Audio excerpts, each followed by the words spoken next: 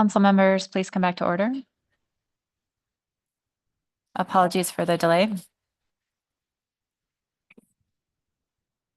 We will be beginning our discussion this morning, continuing on with our C1 Bering Sea Aleutian Islands specification item.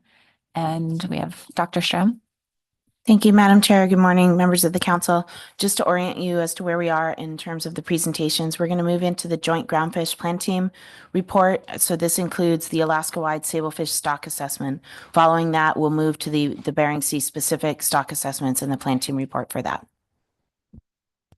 Dr. Jim Iannelli, the co-chair of the Gulf of Alaska Plan Team, is going to provide the Joint Groundfish Plan Team report, and we have the other chairs of the plan teams virtually available as well.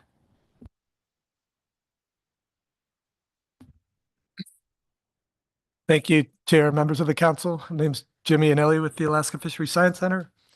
I'm going to step through the report from our deliberations in November. Just to remind you that all of our SAFE chapters, stock assessment, fishery evaluation reports are available on the council website shown below. And we'll be speaking to our reports and the summaries, as Dr. Stram noted. We met for 3/4 of a day on November 12th. The list of members here, we had 2 new members in the Gulf of Alaska team that joined us, Jim Thorson and Sophia Wasserman. And yeah, thanks for supporting them. Our agenda covered a draft economic SAFE, which I understand will be covered by the SSC in February, the next meeting. Is that correct? For the economic SAFE? Yeah, I think that's the plan. It's the only chance we get to see it. So we had a presentation on that. The sablefish assessment plus the economic and ecosystem and socioeconomic profile. And then we looked at 2 reports on the fish that are categorized in the ecosystem components. On to the economic SAFE report that noted a general decrease in the value of most stocks, primarily attributed to price declines. You'll see more of that in the individual team presentations. They did have some updates that brought data to the current period. We had some discussion on labor costs and noted that the prices continued to decline by members in the participation in 2024. Moving into the sablefish, the socioeconomic profile, ecosystem and socioeconomic profiles shown here. This was done for a number of our stocks, and reminding the council that the point of these is to take the excellent presentations you heard yesterday from the ecosystem status reports and distill it down into aspects that are related to the individual stocks. As far as sablefish, there was kind of average conditions. The abundance of juveniles and adults was down slightly.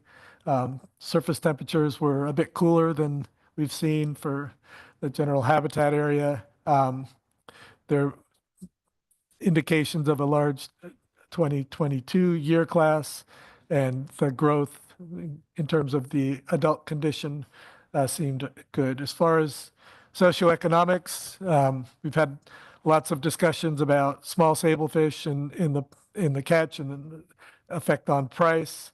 Also, the percentage of TAC that was taken has been quite low, as you'll see, and but except for in the B season in the Bering Sea. Yeah. These are the highlighted indicators that are used to evaluate these aspects, just shown here for reference. The team didn't have any feedback or special requests in terms of these indicators, but appreciated their inclusion. As far as the economic side, we had some discussion on possibly looking at price data from the state fishery in Chatham area. Also, that be interesting to see how trends have changed by size grade. and also some requests to look at data from catcher processors. Moving on to the actual assessment, we had a presentation by Dr. Dan Gaethel, and a recent graduate. Has done a lot of work on the assessment. Probably the biggest aspect and change in this fishery, as you all know, is it's switching more into pot gear for the fixed gear catch component. This assessment was an update from the 2021 and the ones we've seen the last couple of years. We note that the work that's gone into the whale depredation has been held constant since 2022. In terms of the indices, we had a fairly extensive discussion about the loss of survey data. In particular, that there was no long line survey done by the Alaska Center this year, and we're hoping it will be picked up next year. This is just showing the overall indices from the data that are used. Included here are the historical trend through to 2023 for the long line survey, which is one of the key indices used.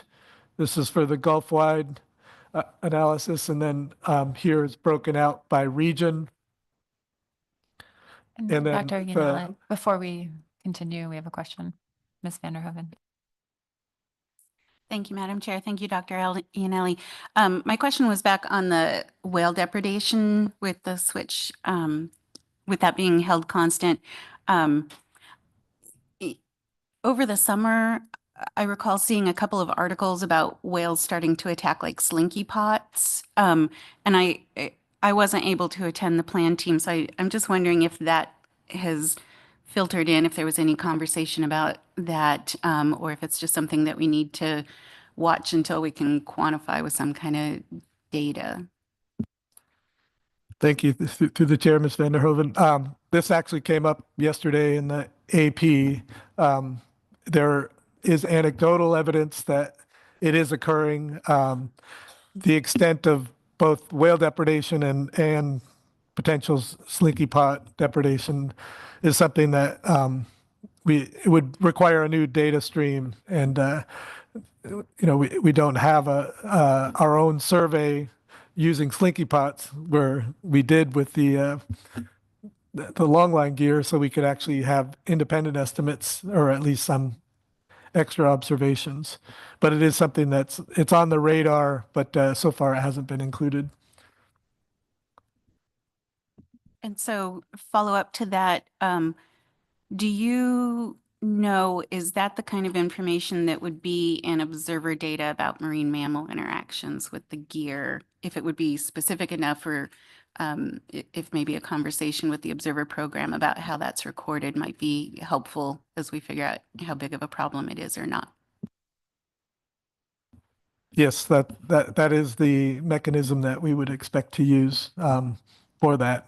The extent that the fleet's covered and that kind of thing is always one of the issues. And yeah, it will take a fairly intense data collection program for that.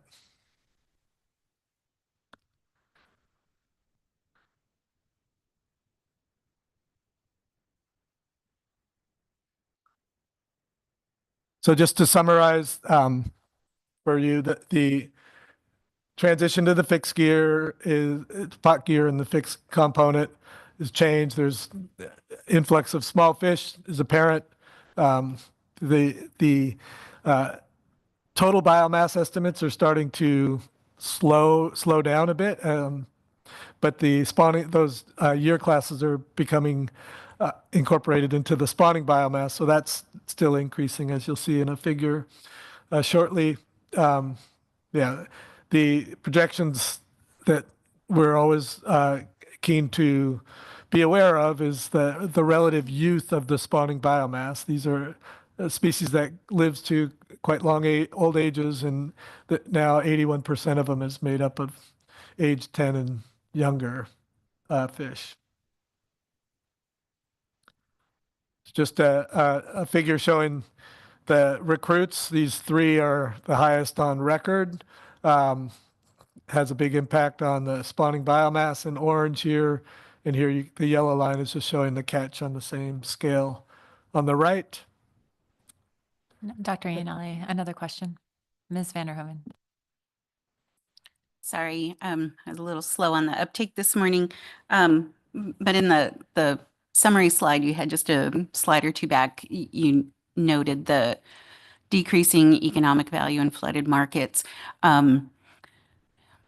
But at the ASME meeting earlier this week, they had indicated that sablefish was actually kind of one of the bright spots. And so I guess my question is, who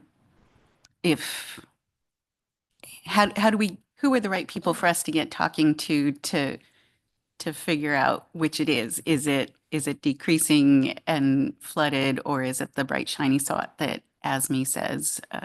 Sorry, this probably wasn't the greatest place to ask it, but that bullet triggered the question. Thanks through the chair, Ms. Vanderhoven.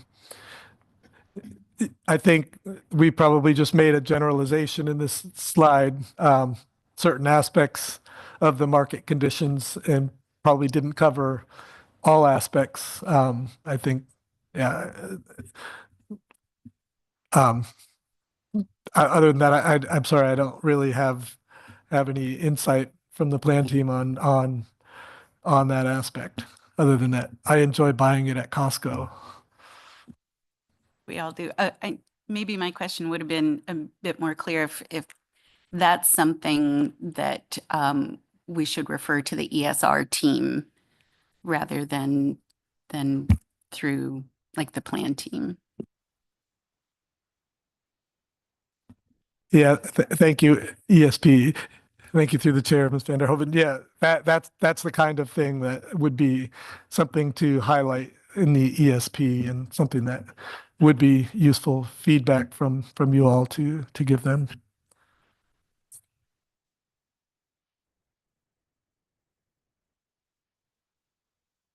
And we do have the economists that help with the ESP available if you need more clarification.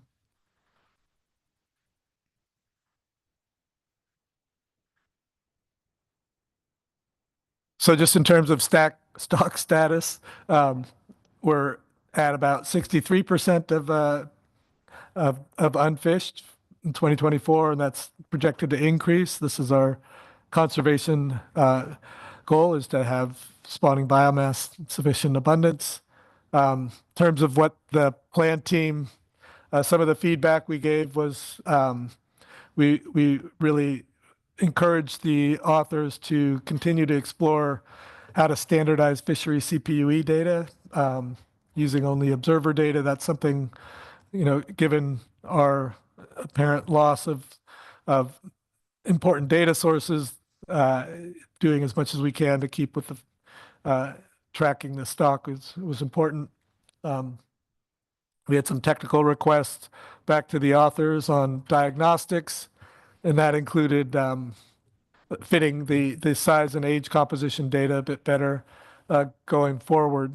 We'll go into the details there, but the OFL and ABCs are up from last year. The 2025 is over 50,000 tons. There's been a 40,000 ton increase in the last eight years. About 70% had been harvested in recent years, but only about half of it will be caught in 2024.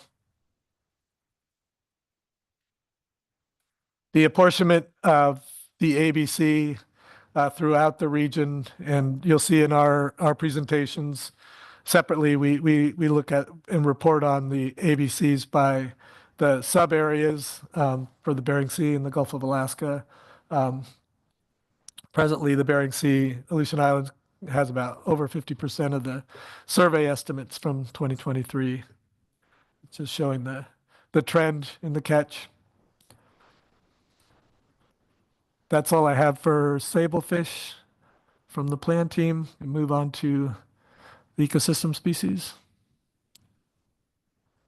We had a new author and a new chapter.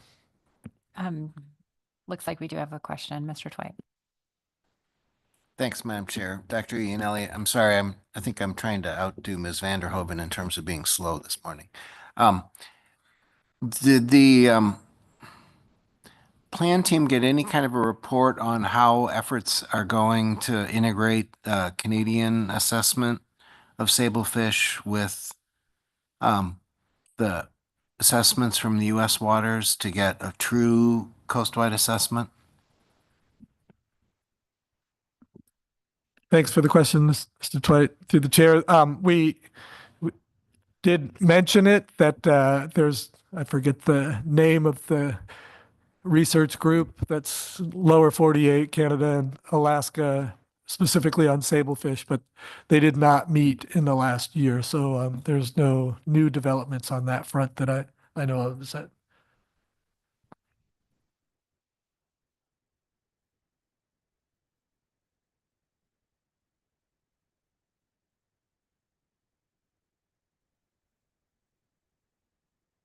I may, we had a new author on this group, and she dug into all of the species that are included as part of the forage fish category. Some important species are excluded and shouldn't be forgotten, but these are things that are, we look at this as a report information basis just to ensure that we're covering all of the ecosystem components. There's a rather large database spatially depicted here that she drew from and was able to put together new indices. A few years ago, we recommended that the squid, which has been moved to the ecosystem component, be moved into this as a category. And this is an example of the type of presentation that we looked at to compare whatever density estimates were available. And for squid, they're, as you know, they're not very good because most of our gear is towards the bottom, and squid live throughout the water column. But we do also look at the catch trends over time as well for all of the forage species to see if there was anything of importance or worth considering providing more feedback. And the feedback we provided is meant to be shown here. We tried to separate like what is the role of this report, which occurs every 4 years, with what's reported annually in the ecosystem status reports, and just tried to narrow down what the respective roles are. And here we noted that bycatch trend and the fact that data are available only every other year for most of these between the between the Aleutian Islands and the Gulf of Alaska. So that was discussion we had on forage fish. The last topic we covered in our meeting was the Grenadiers, and this is a broad category, lives throughout Alaska. The new authors developed and applied basically a way to smooth survey data to follow trends. And they're noted in some areas this data was very sparse and difficult to compile useful statistics. What's depicted here is an example of ones that seem to fit reasonably well. This is looking at historical survey data. Sorry, just walk you through the leftmost column here is the 0 to 500 meters index, and the scale's the same across, and then 500 to 700, and then 700 to 1,000 meters in the third column. And the point being, you see a couple of things. Our survey data don't cover the deep strata very frequently, and that's going to continue. Even the greater than 500 meter depths are not going to be sampled by the bottom trawl survey. And on the right here, we have the long line index for the same species by region. Sorry, the rows are Western, Central, and Eastern Gulf regions. So that's concludes our report for the joint plan team. As far as Grenadiers go, the authors and the plan team noted that there seems to be very little concern in terms of conservation, given the low levels of catches and the biomass estimates that we've seen. Oh.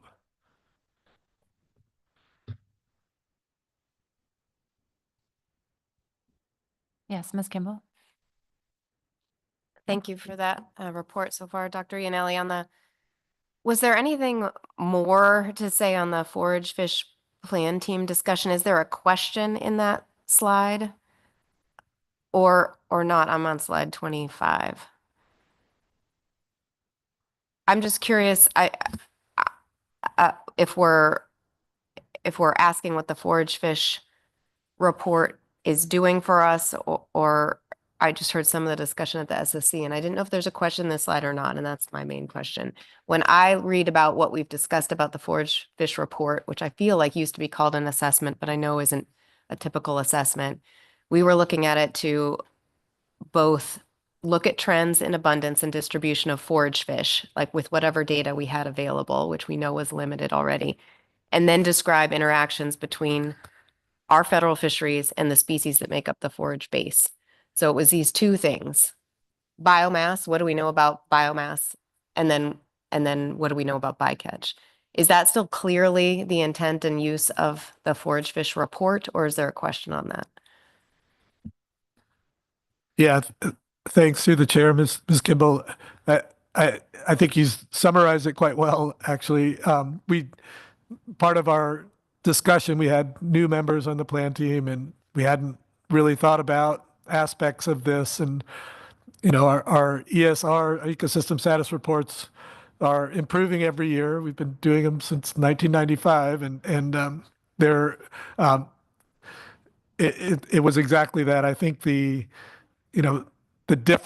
our discussions and questions was, well, why do we get this report? And I think it's exactly for the reasons you noted, that let's look at what available biomass is and focus in on any potential cause for concern and compare it with what excellent bycatch data that we do have from our observer programs, where you don't necessarily get that out of the ESRs. In the ESRs, you're looking at forage base and the forager guilds and all of that kind of thing in a more holistic sense. So I think that's the separation between the two. And I don't know if Dr. Strand or Thank you. Through the chair, Ms. Kimball. We did have this discussion at the planting meeting, and I think what Dr. Iannelli characterized is about where we landed. I'm sure you'll hear from the SSC as well. It was trying to delineate between what's the purpose of forage information in the ESRs versus the forage report, which we only get every other year.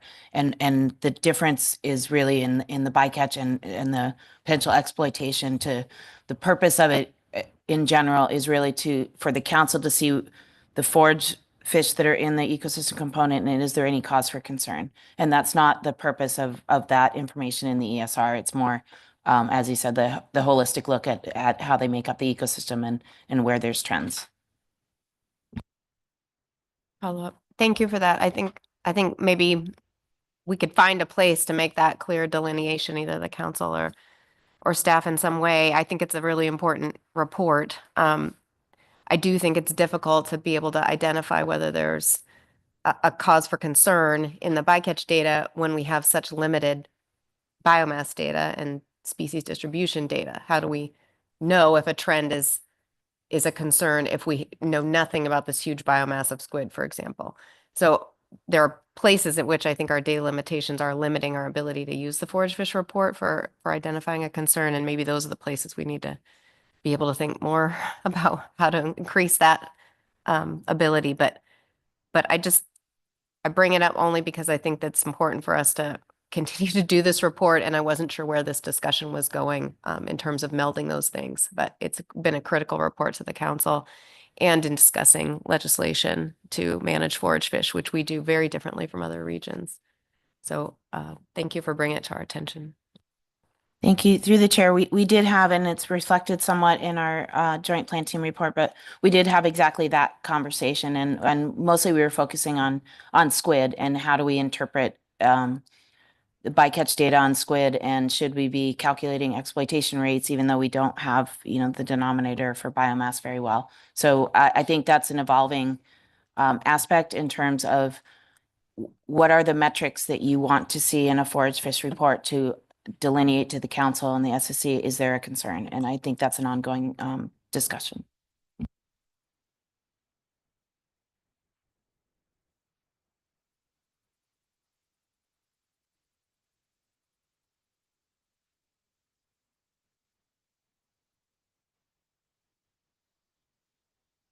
Madam Chair, that would conclude the joint plan team report, and we would be moving into the Bering Sea Aleutian Islands groundfish plan team report. And Dr. Barbeau is going to be presenting remotely. We also have online Dr. Clay Shotwell and Dr. Cindy Trebuzio, our co-chair and vice chair of the Bering Sea team.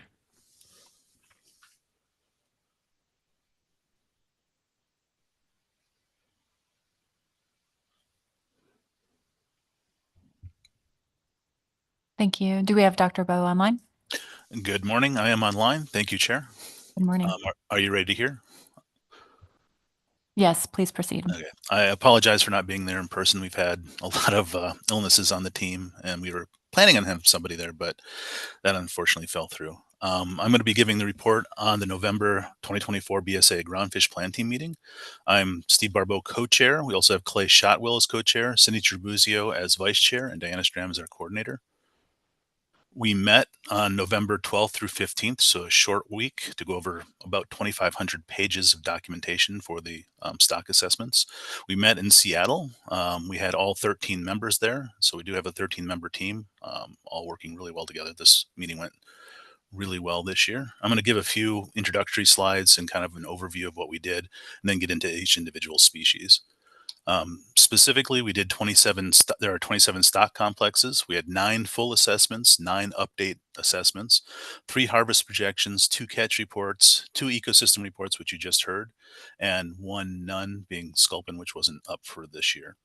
There are a total of 28 models that we reviewed, including tier 5 and 6 methods. There are 18 base models that we went over, that were models that were used in the previous cycle that were brought forward, and then 10 additional models, methods that were new to this year. Kind of a unique year that the team agreed with authors' recommendations regarding the preferred models and methods and harvest specifications in all of the stocks. So banner year. We had 1 new reduction for maximum permissible ABC this year, and then 1 that carried over from last year's sharks, which carried over from last year, that reduction. Of the 15 stock complexes in tier 1 and 3, only 2 are in sub-tier B, both of them being cod stocks. No stock complexes were subjected to overfishing in 2023, and no tier 1 or 3 stock complexes are overfished or approaching overfishing as of 2024. The team had 27 additional recommendations, most of them technical in nature. I'll kind of glass over those pretty quickly. They were pretty technical, so we probably don't need to go into detail on those. So this is the big picture in tiny font, kind of a tribute to Grant Thompson. He always showed this figure, showing all of the stocks that we did. And this year was a really full year with those 18 full and update stock assessments. There was a lot to go over this year. The 2 stocks that had reductions for max ABC were Greenland Turbot, which we recommended a 10% reduction, and sharks, which carried over from last year, which is a 13% reduction. Looking at the risk tables this year, we had 1 category of 1 stock with extreme concern. The rest were either no concern or increased concern, the vast majority being the no concern. One of the 2 recommendations for reduction from maximum ABC, permissible ABC, were from last year's deliberations, were from this year's deliberation, sorry, which was Greenland Turbot. One of the reductions was carried over from last year, which was sharks, which we just discussed. Overall, it's very similar to previous years, where Eastern Bering Sea Pollock were the lion's share of the total biomass, above 8 million tons this year, followed by Yellowfin sole, which is just over 2 million tons, and then followed by arrowtooth flounder, rock sole, Pacific Ocean perch, flathead sole, and cod being about equal, then dropping off down all the way down to Shortraker rockfish being our least biomass of all the stocks that we reviewed. Looking at spawning biomass of the 14 stocks that we have, that 8 were down and 6 were up. So kind of evenly spread across the board. Greenland turbot having the largest drop in female spawning biomass. Also reduction in pollock and yellowfin sole, increase in flathead sole from last year. If we look at the pie plots on the bottom, you can see that last year and this year are fairly similar, although we do have a reduction in the share that goes Eastern Bering Sea, down from 53.6 to 50.1%, and drop in yellowfin sole as well. Increase in arrowtooth flounder and northern rock sole and Pacific Ocean perch, taking up that increase.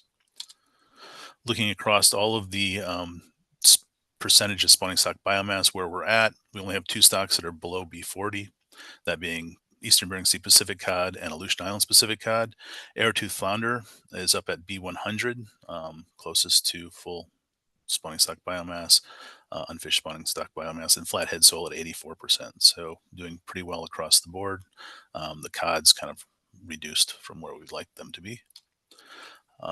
Overall, we have a 3% increase from last year, from 2024. So at 3.59 million tons, the slight increase mostly in pollock for the ABC, pretty even across most of the other stocks.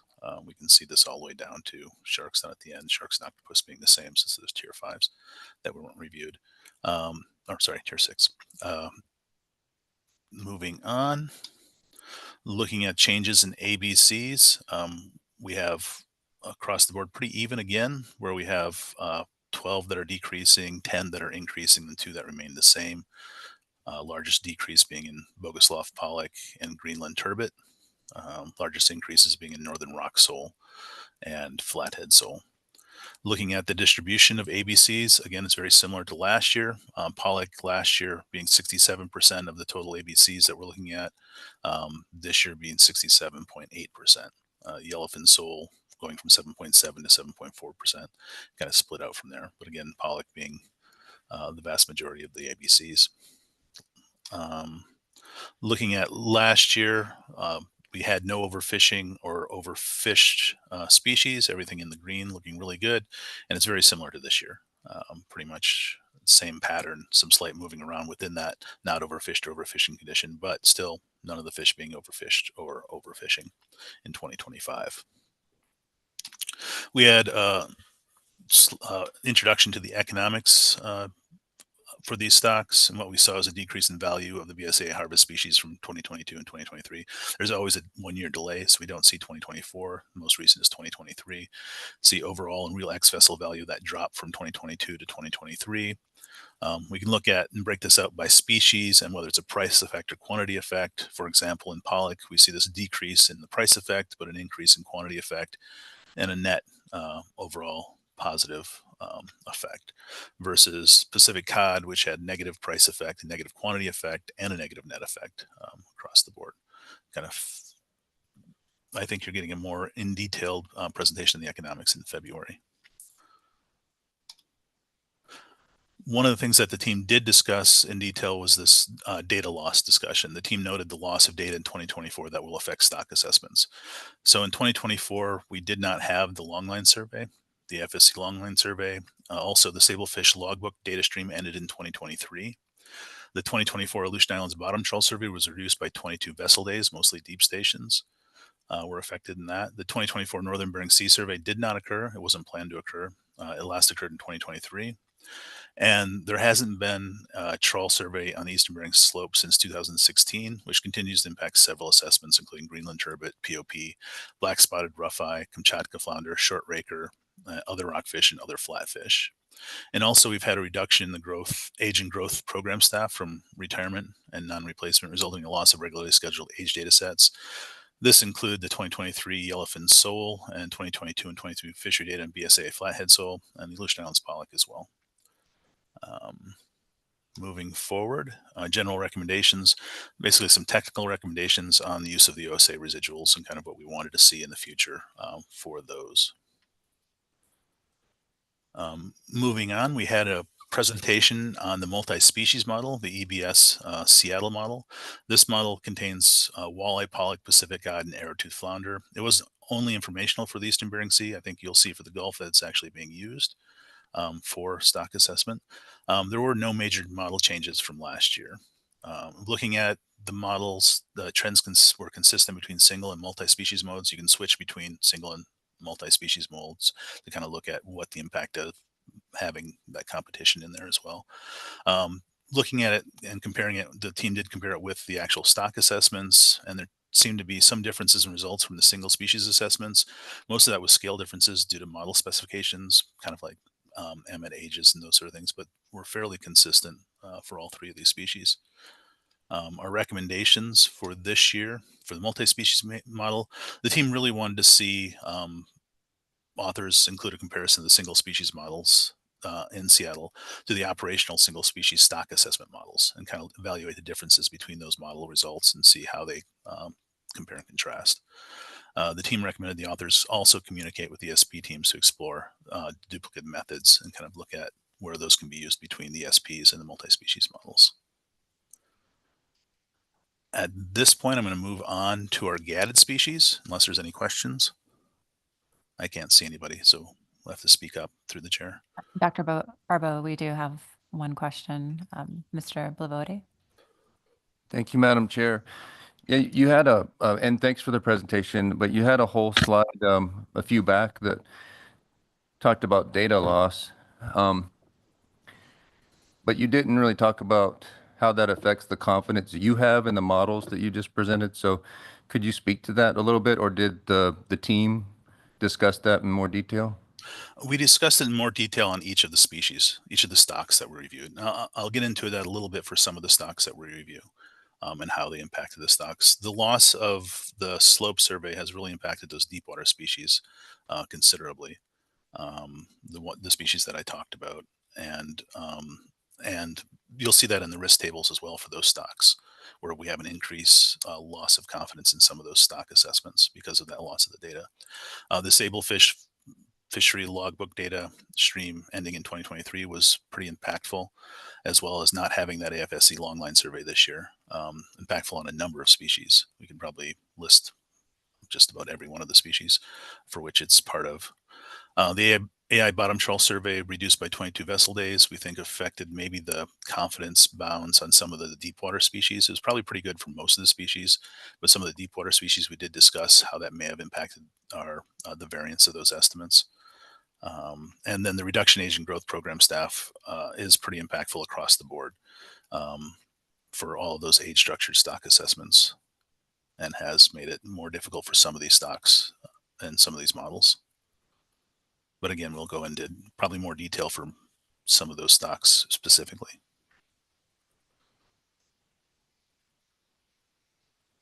Thank you, Dr. Barbo.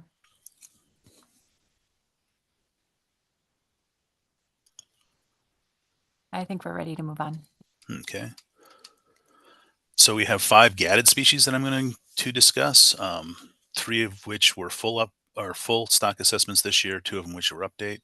EBS Pollock being full, AI Pollock being update, Bogoslof being an update, and then both of the cod stocks being full assessments this year. We can see the largest change for these gaddeds was that 33% decrease in the Bogoslof Pollock, and that's a tier 5, so it was based on that acoustic survey and reduction in biomass in that acoustic survey. The rest were all between 9 and 4% increases. Going specifically into Pollock, and I'm hoping Jim is ready, which was a full assessment. We recommended moving to tier 3 this year, with risk table being across the board 1s. At this point, if Jim Iannelli is ready, we could move over to his presentation. Through the chair. Jim, are you ready? Yep, he's at the table with us. Thank you, Dr. Barbo. I will need to stop sharing my screen.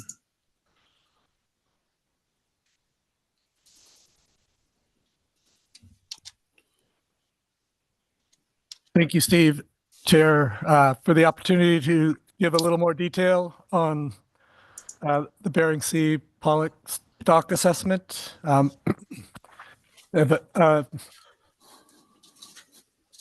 Starting with the actual fishery, this is a figure showing the historical catch period broken out by A season And then for the B season, I divide the catch statistics by east and west of 170. So northwest is everything west of 170 west, and then southeast is that part. Just to note that the A season changed to be able to catch up to 45% of the TAC. I also look at the performance or kind of very basic pattern of the catch rates that the fleet sees, and here I've catcher processors in the top panel for A and B season, catcher vessels delivering shoreside, and then motherships on the bottom row. So kind of see that the conditions have been pretty good in the last couple of years here. Sorry. Another aspect that we look at kind of qualitatively, it builds on what you've seen by Dr. Sidden yesterday. Here we're looking at the condition of the fish, and this is based on in the fishery observer data where we standardize basically the length and look at how fat they are or how heavy they are given their length. So a value of 1 is just across all the size groups, and just highlighting here the last 2 years that the average weight given the length of fish, this is not age yet, is a bit lower in the last couple of years. And then if you break that out to those area categories, it seems to be the case that it's in the Northwest and in the A season below their averages, but for the B season Southeast, just a little bit below average this year, but about average last year. For our assessments, what's critical is the average weighted age. So that's shown here in 2 ways. First, I'll just focus on the left-hand side here. This is the relative weighted age, and I've highlighted a single cohort. That cohort is the 2018 year class, and what the symbols mean.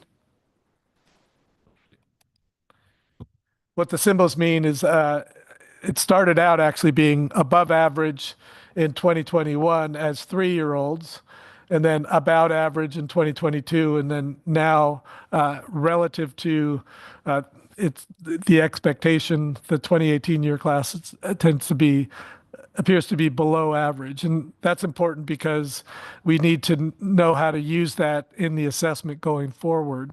And that's just showing that same cohort projected for next year and also providing estimates for this year. What's also extremely important is to keep track of what the catches at specific ages are. And here it's the horizontal axis is age, and the height of these columns is the absolute scale of the catch at age. And if you look at this, I've just highlighted in green, the 2018 year class made up a lot of the 2023 fishery catches. We won't have 2024 catch at age until next year when the data are all analyzed. Moving to other aspects in the data, the survey, we had 2 vessels.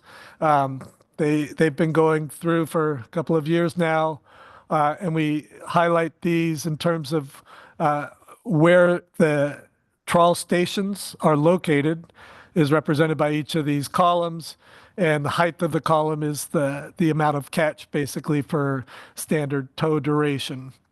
So that's the density of pollock in weight that we see by these regions. 2 things I'll note, you'll see in 2024, we did not extend into the northern Bering Sea as cost savings. And secondarily, you'll see these, what we call corner stations. So each of these are 20 miles apart, except for specific areas where we've increased the intensity. That's kind of our standard practice.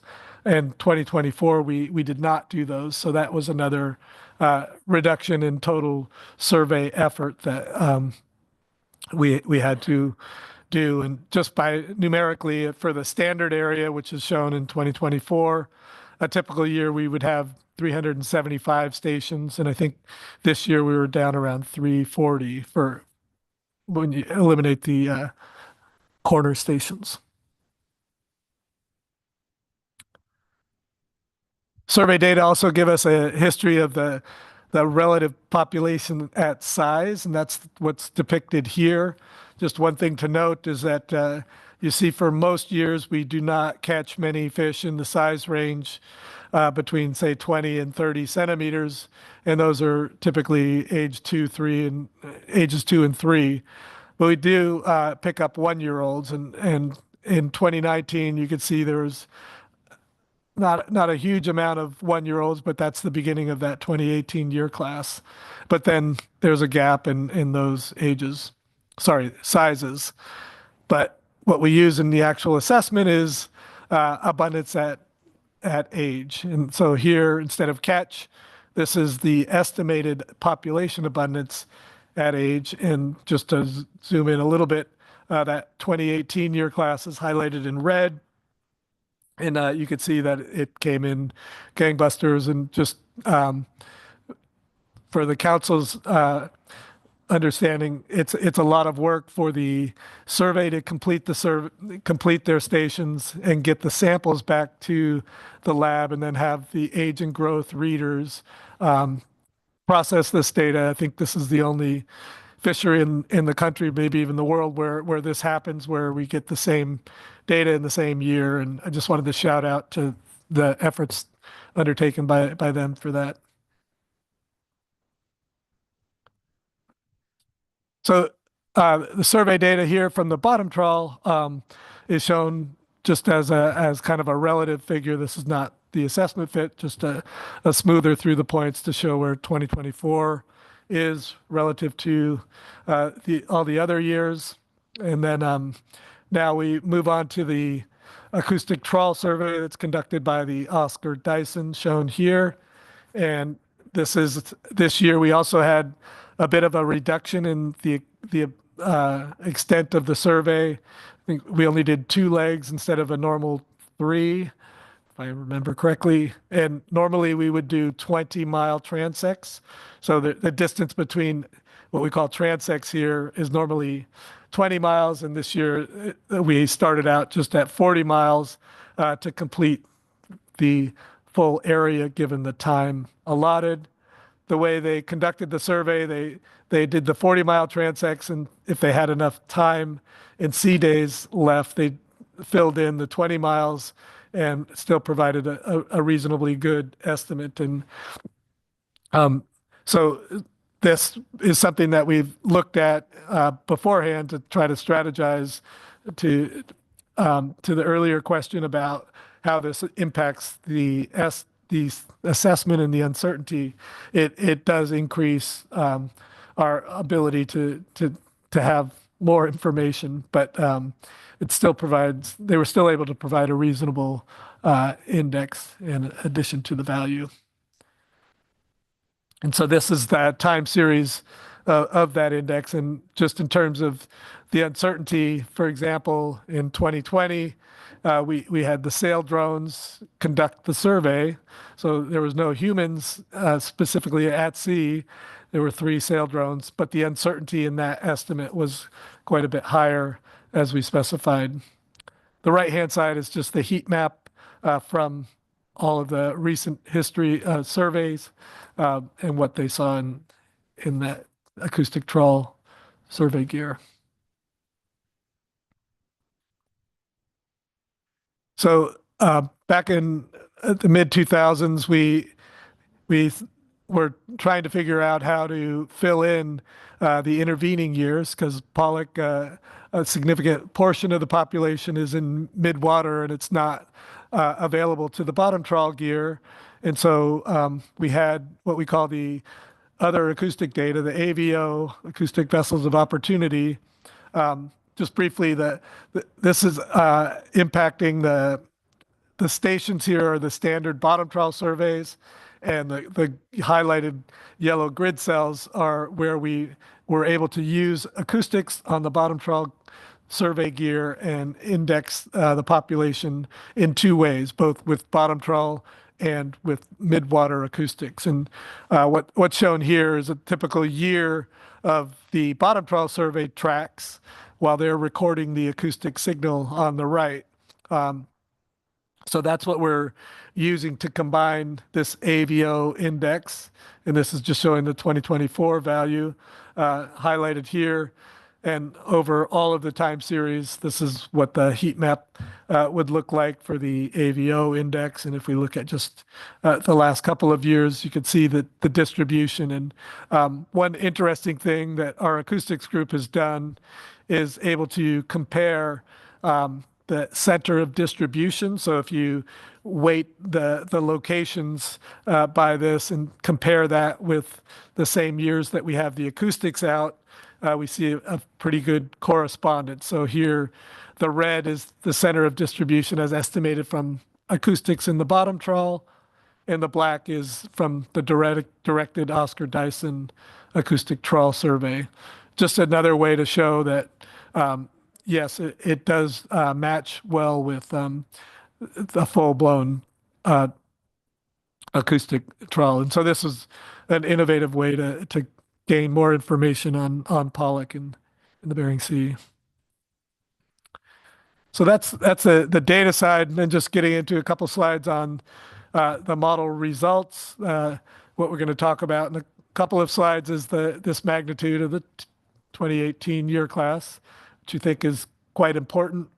And just to summarize the impact of the 2018 year class, if you look at it, it's between 60 and 120 billion fish at age 1. And the impact that it has on spawning biomass is pretty significant. It ranges from over 5 million tons of female spawning down to just under 3 million tons. So the uncertainty in that year class propagates through to the uncertainty in the spawning biomass. That's what that's meant to depict. This is just showing the fits to the age compositions from the different data. I won't go into detail on that, but to summarize, the stock status on the lower left here is in reddish is the last year's projection, and this year's comparatively is very similar. But because of that uncertainty in the strength of that 2018 year class, it does propagate through to a fair amount of uncertainty in spawning stock biomass. So most of you have heard that the SSC and the plan team had pretty extensive discussions in September plan team.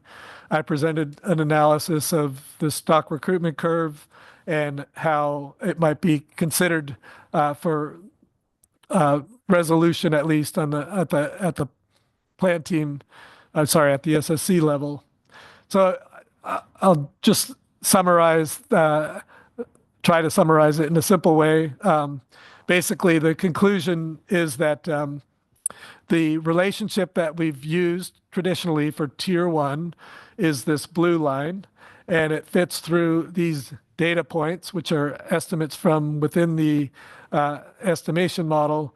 And if you remove some of the condition, the priors, we call them, it's like kind of to force that the points go through more or less that point. If we remove that and just fit the data, what ends up happening is these green and red lines are trying to basically fit these points that are to the right of the stock to the BMSY value, which is around 2 million tons.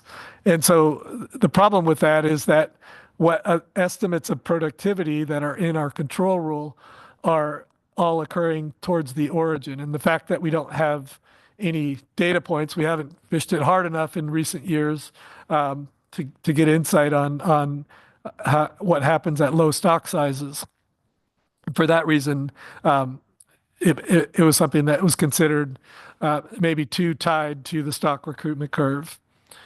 And just to illustrate a little bit, another part of the presentation I gave in October and this year to the plan team in SSC was the impact of a single parameter, which how it affects an ABC value under the different tiers. And I had a hybrid one at that related tier 2 to something else, but tier 3 is basically insensitive to this one parameter, and that's something that kind of a new finding for the tier 1 characteristic. So for those reasons, and I can speak to them more, this isn't a high bar for data and data extent. We do have some of the best data collections and information compared to any other stock, I think. But it's more about that issue of having information on the stock recruitment curve at low spawning biomass levels. So historically, the priors ended up giving the estimate of FMSY with the stock recruitment curve was about equal to the tier 3 estimate of FMSY, which is specified to be F35%. Already talked about productivity estimates required near the origin. And yeah, the tier 2 does not get us away from reliance on the stock recruitment curve. So I think that's all I have for Bering Sea Pollock, and I provided 2 tables with tier 1 or tier 3 for the SSC's recommendation. To conclude, I just wanted to note that I invited feedback on what topics should be best covered by the Center for Independent Experts. That's what the CIE review is. This is something that generally happens every 5 or 10 years for all of our stocks, where in addition to our annual extensive review by Plan Team and SSC, we have an external review process for the assessments. And we're developing the terms of reference, and that'll happen probably in May sometime. Thank you. Thank you, Dr. Iannelli. Looks like we have at least one question. Mr. Twite. Thanks, Madam Chair. Thanks, Dr. Iannelli.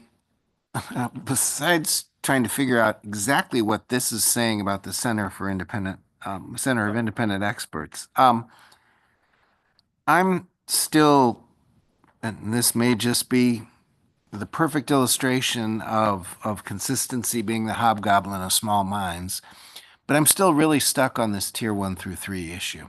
And I think, and your walkthrough here was helpful. I get some more of the complexity than I've gotten previously. But what I think I'm hearing is something that sounds counterintuitive to me, that one of the best studied, best surveyed, best managed fisheries in the world, populations in the world, Eastern Bering Sea pollock, could never be tier 1 because we will never fish it down low enough to gain the information we need to correctly or to accurately draw the stock recruitment relationship at low abundances. And that makes no sense to me, that because of good management, because we have excellent data, we can't actually be tier 1. Help me, please. Yeah, thanks for the question. Through the chair, one comment the SSC made was that, well, there was a period where the stock was relatively low, but it occurred in the 60s. And the fact, there's a thing that there's a lot of papers on stock recruitment relationships, and there's one that specifically talks about, what happens if you have perfect management. You won't get what you really need from a stock recruitment curve. Anyway, the SSC comment was that there's potential non-stationarity. They call it that what we saw in the 60s might not happen if we get down to those low levels again. There's early in my career, or while I was still in school a long time ago, that there's a lot of papers about adaptive management, which means basically it doesn't mean adapt to what you see. It means probe the stocks to low levels to see how they respond. And a lot of that's not really tenable in our current system. To the point about, tier one does not necessarily, or I guess within the FMP, there's alternatives that could be developed that make sense and do not rely on a stock recruitment curve. So I don't think all of I personally, I see stock recruitment curve as just one part of population dynamics to evaluate. It does matter for calculating FMSY, and we can do simulations to test if we're going to maintain the stock above or below that level. But I think separately, the fact that it's so tightly linked to our control rule in tier one is not necessarily the best way to guide annual catches. In fact, we went through the period in 2008 through 2010 where we had ABC or TACs on the order of 1.5 million, and within a short period, that was constrained by the 2 million ton OY cap. But within a short period, the ABC kicked in and had to require the TAC to go quite low, and it went from almost cut in half, in a couple of years to 800,000. And it turns out that was a good thing to do, but it might not have been optimal for the fishery. We could have, there's other ways that we could have gone to still adjust things to declines in spawning biomass without having such a huge drop in a short period linked to BMSY estimates.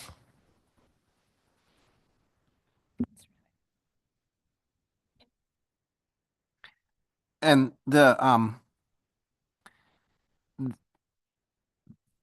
you sort of characterized it as we're let me rephrase this. The 2 million metric ton cap is, among other things, an ecosystem-based management tool. And as long as that's there, and as long as Pollock is most of the time of a population size that we're going to have a lot of daylight between ABC and TAC, as long as we continue to really choose, we have to stay on the EBFM road. I think what I'm hearing you say is that we're kind of well beyond what the tier system that's constructed for everything else really can do for Pollock, and that we should that I should get over it, and that we should begin to just think about Pollock as its own tier system in a way, or something, that we can't make a sound approach to EBFM that's centered around a 2 million metric ton cap. We can't make that consistent with evenly applying the tier system across all the stocks, including Pollock. Am I tracking you correctly? Yeah, thanks for that. And in the September analysis that I did, I was challenged by the SSC to come up with an ecosystem function way of adjusting from the tier one or tier three, either one. And, the first realization is, well, the reality is the 2 million ton cap is not going away. If it did go away, I would say that we would need to really reevaluate the ecosystem function. We actually had an ecosystem model developed through discussions, look at, well, what if we fished at I think the long-term expected under tier one is on the order of 2.2 million tons of ABC. That would be kind of what the ABC would look like.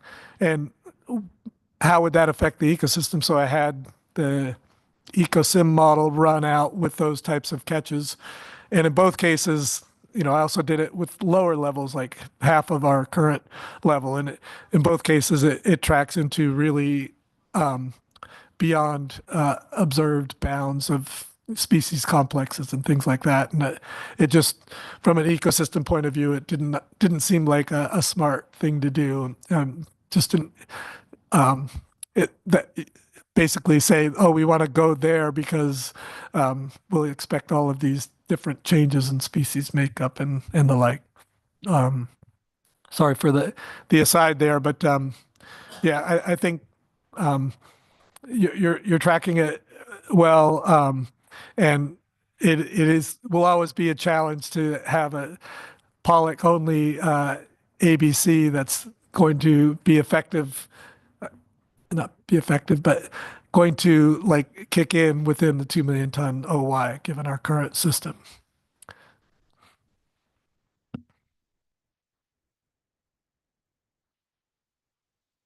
Thank you, and Ms. Baker. Thank you, Dr. Iannelli, for your presentation. The conversations we've had throughout the presentations and even from council members about data loss had me thinking and wondering. I've been hearing, as I'm sure others have, about increases of pollock harvest in Russian fisheries. And so I'm wondering, recognizing Eastern Bering Sea pollock do cross that international boundary line. Historically, did you have information on pollock removals in the Russian fishery? And if yes, has that changed in recent years? And were you able to use that in the stock assessment at all, or is that even considered? Yeah, thanks for the question. You know, as part of the MSC process that the industry went through, the Russian component has always been one of the issues that they've needed to address. And I've tried to help historically with that by taking what data are available or were available from Russia in terms of catches. And we added those into the assessment. And what happens is that it's just basically more removals, but all of our trends and survey data don't change, right? So that basically to account for those extra removals as being all of our fish, that, you know, that's one of the assumptions you'd have to make, is that every fish they catch in Russia would have come back, and that's not necessarily true.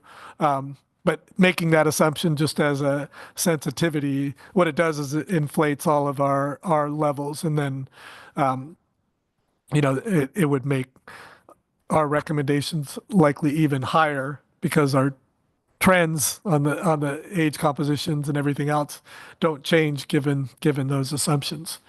As far as where we are now in terms of evaluating kind of recent history and future plans, I think it's been reported that they're modernizing their fleet. And one aspect of their fishery was that their fishing power wasn't very high, even though they had quite a lot of Soviet era boats fishing near the Russian border. You know, their ability to catch fish, and they fish later in the year too than we do, has always been quite low. But looking to now and into the future, last year we completed a publication where we analyzed the acoustic seafloor mounted acoustic gear, which I think I've reported on last year, where we actually measured over a year and a half of data collection, 4 different echo sounders on the seafloor pointing upwards. It looked at the flux of fish moving across the border and back in the late summer. And the point of that was, I think it was a really good piece of work done by Robert Levine in our lab, in the acoustics group. The next step with that, he was able to show that it is related to temperature. At least there's some indication that in warmer years, there's more fish going across. In 2015, I think I included some biomass estimates in the Russian zone over many years and showed that, yeah, warmer years, there seemed to be more biomass in the Russian zone based on those data. So there's information that can be used in doing future what if scenarios. Like we've got ocean circulation models that are predicting bottom temperatures going into the future under climate scenarios, and we can do what ifs on the management side. And that's something that I'm keen to pursue and haven't made as much progress as I had hoped.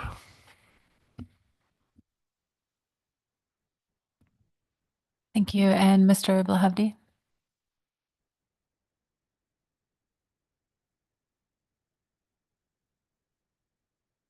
Sorry. Thanks, Madam Chair, and thanks for the presentation and for answering questions. But the U.S. Fish and Wildlife Service and certainly our co-management partners, we are always in support of precaution. And I just was wondering if the third bullet on this slide kind of gets to that. Is it related to kind of a precautionary approach when it mentions risk aversion because of the uncertainty here? Thank you, through the chair, Mr. Blahovdi. What I was referring to specifically there is the original analysis under Tier 1 was a formal risk averse policy, and by that, the result of it showed that the more when there's more uncertainty, you actually reduce the ABC. So if, just as an example, if the FMSY was estimated to be 0.3 and but it had broad confidence bounds, it would end up being a lot lower than 0.3 if the point estimate, and that would reflect in the ABC. So that's what I meant by risk aversion there, and it's like a specific from an analysis that was done for Amendment 56, I think it was.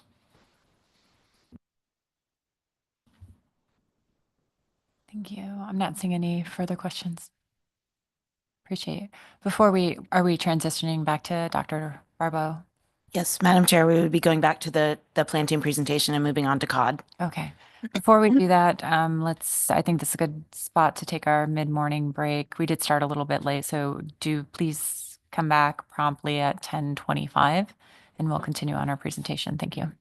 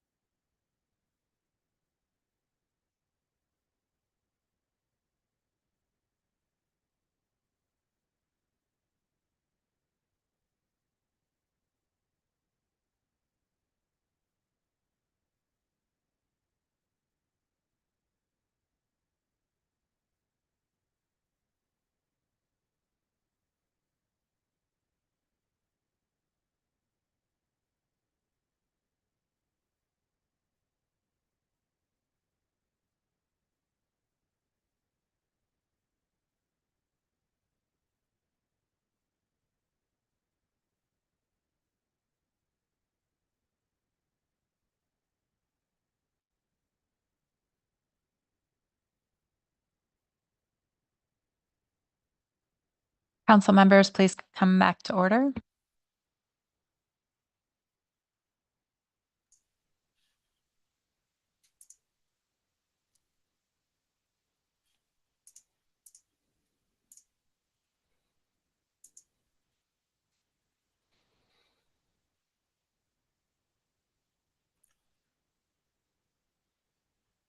And through the chair, I'm ready when you are.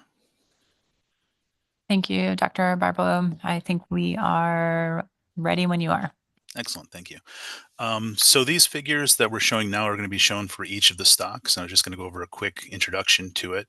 The four-figure stock, the four-figure picture, upper left is total catch, upper right is total biomass, bottom left is age 1 recruitment, and bottom right is spawning biomass. You'll see these types of figures for each of our stocks, tier 1 and tier 3. In this case, we're looking at Pollock, and Jim did a great job of actually showing all of these already for Pollock. What we see total catch being slightly above average for the last few years, total biomass being above the mean.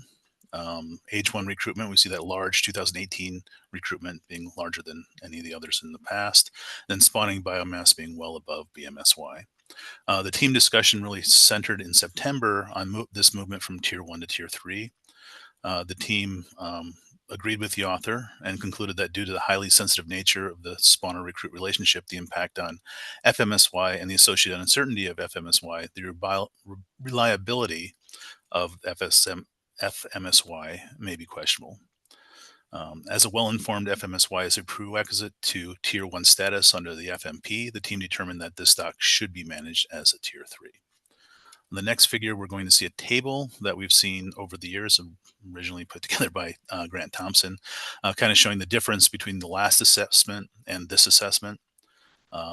We can see that the ABC from 2024 was a 4% increase from the 2024 ABC, but a 1% increase from the 2025 projected ABC. So going from projected 2.4 million tons in 2025 to this assessment looking at 2.417 million tons for the ABC. So just a 1% increase from what was projected from last year.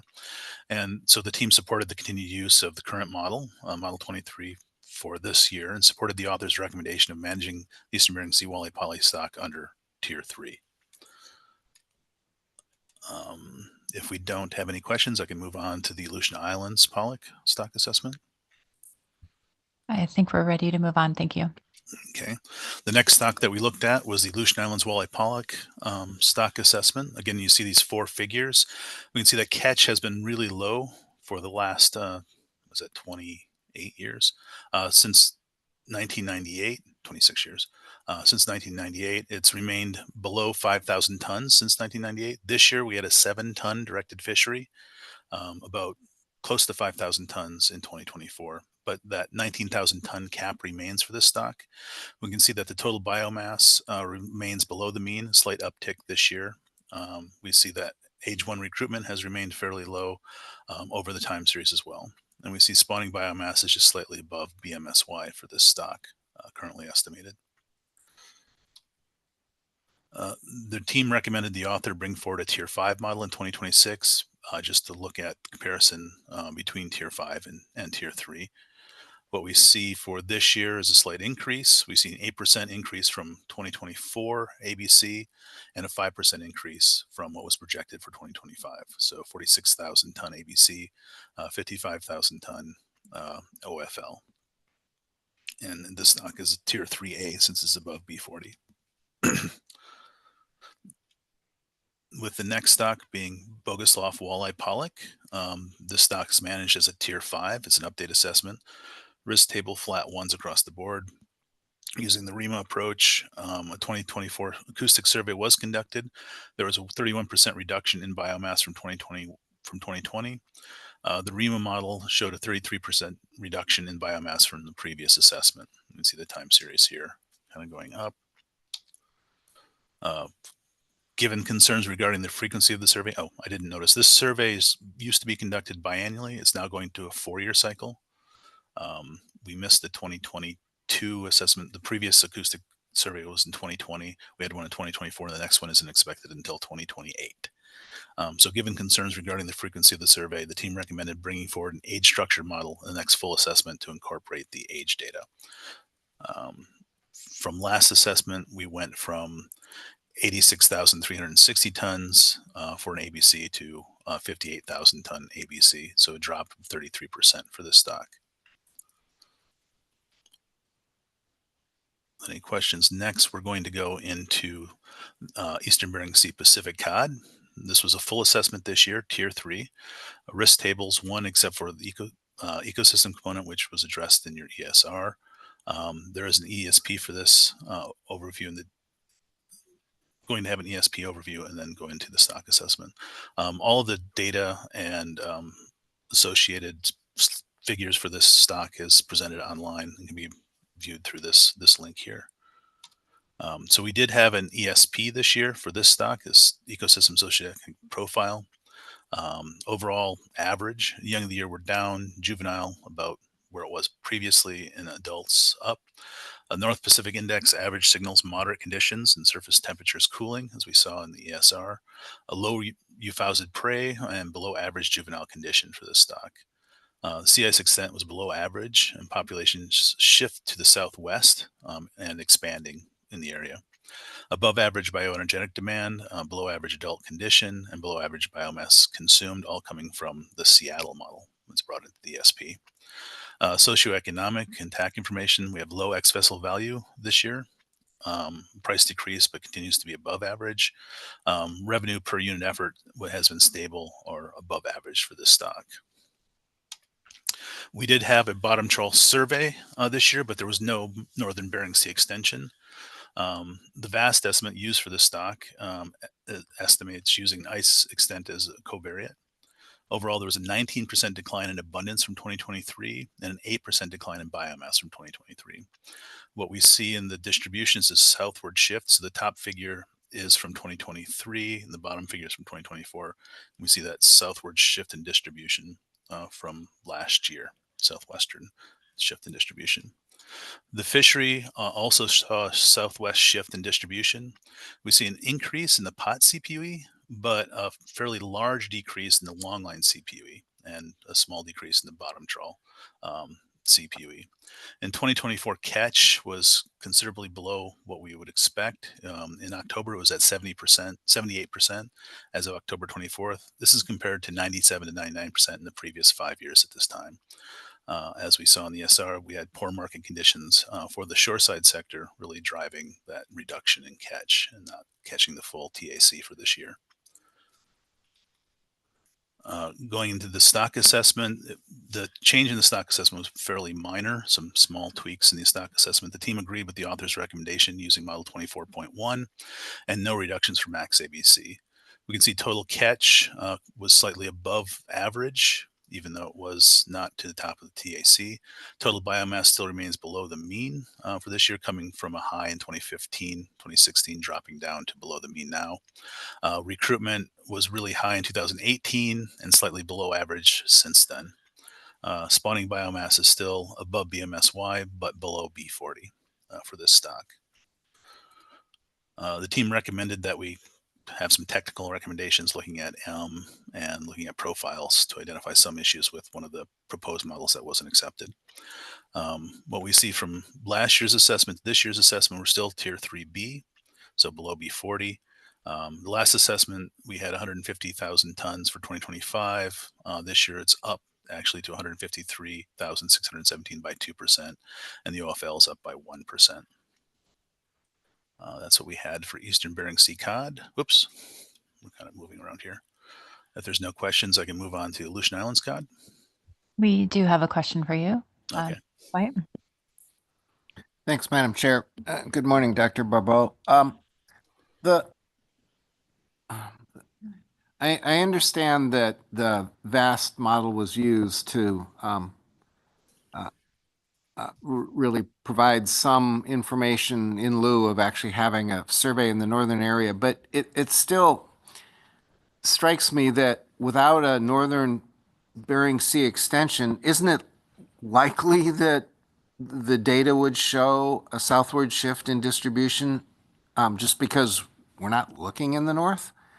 Or was the team comfortable that the VAST estimate really fully accounted for that? Because it just strikes me as a little too neat otherwise, that if you don't look in the north, it's going to look like they're shifting south, right?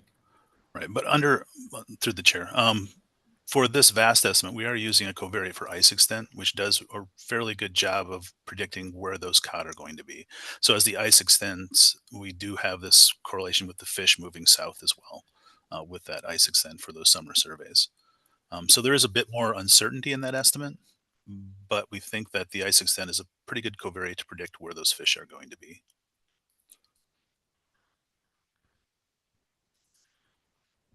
Thank you. And Ms. Gahn. Thank you for the presentation, Dr. Barbeau. And my question is on the CPUE graphs you had. And apologies if you covered this, but do you have any insights into why the long line CPUE was down so drastically? I don't. I've been talking with the industry through the chair. I've been talking with the industry about that and what they're seeing. They're seeing less fish. The fish are more spread out as well. So if you look at that VAST estimate in the stock assessment document, you see that not only did they move further south, let me see if we see this. Not only did they shift further south to the south, they also spread out as far as where the aggregations were. So that may also be impacting the long line survey. The trawl fisheries and the pot fisheries are mostly concentrated down in the southeast, down in the southeast corner, down along Unimac Pass. So those distributions and generally happen in the spring during spawning, or shortly before spawning. And so you have those fish concentrated down in that area. The longline fishery happens throughout the year. So those fish spread out along the shelf, and they were less dense this year, even though the biomass did drop, but also less dense, and down to the southeast. So I think that probably had a large impact on the longline fishery, which fishes differently than the other two fisheries. Thanks for that.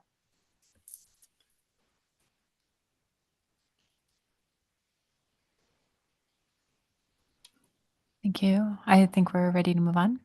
Thanks. Okay, going to the Aleutian Islands Pacific cod. This year, the plan team accepted the Tier 3 age-structured model. It was a full assessment. We had issues with the population, risk table population, and with environmental drivers for the stock. 2024 Aleutian Islands Bottom Trawl Survey continued decline from 2022, but it's a slight decline, 2% decline. So relatively stable compared to other drops, but it is the lowest of the time series. We looking at the fishery, the ABC is always a bit greater than the TAC, but for 2024, as of November 11th, they'd only caught 47% of the TAC. So not quite matching all of the TAC this year. And again, there wasn't really a lot of the processing plant in ATKA is shut down. There wasn't a lot of economic drivers out there to allow those catcher boats to fish that out there in the Aleutians. So the team agreed with the author in moving from a Tier 5 to Tier 3 stock assessment. The team also agreed with the authors on using Model 24.1, which included a time block in M from 2016 to 2024, based on the heat wave that was happening out there in the Aleutian Islands. No reductions for maximum permissible ABC, despite the higher risk in the risk table. What we see for total catch in the Aleutian Islands is this dropping total catch for this most recent time series. Total biomass being below the mean. We're looking at age 0 recruitment. We kind of have these sputtering recruitment out there, kind of dropping down. But what we do see is that we're well below BMSY. I think we're at B24 this year. So the stock is fairly low. We hadn't had that look before because it was a Tier 5 stock where we weren't looking at measuring B35 or these reference points as we do now. For recommendations, the team recommended continued explorations of what we're using for M and covariates for M, besides just saying that it's the heat wave block, looking at what's driving the actual M in the model. The team recommended that the author run a likelihood profile over natural mortality for the next year on the base M to evaluate sensitivity of the model to various M values. What we see when we move to that Tier 3 model from 2024, the last assessment had an OFL of 18,000, dropping at 9% to 16,000. But the ABC actually went up, and that's because this ABC from last year was a reduction from max ABC. from the tier 5. So the tier 3 ABC for 2025 is about 13,376, which is an 8% increase from last year. That's what we have for Aleutian Island specific cod. If there's any questions. Yes, Dr. Barbeau, we do have a question. Mr. Mueller? Yeah, thank you, Madam Chair. So we got a report early on under B reports regarding the state water peacock fishery for the Aleutian Islands, as well as other areas. Is this data reflective of that as that fishery as well? Yes, it is. Thank you.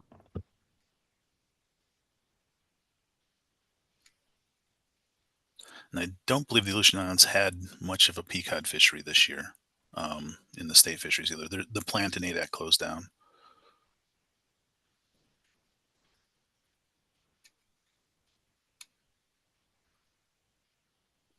With no more questions, I can move into Flatfish through the chair. Thank you. Yes, we're ready. Okay. So for Flatfish this year, we have 7 stocks. We have 4 full stock assessments and 3 updates. The biggest change we're looking at is Greenland Turbot, which had a 37% decrease in ABC from last year's ABC, with a 10% reduction recommended by the team. This has been upgraded by the SSC, and I think they'll go over that in more detail. We also see a 29% increase in northern rock sole, 9% decrease in Kamchatka Flounder, 19% decrease in Alaska PLAICE, but I'll go into more detail with each individual stock. So for Yellowfin sole, it's an update assessment. So we're using the same model as last year. Tier 1, risk table being flat ones across the board. So model 23 is an update with a new vast dry bottom trawl survey estimates and catch. We can see that catch is down in 2024. Mostly these reductions are market driven in recent catch. We see a 7% increase for the EBS Northern Bering Sea biomass estimate, the vast estimate. We see a 7% increase after a large drop in 2022 to 2023. So that large drop from 2022 to 2023, and then a slight uptick this year for the Yellowfin sole. For this year, the team supported the continued use of Model 23. The team recommended no reductions for maximum permissible ABC. Looking at our graph of total catch, we see that drop in total catch in most recent years. Total biomass being just about at the mean. Recruitment, we see a large 2015 and 2000. Is that 2015? Yeah, 2018 and 2020 recruitments being about average, the rest being below average. Spawning biomass is well above BMSY for this stock, but it has been descending in recent years. But what we expect with these larger recruitments coming through is a slight uptick, probably in spawning biomass in the coming years. The team recommended that the author work with data providers really to understand what's happening with the VAST series. We see some changes in the VAST time series. This one doesn't have a covariate driving the VAST estimates. It's just using an AR1 assumption in the VAST to drive those time series. From the last assessment, we have a slight decrease. So projected in 2025 to be 277,000 ton ABC. This year is at 263,000 tons. So a 5% decrease in the ABC and a 6% decrease in the OFL from what was projected for 2025. And this is a tier 1A stock, so well above B40. Next, if there's no questions, we'll move on to Greenland Turbot. This is a full assessment. Tier 3, the risk table, we have some very large uncertainties around the stock assessment. Population continues to drop, so there was a 2 for the population, a 1 for the ecosystem, and a 2 for fishery concerns. So this is the same, even though the author did look at a number of different model changes, we reverted back. She recommended reverting back to the previous model, model 16.4C, with updated catch and Eastern Bitter Sea bottom trawl survey. Catch we see for this stock has really dropped off since the 1970s, 1980s, down to really low level. We see for all 2 surveys that are most recent, the longline survey and the Eastern bottom trawl shelf survey, that's dropping in abundance for the stock. The slope survey, of course, doesn't have data since 2016 in it. So for the risk table, the level 3 was really generated about the assessment-related considerations, uncertainty about the stock, and the loss of that slope survey data, which really helped inform this particular stock assessment. The population dynamics level 2 was generated because of continued low recruitment, and the fishery continued declining catch with declining population for this stock, really low catch for this stock. So the team supported continued use of model 16.4C. The team discussed author recommended reduction given model performance and higher risk table scores, and the team supported the author's recommended reduction of 10%. There was discussion amongst the team about what was an appropriate level of dropping the ABC. And what we did was look at the previous reductions for max ABC from previous stock assessments and other stocks, looking at where that was, and it was comparable, that reduction, to what other assessments had recommended. So we're looking at that total catch in our upper left-hand figure. We see this drop in total catch to the most recent time series being very, very low. Total biomass being well below the mean. Age 0 recruitment being very low for the most recent 40 years, 38 years. Some slight increase in back in 2009, 2010, but still not reaching that mean level.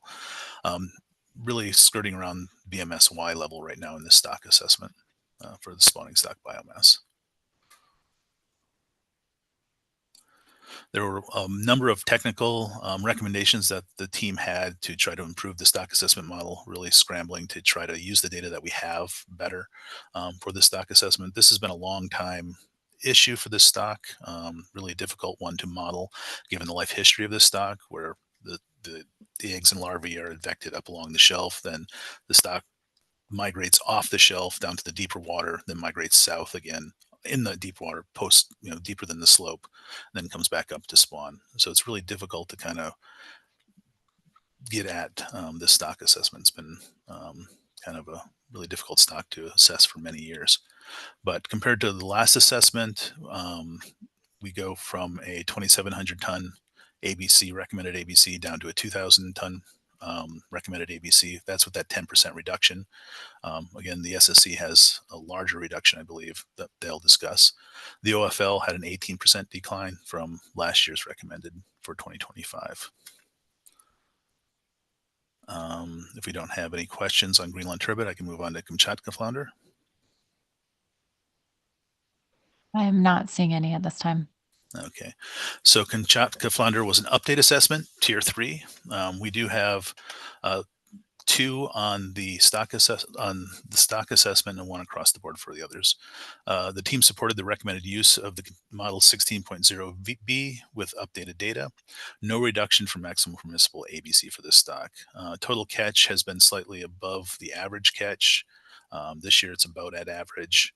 What we see in the total biomass for this stock is a continued decline from 1990 to slightly below the mean currently.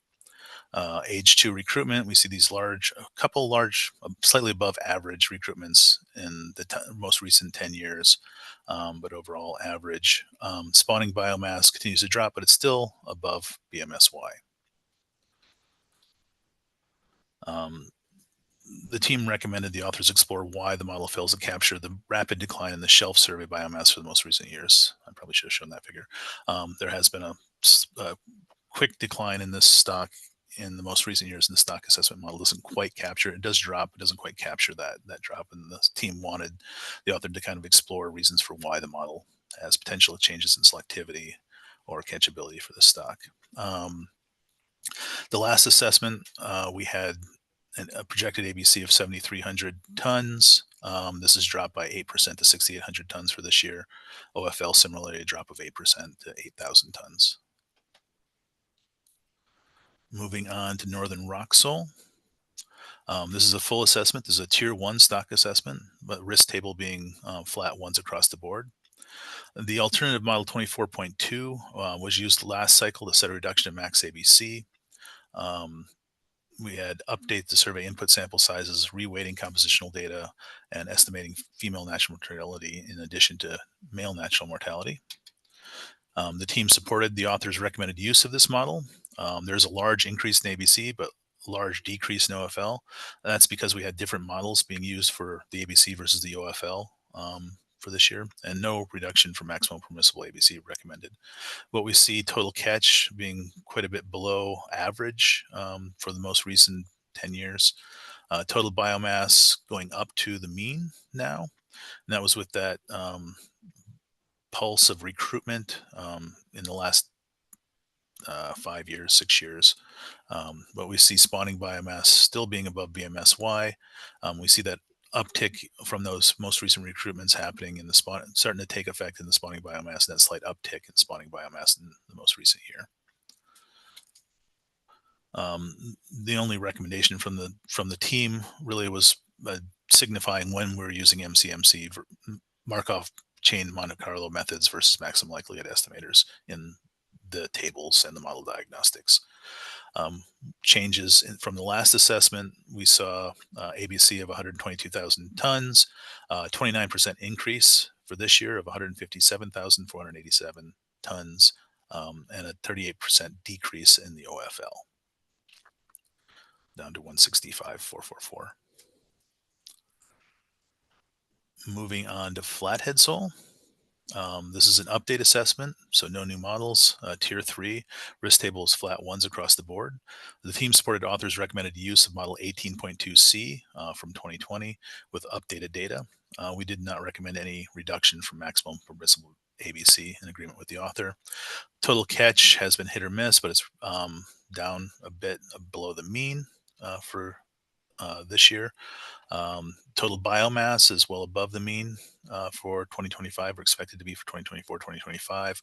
Recruitment has been really above average for the most part over the last decade, to the mean or above the mean. And what we see that occurring both for the total biomass and spawning biomass is this uptick in the most recent part of the time series. So we're still well above BMSY for this stock. It's doing well. There were no additional recommendations. We can see from the last assessment, we have a 23% increase from the projected 2025 ABC from 68,000 tons to 84,000 tons. Similar for the OFL, an increase from 83,000 tons to 102,000 tons. So 23% increase in the OFL as well.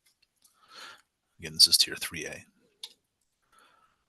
Moving on, this is a new stock assessment for this year. It's a full assessment, tier 3. The stock assessment author went from an ADMB model to a stock synthesis model. With some slight improvements to the stock assessment model as well. The team supported authors recommended use of this new model, 24.1B. And again, no reductions from maximum permissible ABC. We see total catch has been about average, slightly below this year. We see total biomass has been dropping, and it's now below the mean. But with that new recruitment coming in from the late 2010s, we see this uptick in total biomass in the most recent years. We expect that to continue also with the spawning biomass. So there is an uptick projected for 2025 going on further. But right now, we're still above BMSY for the spawning biomass, even though we've had this decline over the last 30 years.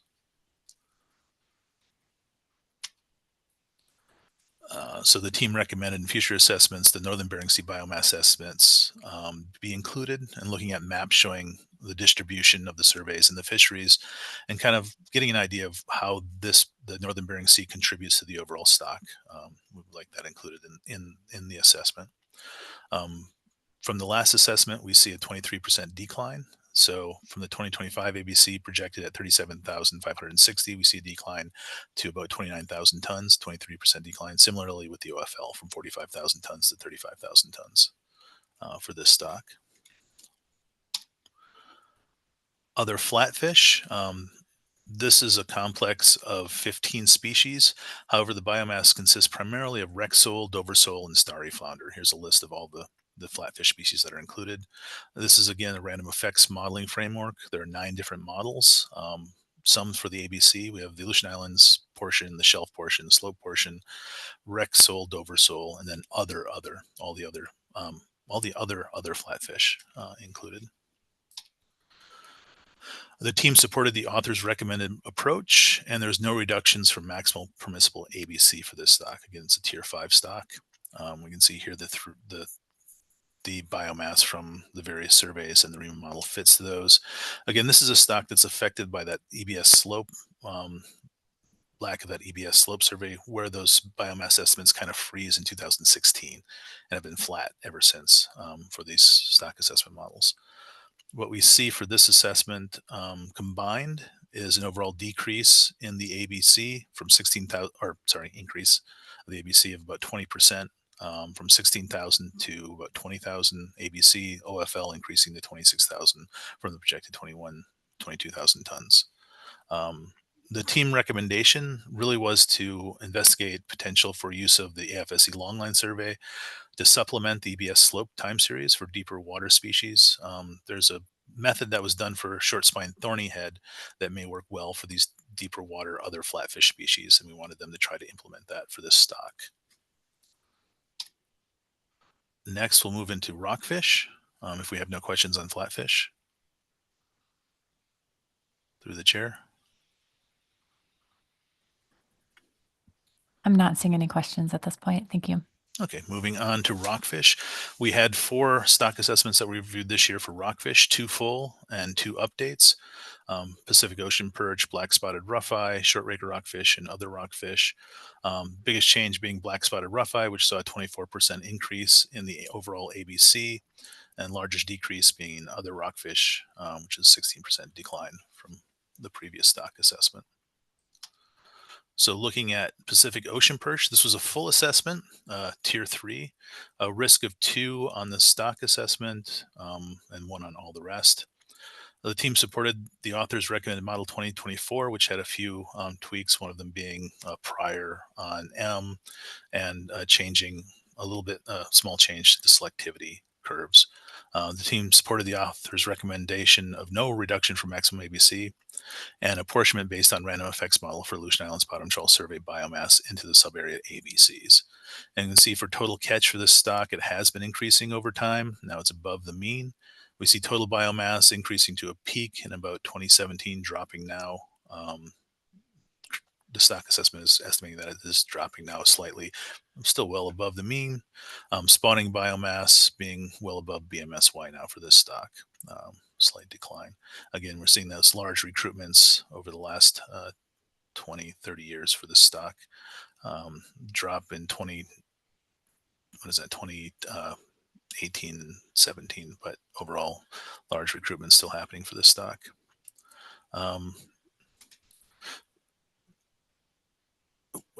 Oops, sorry, I got lost for there for a second. The team recommended that the author explore increasing penalty to smooth out. So a couple technical recommendations on selectivity and really explorations for mechanism time varying non-parametric fishery selectivity related to the change in fleet dynamics. From the last assessment, we saw a 7% decline from 40,000 tons to 37,000 tons, and a 7% decline in the OFL as well from 48 to 45,000 tons. Moving on, then the apportionment splitting between the 4 regions, EBS, Eastern Aleutians, Central Aleutians, and Western Aleutians can be seen here as well. Next is the black-spotted rougheye rockfish. This is a full assessment. We have split tier 3 for the Aleutian Islands portion and a tier 5 for the Bering Sea portion. Risks being 2 for stock assessment, population dynamics, and for the fishery. This is a bycatch species in the rockfish, ATKA, Mackerel, Arrowtooth, and Kamchatka fisheries. It's not really a directed fishery at all, but the catch has been increasing in the Aleutian Islands, as we can see here to the right. The catch has exceeded the MSSC in the Western Aleutian Islands in all but 1 year since being established in 2015. The catch exceeded the Western Aleutian Islands, Central Aleutian Islands, ABC, regional ABC in all years since 2019. And the catch exceeded the stock-wide ABC in 2021, 2023, and 2024. The team supported the author's recommended use of Model 20 with adjustments for the 2011 year class for Aleutian Islands and the random effects model for the Bering Sea portion of the stock. We can see total catch has been increasing in recent time series, but the total biomass has also been increasing. It's well above the mean now. What we see for recruitment is that really large 2011 recruitment that's been having some effects within the fishery as well. We see that spawning biomass is above BMSY now for this stock.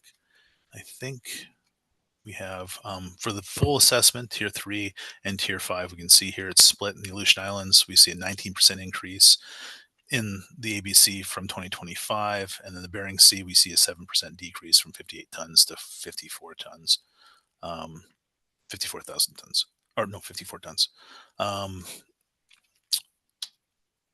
If we look at how this is split out, we have a combined Aleutian Islands and Bering Sea OFL and ABCs here, 16% increase overall, a 3% increase in the OFL overall. Looking at the sub-area apportionment, the West Central Aleutian Islands ABC. So we have a West Central Aleutian ABC, and then we have an Eastern Aleutian Islands, Eastern Bering Sea ABC. Where we split the ABCs. We see a 52% increase in the Western Central Aleutian Islands ABC from last year projection, and in the Eastern Aleutian Islands, Eastern Bering Sea, we see a 1% decrease, so from 412 to 408. So fairly similar, but we do see that large increase in the Aleutian Islands, Western and Central Aleutian Islands. If you look at apportionment with the Western Aleutian Islands and Central Aleutian Islands, this is the MSSC that we've been managing under. We see a 41% increase from 71 tons to 100 tons in the Western Aleutian Islands, and a 60% increase in the Central Aleutian Islands from 124 to 198. So that increase in the Aleutians. So no reduction from maximum permissible ABC recommended despite elevated risk tables concerns for the 3 of the 4 categories. The team discussed ABC exceedance and utility reduced ABC. The BSAI wide ABC exceeded in 2021, 2023, and 2024. The team expressed concerns about the repeated overages in the Bering Sea black-spotted rougheye stock assessment. Next, I think we have Diana to talk about ACLs and accountability measures concerning this stock. Diana, did you want to? Yes, thank you, Steve. So we had this discussion and we just wanted to clarify here in terms of when an ACL is exceeded. So under national standard guidelines, when an ACL is exceeded more than once in 4 years, it requires that the ACL and the accountability measures are reevaluated for the stock complex and modified if necessary to address their effectiveness. What we're coming to you to say that it's not just once in 4 years, it's 3 times in 4 years for the black-spotted rougheye stock. As you'll hear in the next stock, the BSAI other rockfish stock ACL has also been exceeded this year, but that's the first time. For black-spotted rougheye, this is the 3rd time in 4 years. Currently, the way that our FMP is written for accountability measures, our accountability measures reference in-season management's ability to constrain catch and account for catch and our observer coverage. However, as you heard Mr. Whitney describe under the B reports, the in-season management measures to constrain fisheries are limited to approaching an OFL. So when an ABC is exceeded, that stock, the directed fishery, goes on prohibited species status, and that just means that it doesn't constrain the catch. It just means the catch is discarded. So there is no current measure for in-season other than approaching an OFL to begin to constrain fisheries from catching that species. So the council may need to consider additional accountability measures for the black-spotted rougheye stock because the current accountability measures under our FMP have not kept the catch below the ABC. And I'm happy to answer additional questions on that. Thank you. Ms. Kimball. Thank you. Thank you for that, Dr. Stram. And so what would different accountability measures look like? Are those regulatory measures? Or are they still things within in-season management that we could do without going through the amendment process? Thank you. Through the chair, Ms. Kimball. At this point, I think we would probably be looking at a suite of both regulatory and non-regulatory measures to look at, is there additional authority that can be conferred to in-season management beyond what is currently available to them? Are there spatial closures, which would be regulatory, that we would be looking at if there are hotspots for this bycatch? I think pretty much whatever the council would like us to look at in terms of a broad suite, I think it would be recommended to look at both regulatory and non-regulatory measures. We've tried the non-regulatory route with this stock. That's where the MSSC came from.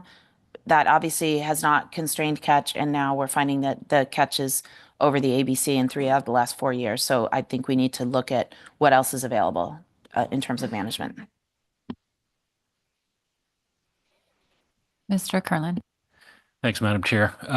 Just following up on that, Dr. Stram, from a process standpoint, would it make sense to use a discussion paper to kind of flesh out those kinds of options and then have that feed into next year's plan team process? Thank you. Through the chair, Mr. Curlin. I think so. I think what we need to do is try to lay out what's available and what could be pursued, and probably run that through the plan team and the council process in the next assessment cycle. It's not a full assessment next year, so it'll be 2 years before we have a full assessment for Blackspotted Rougheye. But I think if we work with the agency and industry and the stock assessment author to look at what are available tools. We've done this before in 2016 for this stock, came up with the MSSC as a tool. We didn't really look at other tools, so I think now would be the time to start to look at other tools that might be available. And Ms. Kimball. Thank you. And given that exchange about maybe the process to move forward, but knowing that we've exceeded it 3 out of the last 4 years, I'm just wondering if you can characterize whether there are any non-regulatory tools like at our disposal now, or whether we should really start thinking about regulatory tools, just because I wouldn't want to wait until a discussion paper came to fruition, came back through the process, if there's something non-regulatory that we could pursue at this specs process. Thank you, Ms. Kimball. Through the chair. It's a little bit of a conundrum. You can reduce the POP TAC. That's where the bycatch is occurring in that fishery. But you also have an increasing POP stock and an increasing Blackspotted Rougheye stock. So that is obviously something that's available to you during the specifications process, is reducing the TAC of the fisheries which are catching Blackspotted Rougheye as bycatch. But it's again a conundrum because you have increasing biomass in both of those stocks. Thank you. And Mr. Twite. Thanks, Madam Chair. Dr. Stram, as we sort of think about how to characterize what we've done so far, I'm a little concerned that I've heard a couple times that what we've done just hasn't worked. And I think it might be better to think about it as it hasn't worked adequately. We don't really know what black-spotted rougheye mortalities would look like if we hadn't been employing some of the measures that we've been doing. Do we? Or do we have a sense that they haven't really, that the measures we've been using haven't really moved the needle at all on mortality? Thank you, Mr. Twite, for the question. Through the chair. It's tough to say. I think the intention of it was to provide a target level for the fishery, to say if we were to area apportion the black-spotted rougheye ABC, this is what that would look like. This is the level we think you should not exceed. It has been exceeded. Does that mean it would have been more exceeded had we not given them a target level? That's really tough to say. I don't think anyone is trying to catch black-spotted rougheye. I think you'll hear from the industry that they are actively trying not to. They've tried to fish shallower depths. They've tried to move away from areas. So it's probably not fair to say that it hasn't worked. As a catch limit, it hasn't worked. As a target and an advisory, probably it's caused a lot of attention on the catch level since 2016, if that answers your question. Thank you. And Ms. Gahn. Thank you. Thank you for the presentation, Dr. Stram. I'm curious if you know, under National Standard 1, are there any requirements as far as timeline for how fast new accountability measures have to be implemented? Thank you. Through the chair, Ms. Goen. I don't know. I believe that the guidance is just that the council must reevaluate, but I guess I would look to Ms. Watson in case she has more information on that. Thank you. Through the chair. There are no requirements in the National Standard 1 guidelines for how quickly the reevaluation should be completed or how quickly any modified accountability measures should be implemented. I would note, though, that one of the requirements for accountability measures is that they correct the operational issue that led to the ACL overages in as short a time as possible. Thank you, Ms. Watson. And Mr. Ritchie. Thank you, Madam Chair. Maybe a dumb question here, but I guess just what I'm hearing you say is that you mentioned you could reduce the POP TAC, but it sounds like given what we know of the current circumstances out there, there's a low likelihood that that would be a long-term solution to this. Thank you through the chair, Mr. Ritchie.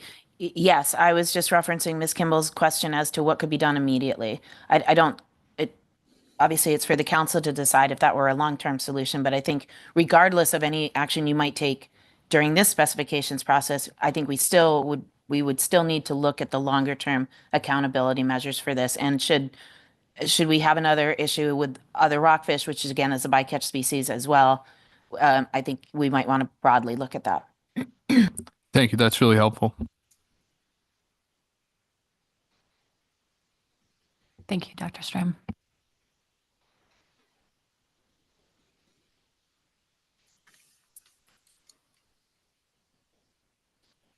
Okay, I think we're ready to move on.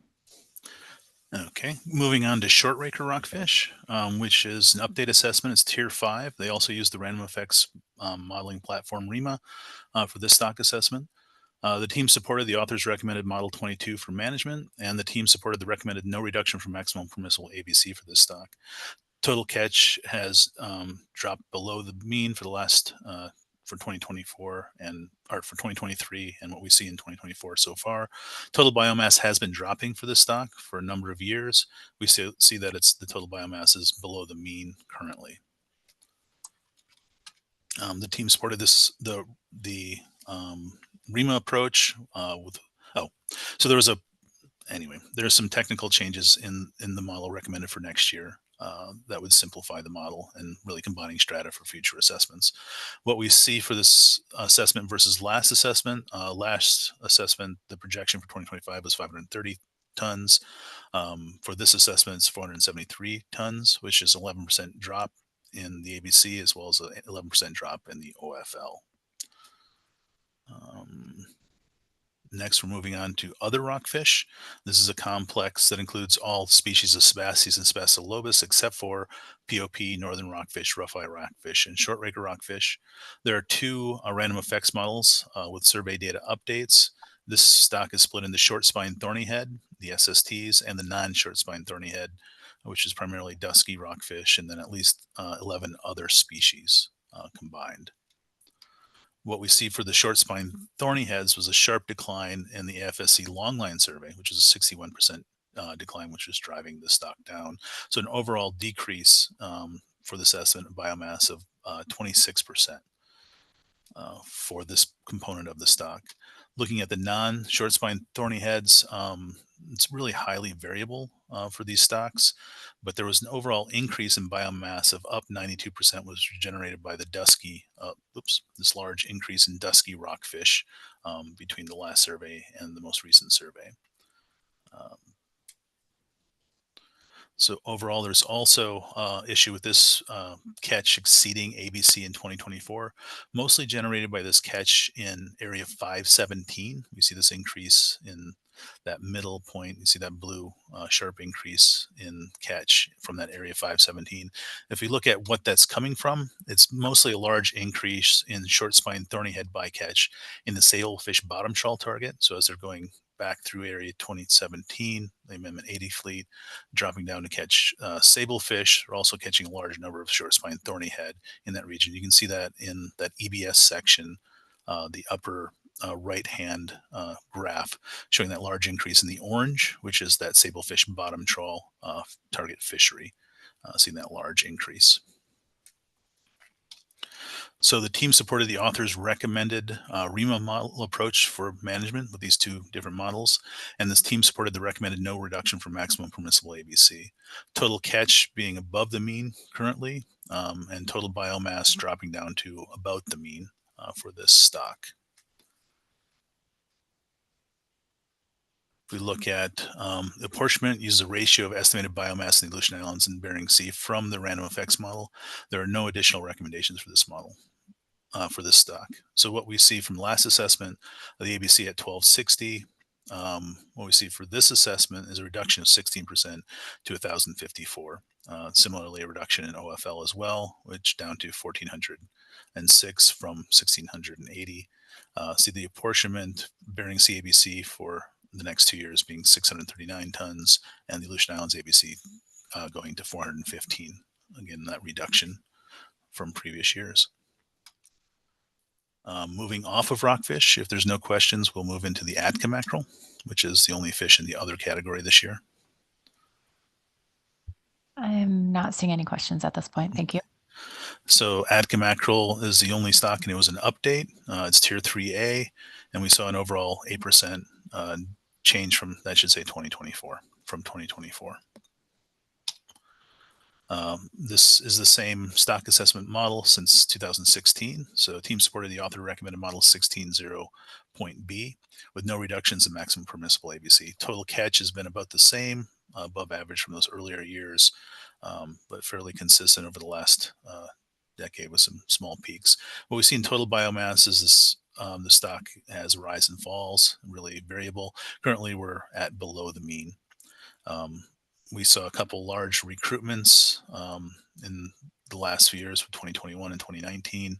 For those, or sorry, that'd be 2020 and 2018 recruitments, age 1 recruitments. Again, spawning biomass following that same pattern as total biomass, but still remaining above BMSY for this stock. The apportionment for this year changed from the 5-year average to a previous 5 survey average to the apportionment based on the random effects model, which reverts back to the old method that we used to do it. The team recommended the continued development of an ESP for this ecosystem and socioeconomic profile for this stock to be brought forward with the next assessment.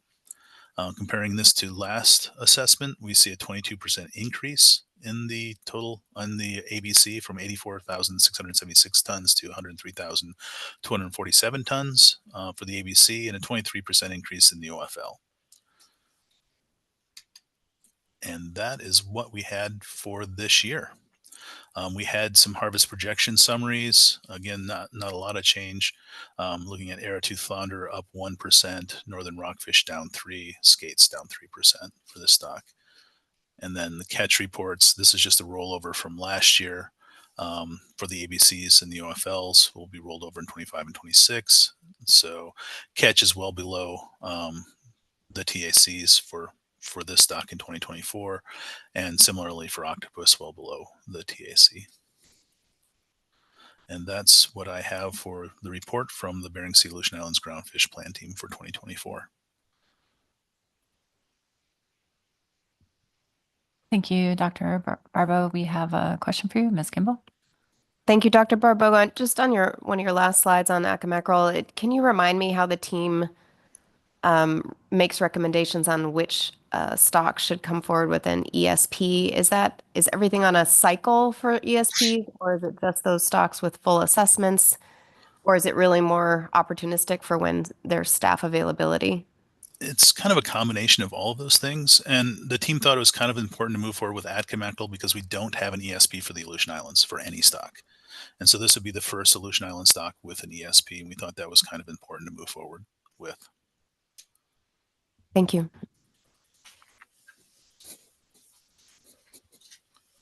Thank you again for your presentation. Madam Chair, I just have a few slides to go over the actions in front of the council, and then that would conclude our report. And I think Steve's going to advance them for me to keep us from having to transition. Yep. So next slide. The actions, general actions, you've reviewed the ecosystem status reports for the Bering Sea, the Aleutian Islands, and the Gulf of Alaska. Another action you will be taking would be to approve the overall Bering Sea, Aleutian Islands groundfish safe report. And then the specific actions are recommending the final 2025 and 2026 groundfish harvest specifications. Next slide. This just gives you the table 1 that's in our safe report. These are the plan team's recommendations for OFL and ABC. Next slide. You will be hearing from the SSC next. There are a number of changes that the SSC made from the plan team's recommendations. So you will need to take into account the SSC's ABC recommendations that differ from the plan team's. Next slide. Additionally, in setting your TAC for cod and for sablefish, you need to accommodate the state waters fisheries. For cod, the Bering Sea GHL is set at 13% of the ABC this year, plus the 45 tons to the Area O jig fishery. The Aleutian Islands GHL then is 35% of the ABC. And so what the table on your screen shows you here is what the maximum TAC you could set. You certainly could set below that, but you cannot set above that because we accommodate the state GHL fishery. Additionally, for sablefish, the state waters GHL is set at 5% of the combined BSAI ABC in 2025 and 2026. Based on the 2024 fishery, most of the catch is expected to occur in the state waters adjacent to the federal Bering Sea subarea. So you may consider recommending the tax to account for that reduction in state waters. Next slide. Additionally, you set your ABC reserve. So for those species, flathead sole, rock sole, and yellowfin sole, you look at the ABC surplus, which is the difference between the ABC and the TAC you set for those species. And then you consider whether or not you want to set an additional discretionary buffer to reduce that or keep it at the sum. And if you were considering a discretionary buffer, it would be to account for social, economic, or environmental considerations there. Next slide. This just shows you table 15. Again, this is posted to your agenda that gives you the ABC and the reserves for those stocks. Next slide. Again, now you're setting your PSC limits and your apportionments for Bristol Bay red king crab, tanner crab, snow crab, herring, and then your halibut PSC as well as your discard mortality rates. Next slide.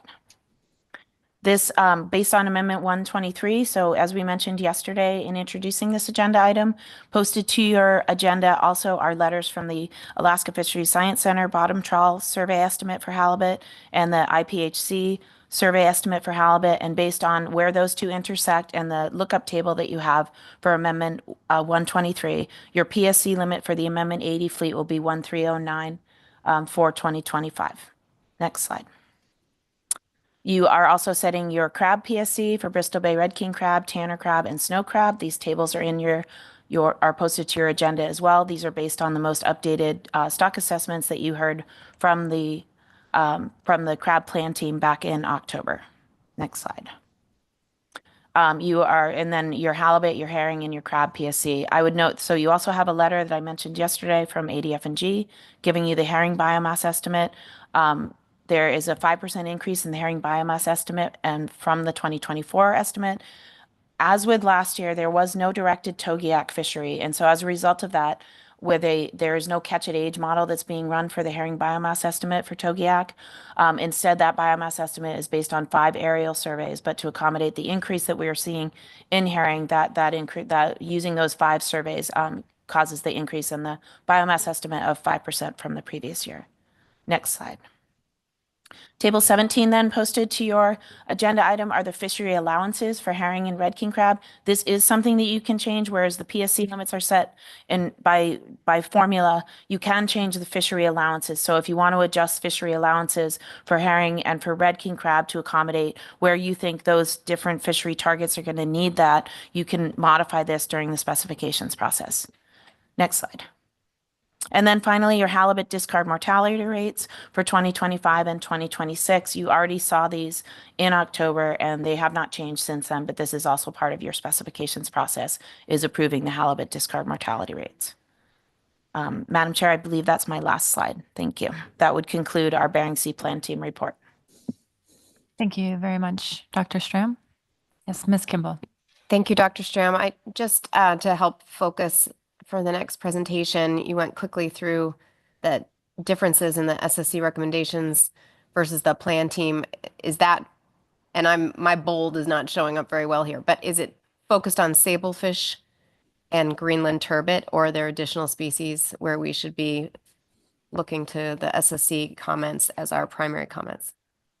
Through the chair, Ms. Kimball, no, it is restricted to sablefish and Greenland turbot. Okay. Second question. And then on the state waters, Pacific cod in the Bering Sea, the GHL, that's 13% of the ABC this year. Is that an increase from last year? Did that bump up due to participation? Thank you. Through the chair, Ms. Kimball, yes, it increased from 12%, so it went up 1% from last year.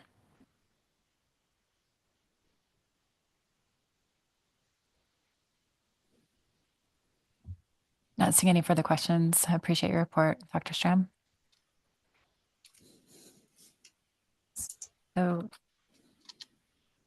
We will be now taking up our SSC report, but let's take just a 5-minute transition, please. Everyone come back at 11:30 and we'll begin with our SSC report. I think we need to track down our presenters. Thank you.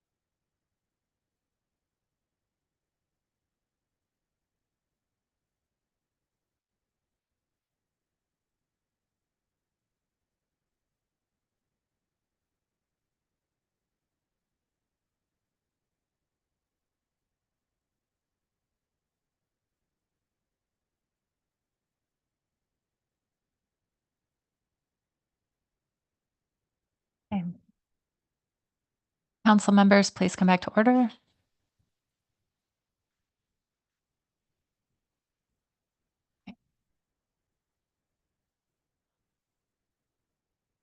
We are ready to take our SSC report. Dr. Dressel, Dr. Muter.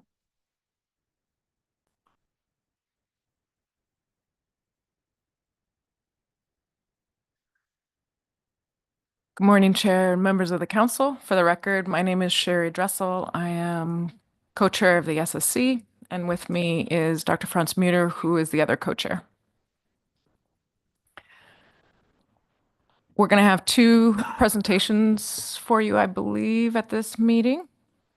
Can't remember if Crab is going to be split out or not, but we're going to start with ESR, Joint Plan Team, Bering Sea, Plan Team, and we'll have some general comments today. We'll also have a couple of general comments tomorrow.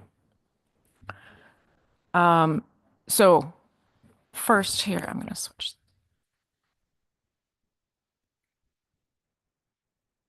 The SSC received the ecosystem status reports for the Bering Sea, Aleutian Islands, and Gulf of Alaska. And the SSC finds that there are no major concerns from 2024, but did note that there were some noteworthy items, including poor condition of many species, fish species in the Southeast Bering Sea, continued conditions or a gradient of conditions from good conditions in the east to poor conditions in the west in the Aleutian Islands, and a continued return to the pre-heat wave conditions in the Gulf of Alaska. We're aware that the Council has received reports on these already, so we're going to be, our notes will be quite brief. The SSC appreciates the new Northern Bering Sea report cards and the important contrast between the Northern Bering Sea and the Eastern Bering Sea throughout the report. And the SSC supports the current efforts to develop integrated metrics to track changes in ecosystem state, including there were two methods that we noted. One was the dynamic factor analysis in the Gulf of Alaska. The other one was dynamic structural equation models in the Bering Sea.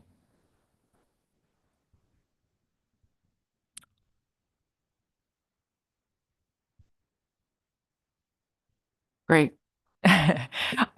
So we do have some general comments before we get into. Excuse me, Ms. Yep. Baker. Thank you. And I'm sorry, please tell me if this is better question for another time, but I did have a question on the general statements about the ESRs. Have we moved on from ESRs? I'm sorry. Yes, this is a perfect spot. Okay, thank you. I'll try to make this brief. And I was just really pleased. I'm looking at kind of what you covered, Dr. Dressel, in terms of items, noteworthy items sort of across the ESRs, including the poor condition of many fish species and in the southeastern Bering Sea particularly. And I did pick up on that myself. And so I guess just in terms of, and also noting what's to come later, I think, there are species specific indications of that as we go through the individual stock assessment. So from an ecosystem perspective, what is important? What do we just sort of keep that in the back of our minds, or I'm sorry, the SSC, keep that in the back of your minds as you go forward through the harvest specifications process? Just what do we do with that? I guess it is interesting, and how do we ensure that we're considering that as we go forward? Through the chair, Ms. Baker, I have one thought, and I know that Dr. Muter will have a second. So my thought, and I think of this actually as I'm setting up timing for the SSC meeting, and when I was listening to our meeting this year, and that we get the background, the SSC receives the background through the ESRs, and we spent a lot of time on the ESRs last year and this year. But one thing I realized is if you could transcribe our meeting, you can see that SSC members that were leading different sections picked up on different parts of the ESR report, and actually brought it into our discussion for individual species as we went on, and actually included that in their discussion, not only of risk tables, but also in interpreting results from models and surveys. So I think that it's a lot to digest at the very beginning, but this year especially, it really nicely translated into the individual stock assessments. And so for comments that in our report that we have for individual stocks, many of them will refer back to this. So we've already in some ways integrated that and can include that in our thoughts to you. Dr. Mueller. Yeah, I don't think I have much to add to that. I think, yeah, there's sort of a fairly clear path from the ESRs with some of the indices and moving their way into more species-specific indices in the ESPs to inform individual assessments. But the broader ecosystem level picture is, provides mostly the input for the ecosystem considerations in the risk table. So it's definitely used, and if there are, particularly if there are concerns about prey conditions and that sort of thing.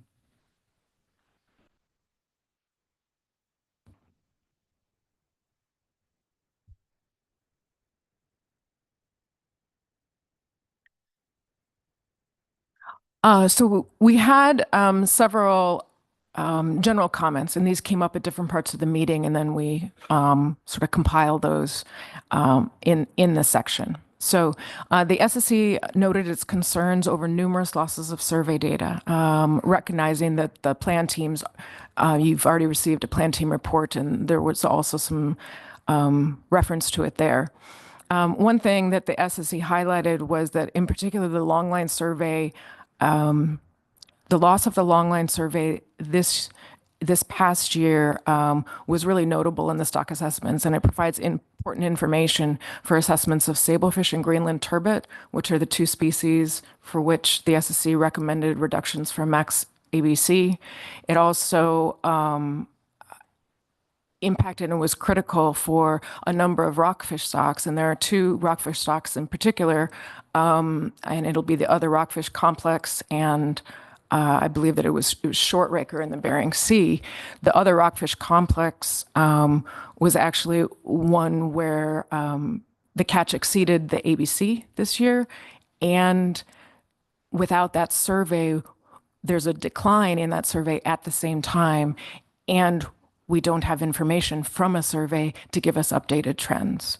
And so there are two rockfish stocks for which the SSC asked that even though next year they're currently scheduled to be catch reports or just kind of a quick update,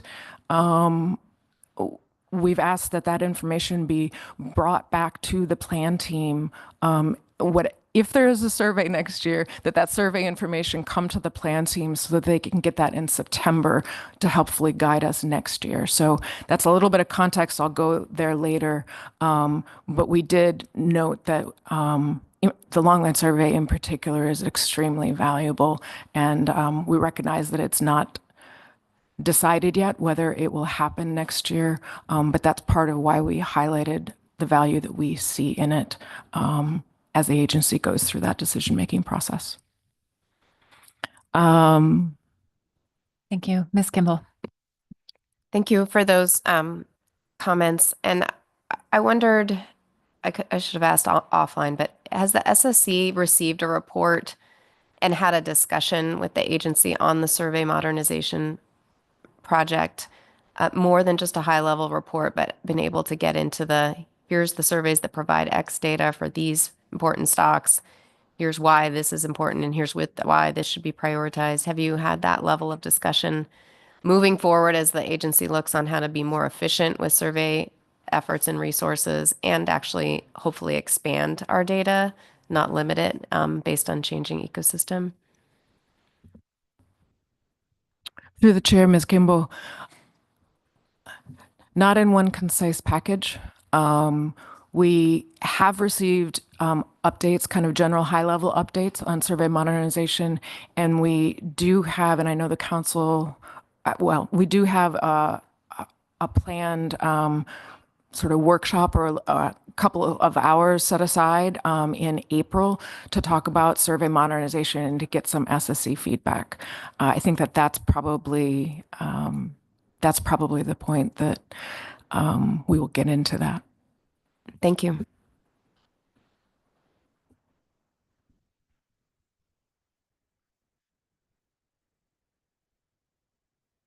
So, so speaking of surveys, we also know that there's a potential loss of the summer acoustic survey going forward.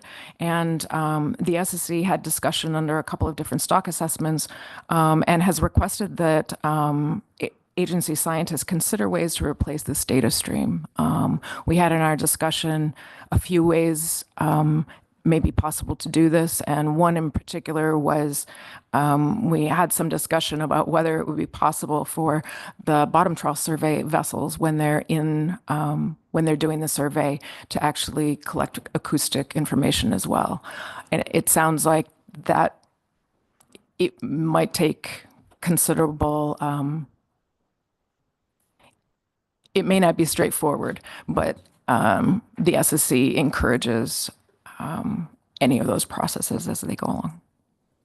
The SSC also requests that the groundfish plan team synthesize information on the assumptions that are used for projections for harvest specs and to develop consistent advice across stocks. And we've noted that this will be important for stocks with climate-induced changes in the biological characteristics or those with time-varying parameters in the models, because it's really challenging and kind of as to how you account for that in projections. Looks like we have a question. Ms. Baker? Thank you, Madam Chair. And back to the second bullet on this slide, I just wanted to clarify. I remembered hearing about potential loss of the Gulf of Alaska summer acoustic trawl survey. Is that okay? I just wanted to make sure I wasn't missing that there was also something in the Bering Sea. Thank you. Through the chair, Ms. Baker, absolutely. Yes, that is Gulf.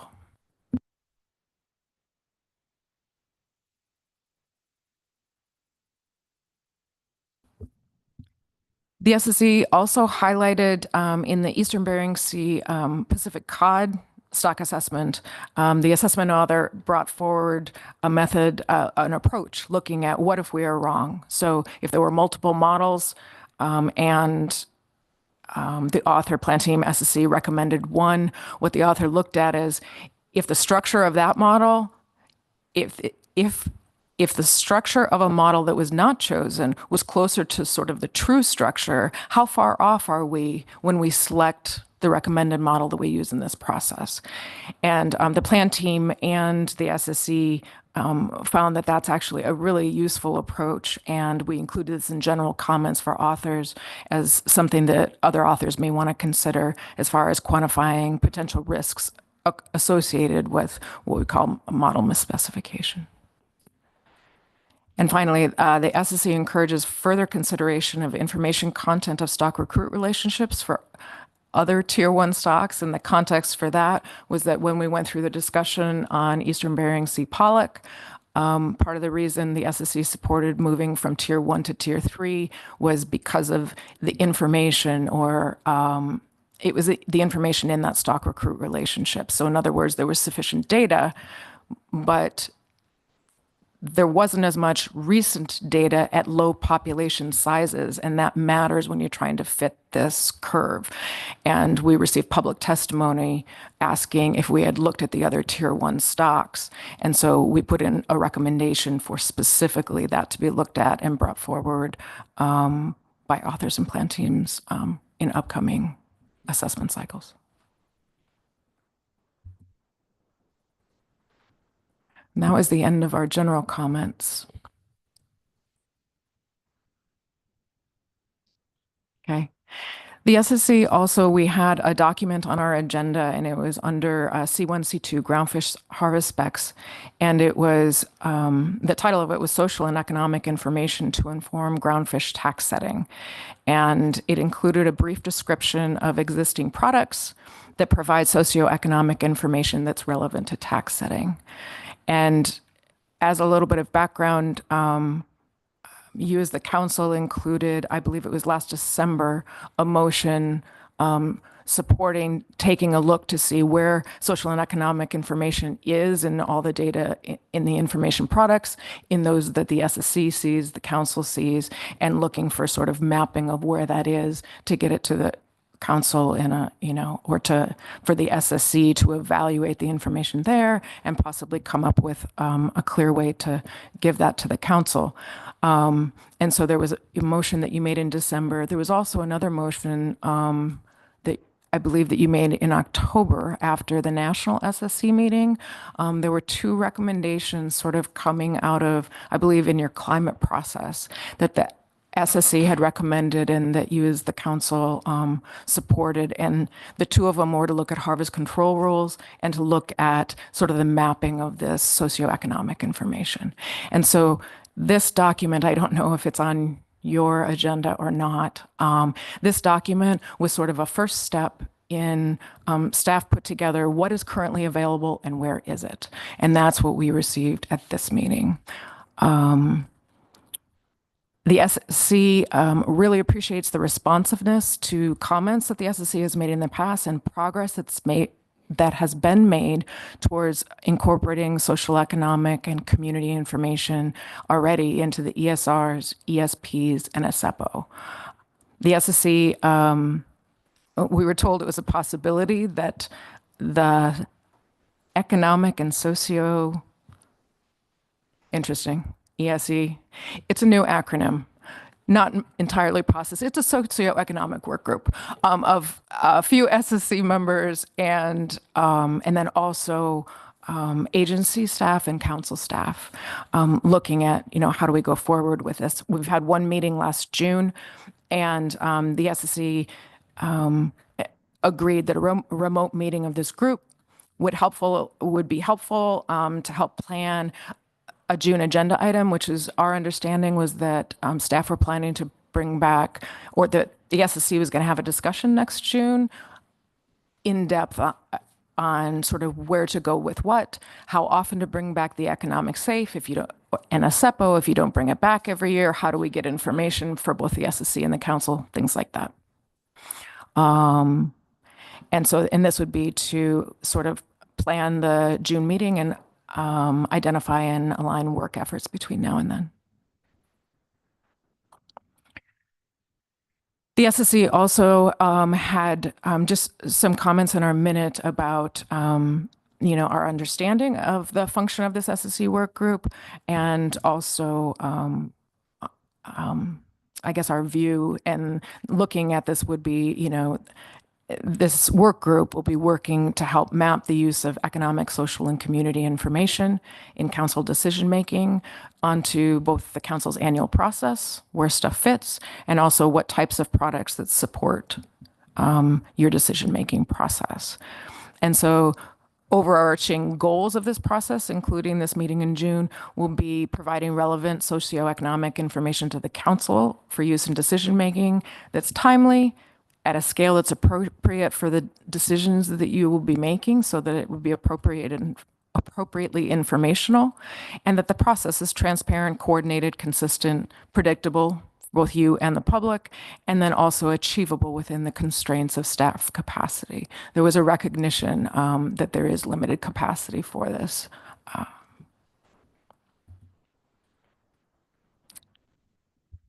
Excuse me, Ms. Kimball has a question.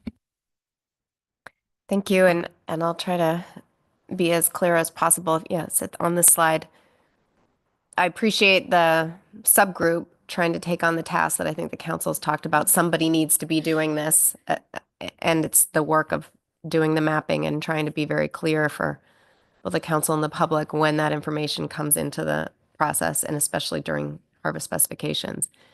But the December motion that you mentioned was really focused on indicators, socioeconomic indicators, and the anticipation there was that council staff or NOAA staff would be recommending socioeconomic indicators appropriate for the ESPs.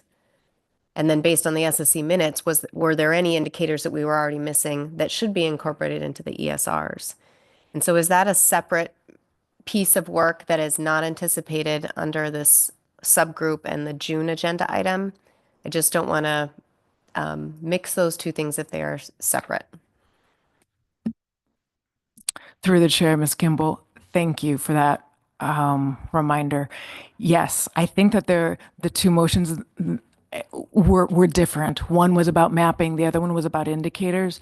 We actually brought both up at this meeting. So the SSC received the Sablefish ESP was a pilot ESP, which we saw in October. The SSC gave some feedback.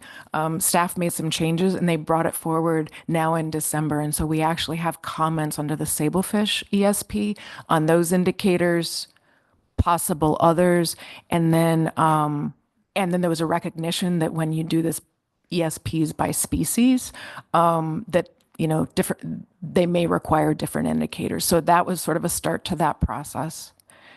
And then we also had a discussion from the SSC and a number of questions for authors during the ESRs to try to see what they currently have coming in as indicators in the ESR, what types of things, what interest or how they get those from the public and the request for indicators. So we sort of went through all those pieces at this meeting in different places, but I think both are ongoing. As far as the subgroup, my expectation, it's going to be a big load for one subgroup meeting and one meeting in June. But my understanding was that both of these would be part of this process. I can't tell you exactly how, and that's probably part of the agenda and goal of that subgroup meeting is to try to figure this out. So if the council has, input on that, that would certainly be valuable. Thank you. Through the chair, follow up then. Thank you for that response. So to manage my own expectations, we should not be expecting to get kind of one product as a result of the December motion on indicators at a species level. We should be tracking this through the process and look at your comments and recommendations on sablefish as kind of the first attempt, and then listen to your comments and reports on whether there are additional indicators that might be more useful in the ESRs than we currently have. And as other species come forward with ESPs, look to see whether there's future advice on those indicators. I just want to track. I'm a linear thinker, and I like having a product, one thing I can look at, but this is not that type of situation. We should just be, this is ongoing, and we should not expect this to be a defined agenda item. Through the chair, Ms. Kimball, I believe that that's correct. As the ESPs have been a developing product over, I don't know how many years now, 5 to 10 years, and the ESRs also took a while to develop. I think that this is going to be a continually, it's going to be a continually evolving and developing thing that my guess is you will hear at least every December meeting, if not multiple meetings throughout the year of different progress that's being made. I will say that even with the June meeting, while it's possible, if the subgroup comes up with like a proposed organizational plan, like we had talked about, I'm certain that the SSC can talk about that in June. But I will note that past SSC reports, when we've been trying to figure out indicators, we've identified that it's not just the SSC that should name what the indicators are, but that it's going to be an interaction between SSC members, agency staff, and we do have I recognize you just got this part of the report within the last hour, but there's a note in there that some of the indicators themselves are actually going to have to be coordination between multiple groups of people in order to create indicators that'll be especially informational in the council process. So I expect that June will be a start. I don't believe it's going to be an end. And as far as the indicators go, I think that'll be a developing thing where the SSC will review suggestions. I also know that the SSC in the past has asked the council for a workshop, and that was really aimed at getting a bunch of people together in the same room to discuss indicators so that you could have that interaction. Whether or not that happens in a meeting or over time, I think that interaction is going to need to occur. So I don't think you're going to see a single product, sadly. Thank you, Madam Chair. Related to this, I'm looking at the report here. And it says that qualitative social scientists may add and bring in some context into, what indicators might be useful and what might not be useful. And I'm wondering if NIMS has qualitative social scientists, or is that something that we would have to seek elsewhere for? Through the chair, Mr. Ritchie, I have some knowledge of that, but as the SSC chair and actually a non-agency person, I'm not the best one to ask. Okay, thank you. I think maybe I'll look to find an answer to that elsewhere later. Thank you, though.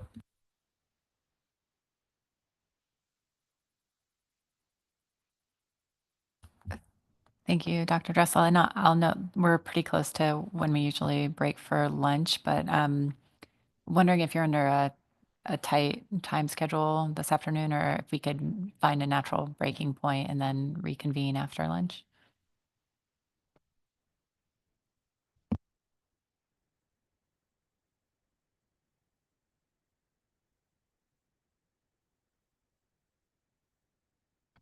I actually think this may be the best breaking point. I've got a couple of overview slides and then we start going into the chapters. As far as this afternoon, whatever time you wish. And yeah, and we can break at any time you wish. We can go through, I've got a couple overview and then we get in and there's a couple of slides for each stock. So you can choose from that where you wish to break.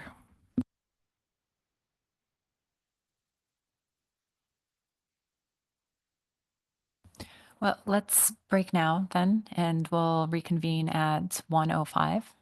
Come back and finish our SSC report. Appreciate your flexibility. Thank you.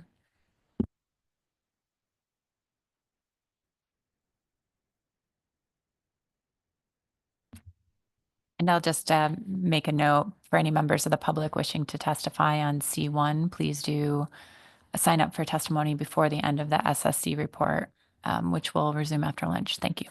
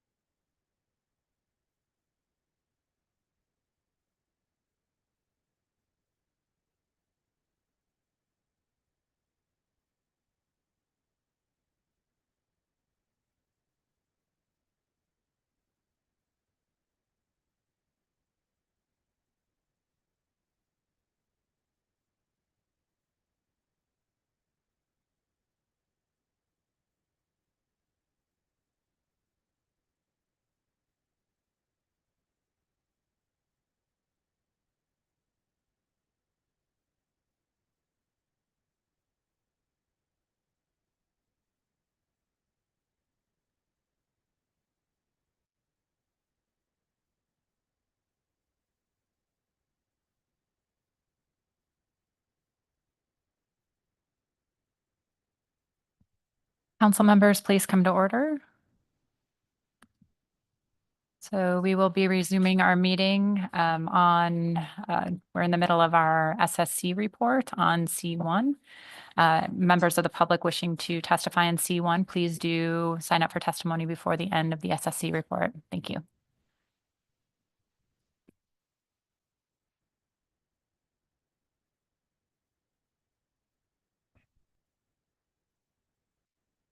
To the chair, while we're waiting for the presentation, I was wondering if I may provide a clarification of one of my answers to questions before we took at lunch. Please do. Thanks. So I've pulled up, I was mixing motions from the council, and I've pulled up the October 7th motion from this year and the one in regards to, it was under agenda item D2, and it had to do with the council. It says in there that the council supports the effort of the existing technical SSC economic and socioeconomic subgroup and will review pilot work on the sablefish in December 2024. I just wanted to clarify that, yes, the subgroup met, worked with staff to come up with initial indicators for the sablefish ESP. It was presented to the SSC in October. We reviewed it then. It was presented again at December. We reviewed it, and it will be available for you to review as well. So it's in the process, I believe, as the motion indicated. And in addition to that, in the C1, C2 document, there's a section for the ESPs. And under that, it actually lists, it's a look across all of the current ESPs, and it has a list of all the types of socioeconomic indicators that are included across the range of ESPs right now. Some of those are in sablefish, and so these will be refined through review of SSC and council as time goes on. Thank you for that.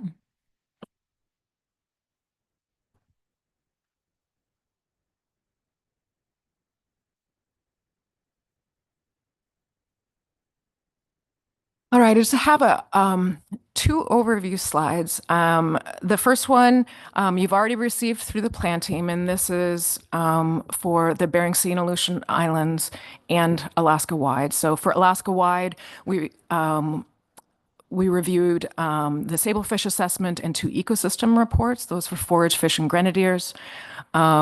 As I believe you may have been told by the groundfish plan team, there's the number of full assessments, updates assessments, and then a note that we reviewed harvest projections in October, and we were presented with catch reports at this meeting.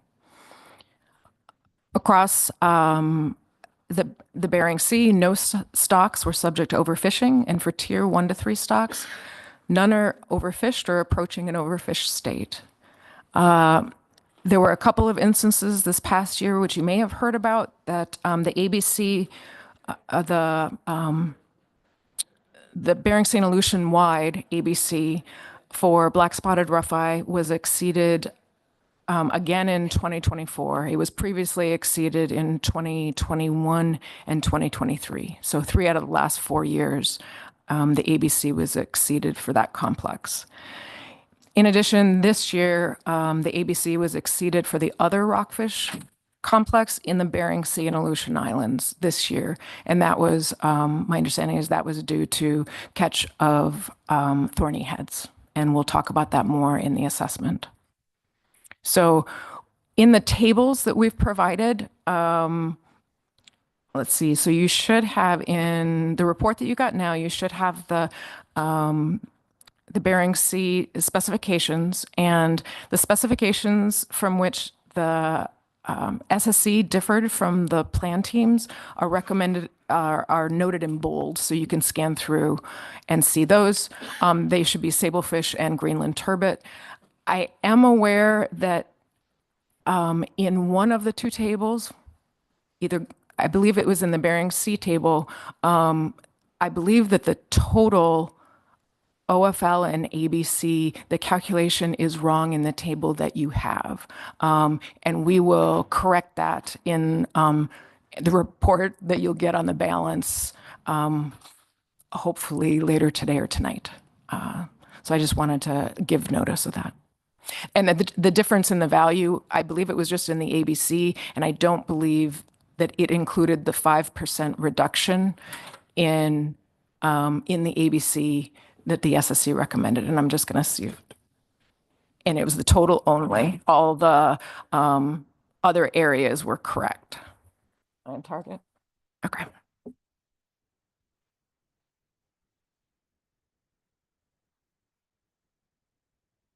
There we go. The other thing is trying a little bit of a new method in my presentation to you today. I've organized these a bit differently. I've highlighted in this presentation, I'm going to go through and speak specifically to the stocks or complexes or assessments that are on the left that are highlighted in the presentation. The others I've actually included after that in the order. So I have slides for every stock complex assessment, but for ones where the SSC supported the author and plan team, and ones where we didn't have any major recommendations that my guess is that the council, that would concern the council or they would need to know right now. I've got those at the end, and I wasn't necessarily going to go through them individually just for your time. I'm happy to do that. If you have questions, want certain ones, or want me to do all of them, I'm happy for any of that. So, okay. All right, so we start out, it was the joint plan team, joint groundfish plan team and sablefish, and Franz will present that one. Yeah, through the chair, members of the SSC. So I'll start with sablefish, and this was a fairly straightforward update assessment using a previously approved model. And as you probably saw, the total biomass in the stock is kind of leveling off after several years of increases. But the spawning stock biomass is still increasing fairly rapidly as the series of strong year classes that we've seen since about 2014 continues to mature. The stocks in Tier 3A, because the spawning biomass is projected to be at about 73% of unfished biomass in 2025. So generally, the stock status is good, I suppose. The SSC recommends the model that we have to specify OFL and maximum ABC in agreement with the plan team. However, we recommended a 5% reduction from maximum ABC, which is different from the plan team recommendation due to an elevated concern in the stock assessment category from the risk table. And those concerns primarily have to do with the loss of a few data streams or data not available this year, and that includes the cancellation of the 2024 longline survey, the fact that there was no bottom trawl survey in the Gulf in 2024, it's an off year, and then the fishery CPUE, which has been used to also inform the assessment, has not been and cannot be updated since 2022. Due to loss of one of the data streams for that. And then that combined with reports of low catch rates from the public testimony in the fishery across a number of regions led us to put in place a small reduction, which keeps the ABC similar to last year's ABC. Otherwise, the SSC agrees with the plan team on area apportionments, and then we had some recommendations, of which I just highlighted a couple here. One is to work on resolving some mismatch between observed and predicted size and age compositions that may have to do with some issues with the model or with variations in growth over time, possibly temperature-related variations in growth or other things. And then because of the loss of some of the logbook data, we encourage the author to consider or the center really or for someone to consider developing an observer-based fishery CPUE index for the stock. And then we also received the Sablefish ESP, which Sherry just highlighted as an outcome or in response to that motion. The SSC is very supportive of this evolving socioeconomic section of the ESP in particular, and suggests that could be an excellent example for other ESPs as they develop. We had some recommendations on further refinements of the indices, and in particular, maybe work on developing a relatively easily replicable process for some of the in-season data on social and economic conditions, so they can be updated in a very timely manner without too much manpower. A lot of these could potentially be automated. We also suggest identifying a measure of fishery cost, something like effort or catch per unit effort, to have some measure of cost, because most of the indices now focus on the revenue side. And then we also suggest continued development of some of the social distributional indicators, and that's where we thought that discussion, as these are developed, could benefit from including both some social scientists and economists. And that is all on sablefish. Then we got a... Oh, Dr. sorry. Mutter. Mr. Twite. Thanks, Madam Chair. And sorry, Dr. Muter, you were revving up to start in on the next one, and I pulled you back. I think you may have answered this in a way. I just want to make sure that I'm sort of understanding fully the, we talk a lot in this process about the importance of our surveys, the importance of our other data collection, and remind folks that the way our management framework is structured, when we lose data or lose survey information or other things, we increase uncertainty, and that gets reflected. And I just want to make sure before I sort of use this particular 5% reduction in max ABC as an example, a real world example of that happening. I just want to make sure that there's one of the 4 reasons that are cited. It's a little bit more sort of anecdotal. It's definitely qualitative. And I just want to make sure that that wasn't sort of the tipping point there, that was just another reason to go to a 5% reduction from max ABC, and that you probably would have done that anyway if just because of the first 3 points. Yes, through the chair. Thanks for the question, Mr. Twite. I can't say how the discussion would have gone without that information, but yeah, I mean, what was concerning to us was the lack of some of these data streams in terms of providing an indicator of whether the pulse of young fish that we've seen coming in is actually showing up in the adult population. And there is some indication in some of the data that suggests maybe they aren't growing to the same size. So the fish that are maybe a little older are not as large as they would be otherwise, in part possibly because there's so many of them and they compete for food. And so that the main concern, I think, was over whether the rise in biomass is continuing, and that's where that lack of various data sources is kind of concerning, because the fishery CPUE along with the survey indices was increasing at least through 2022, and the concern is we haven't had an update of that, and got some reports that catch rates are low now. We don't have any survey to corroborate that, and that's why we decided that a 5% reduction would be in place, would be a good measure.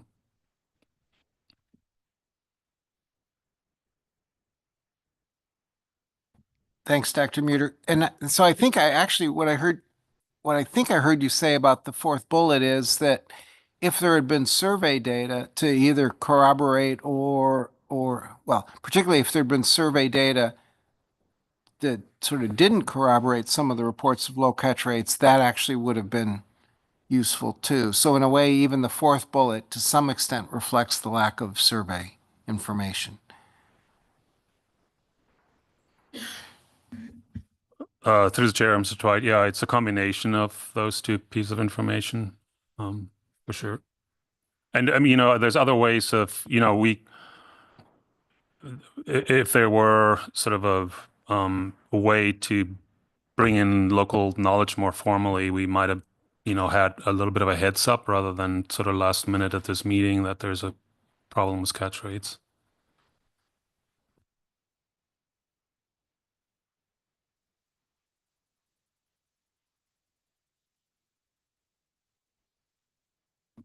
Okay, I'll continue then on our next topic is the multi-species model, and usually we don't present anything on that, but this is a model that includes several species, notably walleye pollock, Pacific cod, and arrow-toothed flounder that's been run since 2016. It was usually an appendix to the pollock assessment, and we got a separate presentations on that now, and we support and ask for having that as kind of a separate safe chapter to essentially enhance its utility. And the SSC definitely supports the work that goes into that, and continuing for the authors to work with the ESP teams and the assessment teams to incorporate information from this multi-species model into the individual assessments through the ESP process. So,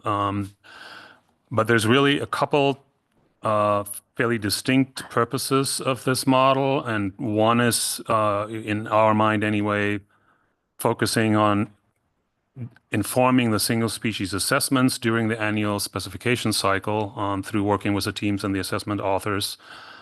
And the other one is really to communicate results from some of the medium and longer term projections that are done with this model to see how the stock responds to changing climate conditions that would be more appropriate for sort of strategic planning purposes, such as through the climate work plan or for the PSEIS.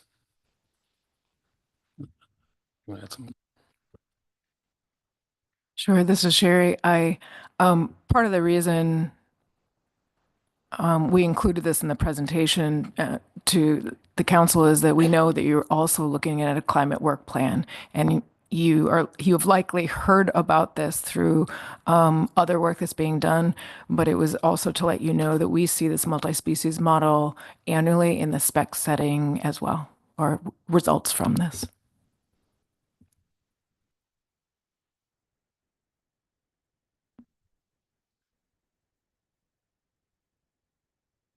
Okay, I'll continue on to Eastern Bering Sea pollock. This was also a full stock assessment. As we see annually, no changes to the previously approved model beyond just adding the new data through the current year. Biomass for pollock remains high, and that's largely supported by the strong 2018 year class, which has been very well confirmed by now to be a very strong year class. And the current biomass is estimated to be well above the BMSY proxy. So we recommend use of this model, as did the authors and plan team. We also agreed with the authors and plan team in moving this stock from a Tier 1 designation to a Tier 3 designation, which would put it at this time, because the biomass is well above the BMSY proxy for a Tier 3 stock. I would put it in Tier 3A. A couple of reasons why we made this change from a Tier 1 stock to a Tier 3 stock is because the Tier 1 really requires both a reliable estimate of this biomass reference point, as well as a good idea of the uncertainty in the corresponding fishing mortality rate. And we've had concerns about this for a while, that we don't have as well a FMSY estimate that is as well informed as as it should be under the Tier 1 approach. And so despite lots of data going into this, high quality data going into this stock, estimating the productivity of that stock that would inform the appropriate fishing mortality remains fairly uncertain or very uncertain, without kind of constraining the flexibility in the stock recruitment function. And that's not a new thing. That's why concerns over that have led us in the past to often go with a Tier 3 recommendation, even though it was a Tier 1 stock. From our perspective, this change is not intended to be precautionary in a sense, and it certainly doesn't reflect any shortcomings of the data that go into this or the stock assessment itself.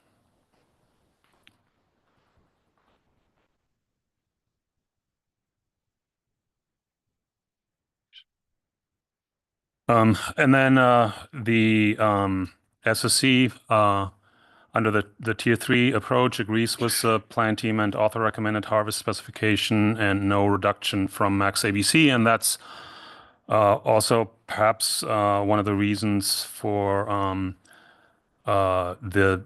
this being a preferred approach, because in the past we often had large reductions from maximum ABC over various concerns because of these concerns with the stock recruitment relationship, among others, that are now less of a concern with the designation as a Tier 3 stock. And so we expect this not to, need a reduction from maximum ABC except in unusual circumstances. The SSC had a number of other recommendations, and we support in particular also something that the authors have brought forward for a long time, sort of a evaluation of catch stability and historical fishery performance in some tables, as well as a provision of a decision table that you get each year that allows an evaluation of alternative harvest levels for your consideration during the tax setting process. And then we had some other recommendations to move this assessment to a different modeling framework that would allow some exploration, some better ways of dealing with changes in some of the parameters over time and how to project those forward. We also recommend further efforts to estimate the proportion of the stock in Russian waters, and I heard your discussion or questions on that earlier. And then finally, we support the exploring, or not really exploring, but operationalizing the use of spectroscopy-based ages in the assessment, because there's has been some crunch at the aging lab to get all the ages for all the stocks that we would like, and this would speed up that process. And I believe that's it on Pollock.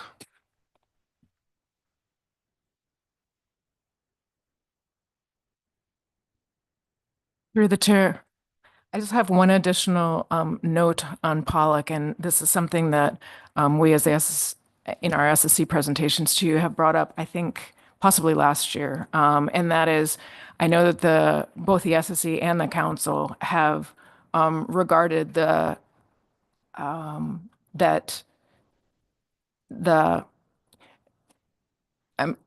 thinking of risk tables. So essentially, through the risk table process, one of the recommendations is that using a reduction from max ABC through the risk table is something that should happen sparingly. It should not be commonplace. And this is an example that for a number of years now, we've had reductions from max ABC for Pollock, and the authors and plan teams and SSC have been trying to find a way to get back with the I'm having trouble finding words, to find a way so that the assessment and the harvest control system, the tier system, are the primary basis for establishing the ABC. And this year, the the value of the ABC is now coming out of the assessment and the harvest control rule rather than a reduction from the risk table, which has been an intent. Thank you. And Mr. Twite. Thanks, Madam Chair. Dr. Dressel, I really appreciate you bringing it up that way. Because I think that's really prudent on the part of the SSC to make sure that we don't begin to cloud the purpose of the risk table. It's a really important tool. It's probably the tool we're going to rely on most in the near term to continue to incorporate ecosystem-based considerations as we move along, as well as climate, as we move towards more of a climate resilient. It'll be that first line tool, I think. So being really clear and deliberate about its use now, I think is prudent for making sure that as we do use it, people fully track why it's being used. I mean, they just sort of keeping it anchored in common sense, I guess, and I think that's what I heard in your description of why the SSC did that.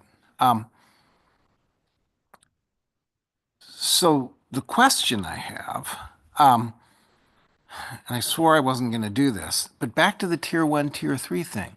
And I get it. I liked how the SSC described it here of saying that this change is not intended to be precautionary, nor does it reflect any shortcomings of the data collection program or stock assessment modeling.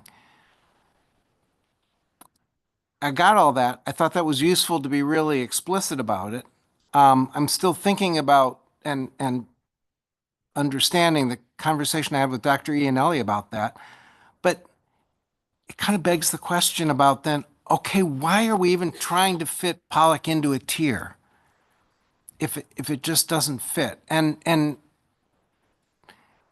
the tier system is another really important tool. Maybe it's not as important as the risk matrix right now for the public and others to understand, but it is a really important tool as well for public understanding of how we're addressing uncertainty throughout this process. And we just keep making exceptions for Pollock, which I now understand why. I get it, but it's pretty much an inside baseball kind of understanding. And so I guess I'm challenging the SSC to put some more thought into how do we continue to do this with the tier system and using the tier system to adjust the harvest control rule curve. How do we do that in a way that doesn't require these kinds of disclaimers? Because it's kind of silly to say we're moving it into tier 3, but it doesn't have anything to do with data quality or a lot of other things. I'm made it a very complicated question, and I apologize because I guess I'm still thinking it through a bit. But these are important tools for the public to track how we're handling this complex stream of information. And it remains tough to understand why Pollock keeps not fitting in. And so I'm wondering if the SSC could put some more thought into that.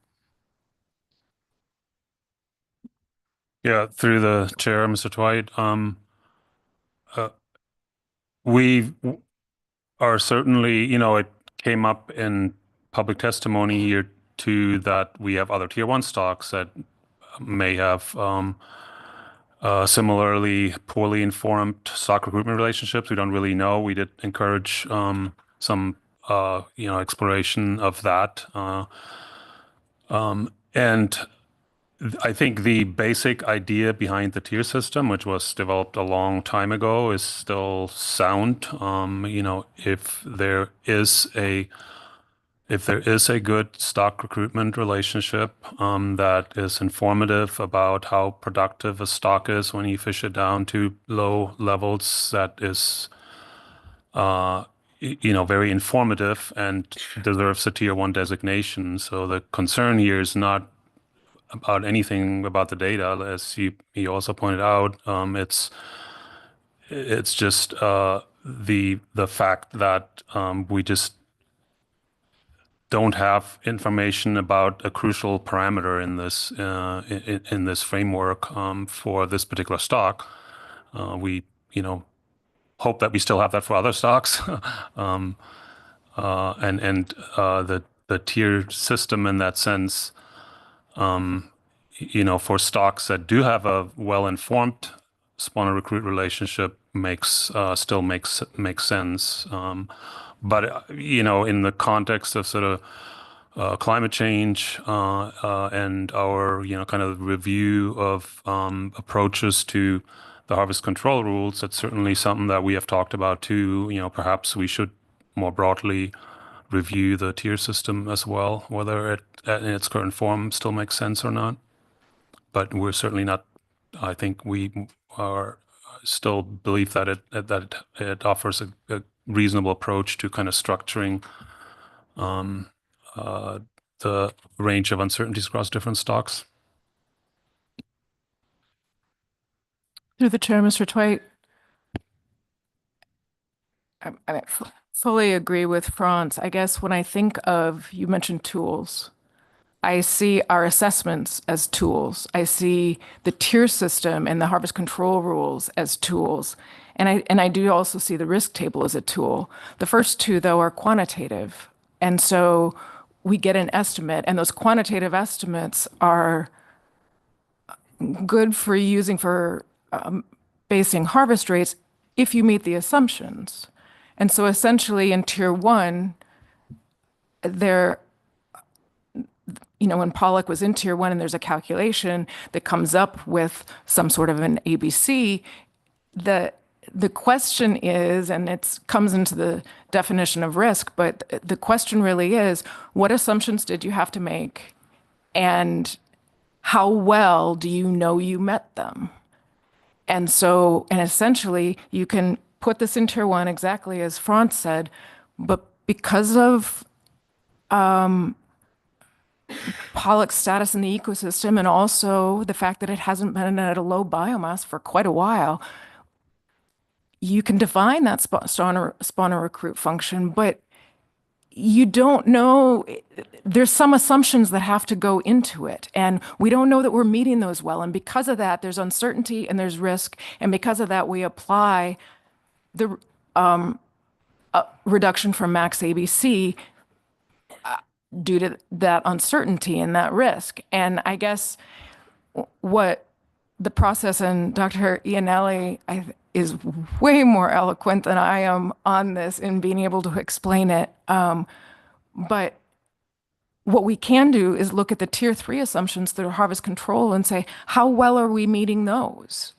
And the answer right now is I think we're meeting those in our interpretation quite well, which is why there's not a reduction, a qualitative subjective reduction. And so if you've got a quantitative method that works well, I would take a quantitative method that works well over a qualitative decision to give you a number. However, if I think there's something wrong, or I think that I'm concerned and I'm not certain about my numerical number, I may use a subjective decrement to make sure that I don't miss and have a consequence for the ecosystem.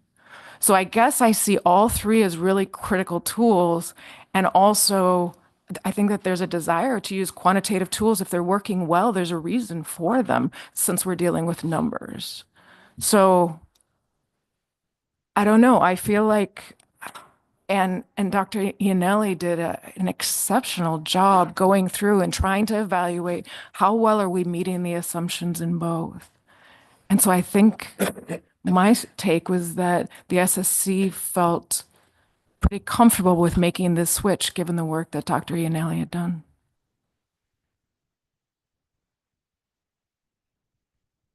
Do you have a quick follow-up? It's that quick word that trips me up. That made complete sense as far as my fairly limited understanding of the stock assessment world goes. But I think you were responding to one use of the tier tool, which is for you as the science reviewers to interact with the stock assessment authors and the plan team.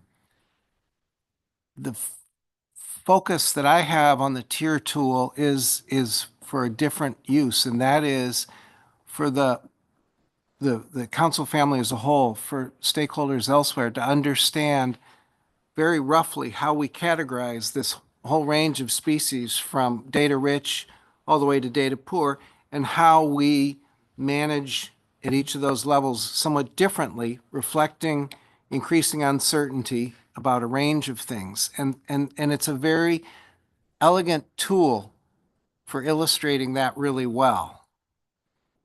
And that's where, when I think about the tier system and the way that you're talking about using it, that's where it doesn't match up well with using the tier system to explain to the larger North Pacific Council family. And that's where I'm urging the SSC to put some more thought into making sure that the tool stays useful for both of those uses. And it's just darn hard to understand, just from that simple perspective, why a species that we've put incredible resources into understanding over the years, we then say, well, we don't understand the stock production function very well. I get it, but I don't get it.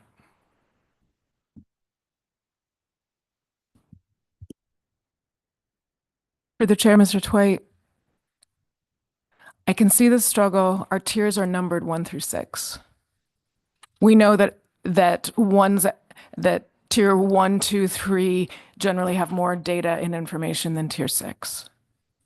However, I think that the numbers are somewhat misleading if you think that assessments or data collection under tier 1 or tier 3, the number 3 doesn't indicate the quality of the data that goes into it. It's actually the type of statistical assumptions and whether or not they're met.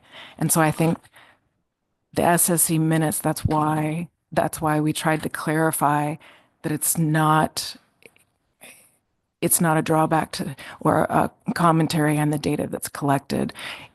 I definitely understand, though, the impression that a number 1 should be better than a number 3. And I think what we're saying is, in this case, that's not the case. That's not true.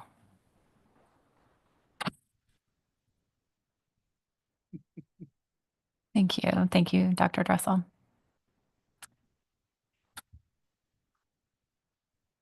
Okay, I'll continue on to Eastern Bering Sea Pacific cod. That was also a full assessment and is on an annual cycle. Got some typos in here, but we had they explored a number of different models of previously recommended updates to input data and other things that they explored in this assessment cycle. The stock is estimated at B38% for 2025. That puts it in tier 3B because the spawning biomass is below B40 but above B35%. And the SSC recommends the model that was the model 24.1, which was one of several explored in agreement with the authors and the plan team. The SSC also agrees with the plan team and author recommended harvest specifications that would result in a 9%, about a 9% decrease in ABC from 2024, which is which is a maximum ABC, so no reduction from ABC. Maximum ABC is recommended. And I think we already commented on that earlier in our general comments. We really appreciated the inclusion of the what if we're wrong scenario that compared the harvest recommendations under a given model if the stock actually behaved as if a different model were the true model. And we noted that as a potential useful tool for other stocks. We had some other recommendations on this that included exploration of this is a stock that, obviously in the Gulf was strongly affected by the marine heat wave, and we encourage the authors to continue exploration of the implications of these kinds of climate-driven changes in both the distribution of the stock and the effects on survey catchability, and as well as variations in mortality and potentially other parameters like growth. And then we also recommended prioritizing research on kind of how to handle what we know now about sort of the spatial structure. There's a lot of connectivity between the Western Gulf of Alaska and the Eastern Bering Sea management regions. And there have been some considerations that this should maybe be handled as a single stock across those regions, either through a combined model similar to what we do for, say, sablefish, coast-wide model, and then apportioning the ABC, or having a spatially explicit model that actually breaks out the data into the two regions and models the movement between the two regions. It's a little more data hungry, but we encourage the authors to continue working on that to figure out a better way to account for the strong connectivity between the Gulf and the Bering Sea. And then we had some other technical recommendations. I believe we had a Eastern Bering Sea ESP as well. And there we recommended the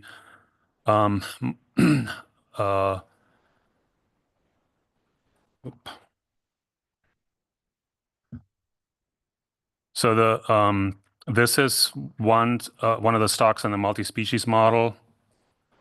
And one of the recommendations is that the multi-species model projections could be used in. Actually, I apologize. I am not sure if I can do this bullet justice off the top of my head. So I think I'm just going to skip this. But we did talk a bit about exploration of economic indicators and community indicators similar to sablefish. This is an ESP that wasn't quite as developed in terms of the socioeconomic indicators, and we had some specific suggestions for useful indicators for that stock or useful refinements of the indicators. We had a comment on refining some of the prey availability indices that tend to be informative about mortality in these stocks, as well as habitat of, an index of spawning habitat, and in the context of understanding what changing distributions might do to the spawning potential of the stock and and the consequences for survival of the offspring. And then finally, we also commented on a couple other indices, including a temperature index that better captures sort of the thermal environment of that the fish experience, because temperature variations are important to the growth and survival of these fish. And then we had a comment on in the socioeconomic section on perhaps addressing impacts of competition with Russian cod and other export market considerations.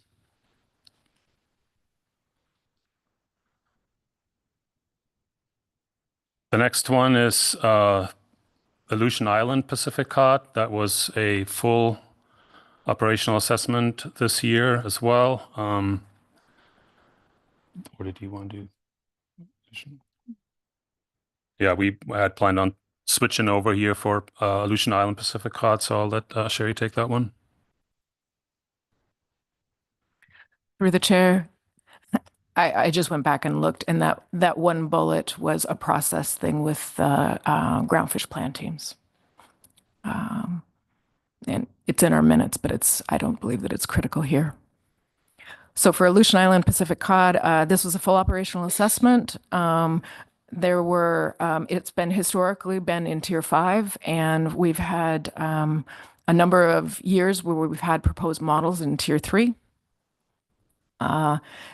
You heard about the trends before. So there was a Trawl survey in 2024, and Pacific cod biomass AI PCOD was in 2024 was that's interesting, was the lowest in the time series, but it was close to the 2022 biomass.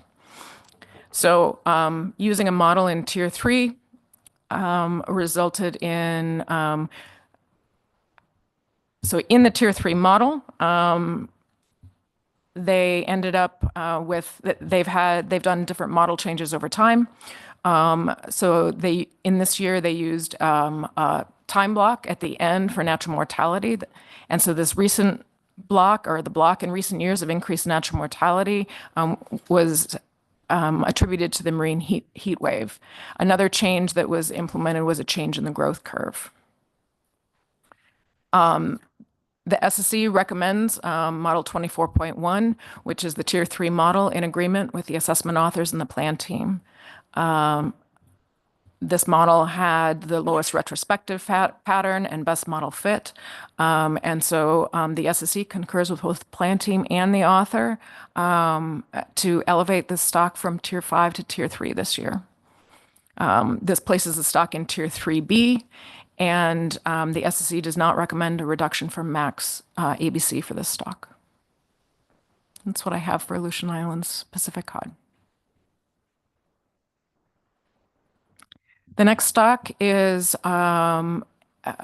Greenland turbot. This also is a full assessment. There's been a long decline in biomass, and this continued in 2024. It decreased by 6%, and this is in Tier 3A, and the SSE agrees with the authors of the plan team for Model 16.4C. So the SSE then agrees also with the OFL, and but the SSE did disagree with the plan team and the authors' recommended reduction from maximum ABC. So the SSE recommends a 25% reduction from the max ABC, and this is greater than was recommended by the author and the plan team. That was 10%. One note that I wanted to make that I forgot to put in this version of our minutes, and we will add to our final one, is that the SSE made this decision for the 25% reduction during the review of buffer considerations across stocks at the end of our groundfish specifications item. So we took up this assessment. We came up with a decision, and this was to support the plan team and author reduction, which was 10%. After we heard all the stocks and all the considerations, we changed our decision at that point, came up with justification for reducing it to 25%. But one thing that you may already be aware of is that by the time, due to the overlap between the SSE and the AP meetings, by the time we made that decision, this had already gone through the AP, and so there wasn't time at that point for the AP to consider this.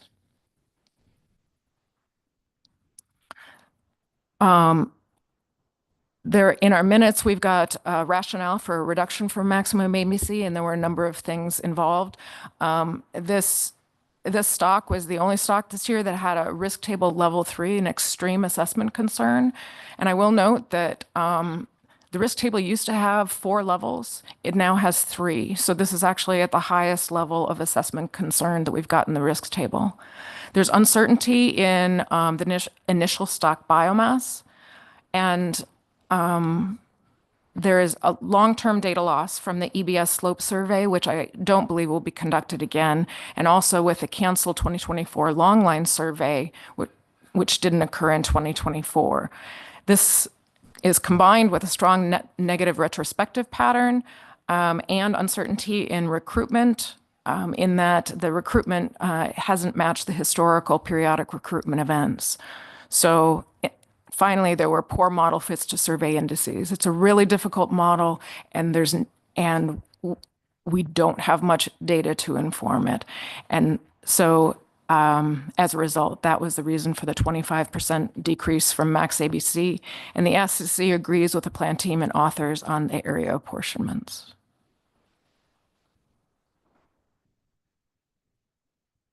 Dr. Dressel, I think we have a question. Ms. Baker? Thank you, Madam Chair, and thank you for walking through that. I wanted to go back to the previous slide and ask if the SSC's review of buffer considerations across stocks, is that a process that was new this year to this particular harvest specification cycle? Through the chair, Ms. Baker, no, it was not actually. We also had a spot for that last year. One of the keys is that on our e-agenda, there's not a sign up for public testimony for that, and so you don't see sort of a button there that this is a topic being taken up. But no, this was scheduled last year as well. And then in the past, we've done this kind of ad hoc. If we got through all of them and somebody had a concern, then we would reopen it without any notice to anybody. And so at this point, this was actually a planned time at the end in case there were any concerns that the SSC had after hearing across all stocks.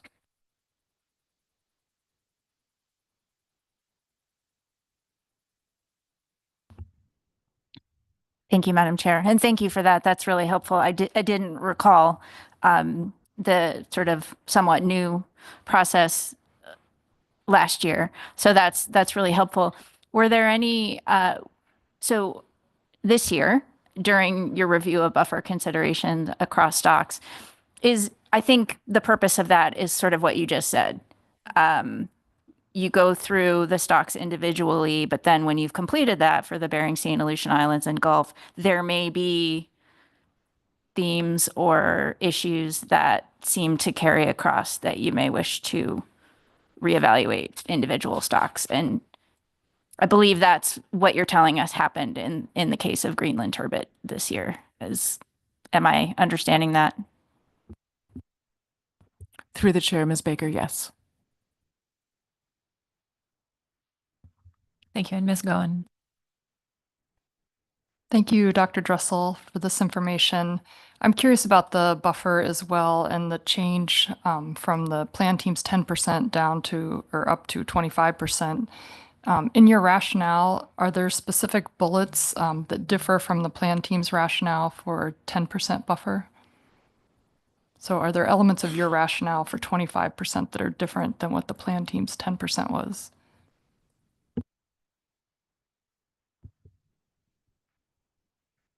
Through the chair, Ms. Goen, I can't off the top of my head remember. Often the SSC will add considerations to what the plan teams have named, but not always. And so that I don't know. I do know that the wording in our report and the sentiment was that we did believe that the 25% was a better indication of the extreme nature of the combination of these events. But specifically, I could go back to the plan team's minutes, and I can get back to the council on that one if there are different categories.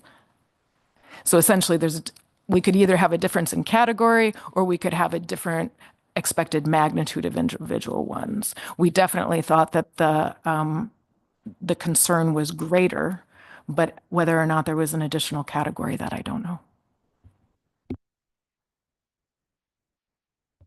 Thank you.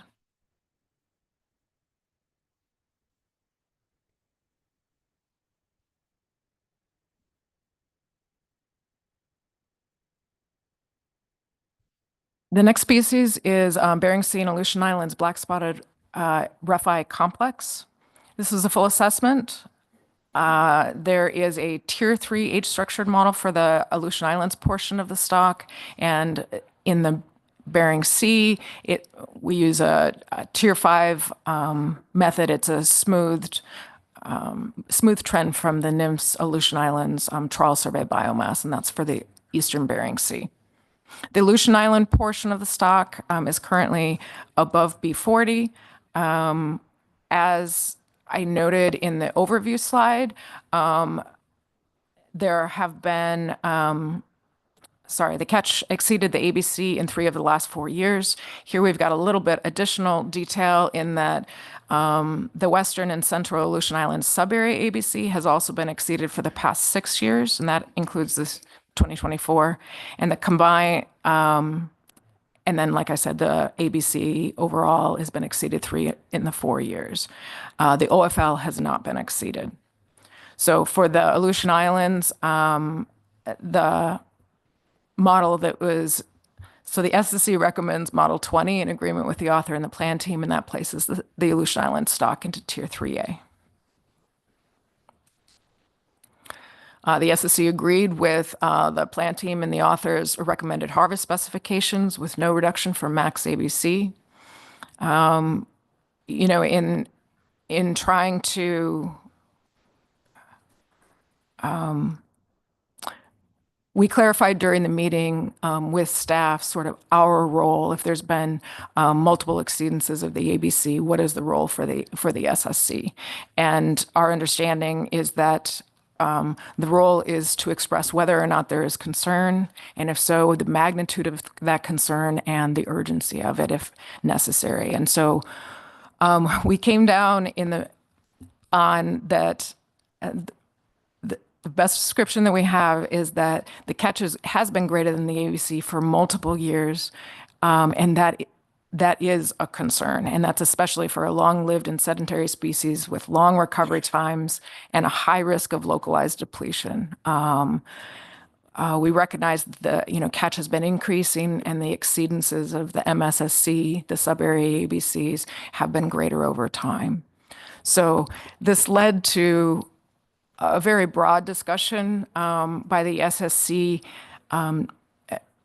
again, coming back to spatial management measures. We discussed, why the maximum subarea species catch has not been successful in limiting the harvest in the Western Aleutian Islands to keep below that MSSC value. And we highlighted, our discussion highlighted that, there are a lack of consequences for exceeding an MSSC, and that the catch, this is also an incidentally caught species. And so the POP attack had been going up. When we're evaluating, we have been coming to the council and expressing our concern for the stock complex for a number of years. And there have been overages at these different levels over time, and we've known that there is, that, like we said, it's a long-lived species. You also have to consider, however, what's going on in the population dynamics for black-spotted rougheye complex on its own. And there have been, in this year, we noted positive signs for this stock complex. There's been increasing Aleutian Island survey biomass since 2016, an exceptionally large 2011 year class. And we've heard through public testimony that there have been increasing challenges during this time in avoiding the incidental catch despite the management measures that are in place. So I think what this comes down to is when we're trying, one of the things that we have to do if we're trying to explain the magnitude of concern is we need to really compare that to the demography of the species, or how, what is the risk of localized depletion? And so some species are more sedentary than others. Those are more at risk for localized depletion. In this case, there's conflicting evidence for the genetic structure of black-spotted rougheye. It makes it difficult to do this. So even moderate levels of demographic or population connectivity combined with a species that lives this long can result in the lack of genetic structure.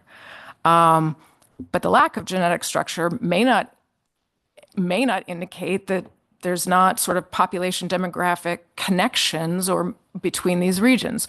That is why when we've come to the council in the past, we haven't been able, we have not made a switch from we haven't changed the level of the OFL and the ABC. And it's partly because in order to do that, you have to understand and know about the demography. And so this is just highlighting one of the difficult things that's at the core of expressing amount of concern, magnitude of concern, and urgency of concern. That is what I currently have for Blackspotted Rougheye. Thank you, Dr. Dressel. I think we're ready to move on. Okay. The next one is Shortraker Rockfish, and this is for the Bering Sea and Aleutian Islands. This is an operational update, and there were some survey abundance changes for this species. So the 2024 Aleutian Island Bottom Trawl Survey decreased 40% from 2 years ago. The 2023 EBS Longline Survey decreased 11% from 2021. And this year there was not a longline survey in the Aleutians. So catch has been well below ABC.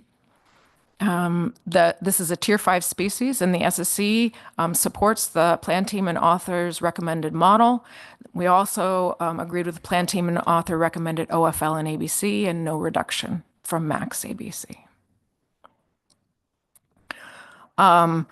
This goes into a little bit more detail that the observation of a 40% decrease in the AI bottom trawl survey in 2022 what was associated with the second lowest biomass for this species in the time series. There was a lot of uncertainty, though. This is a rockfish species. When you have a survey, there's a lot of times variance around it. So the absence of the 2024 AFSC Longline Survey further exacerbated the data gaps and the understanding of how much is the true decline in this population. So the author recommends that the author examine and present any new survey data in 2025. So it's not known right now whether there will be a longline survey in the Aleutians in 2025. If there is, the SSC recommends that the author examine that and that be reviewed by the groundfish plan teams in September so that they get longline survey updates, and our request is that they look at it at that point, particularly because this species is scheduled to be a catch report in 2025. And so if there's more survey data, it would be valuable to see that and know that in September in time for decisions to be made if the agency had additional information and chose to change the assessment type. That's the outlook. That's what I have for Shortraker. For other rockfish, we recommended Model 22 in agreement with the author and the plan team. We also agreed with the plan team and the author and recommended harvest specifications with no reduction from max ABC. Same thing, we agreed with the plan team and author on area apportionments.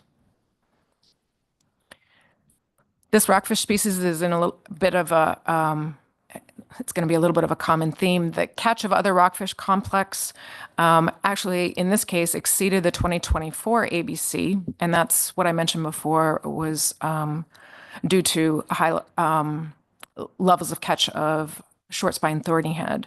So the SSC discussion was focused on the large 23% decline in the estimated biomass for this complex in general, and that was strongly influenced by a 61% decline in the longline survey index of short spine thorny heads. Now, again, this is a rockfish species. There's likely variability in that estimate, but it's not well known what the actual decline in the population of short spine thorny heads is.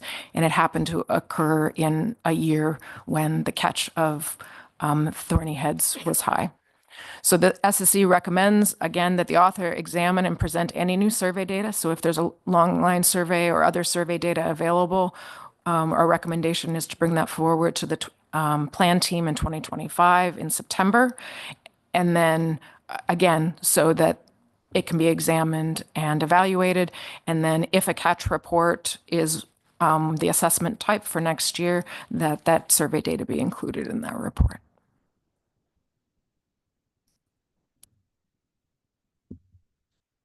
Thank you. Ms. Baker. Thank you, Madam Chair. I'm sure I'm just not following something still on slide 31. The second bullet, the 61% decline in the longline survey index. So that's something different than the longline survey because we didn't have that this year, right? So I'm confused about that.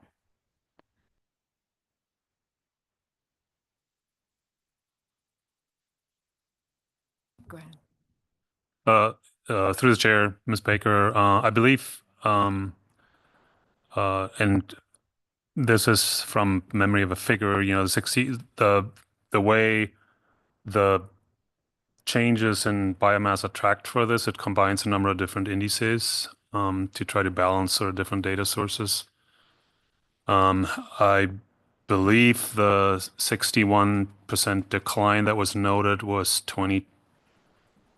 I think the survey is biennial in the Aleutians in odd years. So I think it was between 2021 and 2023 perhaps, but I'm not entirely positive. I just recall the figure was the arrow on it and a 61% decline, which is not biologically reasonable for something like Thorny Head, or highly unlikely at least, unless there's a massive mortality event of some sort. So it's much more likely to be survey variability.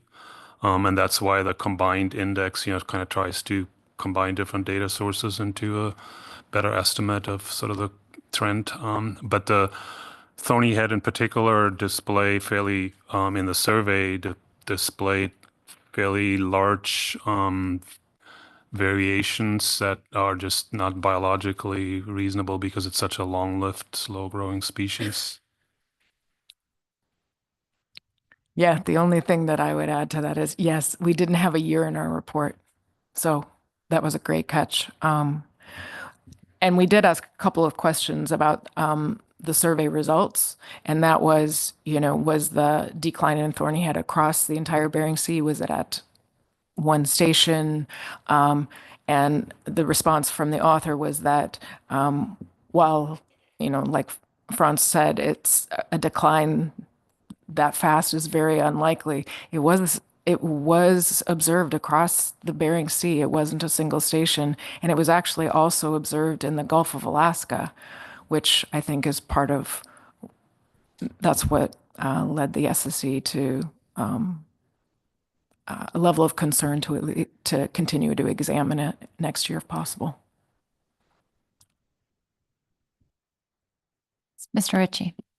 Thank you, Madam Chair. Thank you for the report and for answering all of our questions. I hate to go back to Greenland turbot, but I'm just seeing at the end of the report here that the SSC suggests the next operational stock assessment be considered for next year rather than waiting for the scheduled 2 years. And I think that's probably something that stakeholders would be in favor of, just given that increased level of uncertainty. And I'm wondering if that's something that's likely. Is it normal to do things like that? I just would like to know a little more.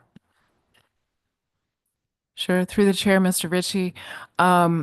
So the schedule of assessments is actually determined by the agency. So that's while the SSC has reviewed the prioritization on like whether or not you get an assessment for a certain species every other year, every 4 years, and gives our recommendations. Ultimately, that's an agency call. In this case, it would be an agency call.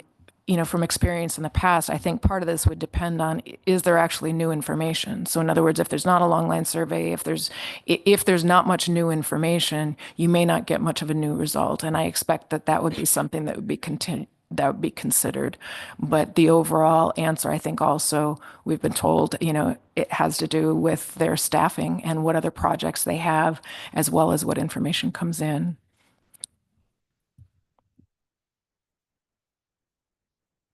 And Ms. Goen. Thank you. Being new to the groundfish process, when you were talking about black-spotted and rough-eye rockfish, you noted that during the maximum sub-area species catch, that accountability measure hasn't been so successful, in part due to its incidental catch in the POP fishery where the TAC has increased. And it got me thinking, pollock is also going up, and I know there's concern over salmon catch in that fishery. Does the SSC discuss some of these trade-offs when you're looking at setting harvest levels and making recommendations?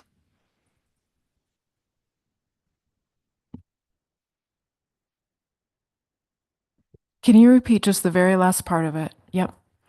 Yeah, when you're looking at setting harvest levels for the various species, do you look at how that may impact other species of concern and their catches? Ms. Goen, do you mean ABCs? They don't set harvest levels. We do. Oh, so they set the ABC, we Yes. set the TAC. Mm-hmm. Never mind, you're off the hook.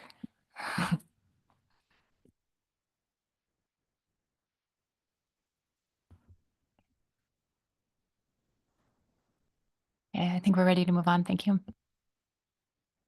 So that was actually the last slide of the ones that I picked out and thought would be of most interest to the council. If there are additional species from that list at the very beginning that council members wish to hear about, I am glad to do so. Trying to go back, it's very, very beginning. There we go. So the ones on that right side are the ones that I didn't speak about, but do have slides and are in our report. Thank you. I'll see if there are any questions from this list on the right. Okay, or any remaining questions on the report? Okay. Seeing none, thank you very much. Appreciate your time. So we will transition to the AP report, and I noted to the public to sign up before the end of the SSC report. I meant to say the AP report. So at the conclusion of that AP report, we will close the sign up list for public testimony. Thank you.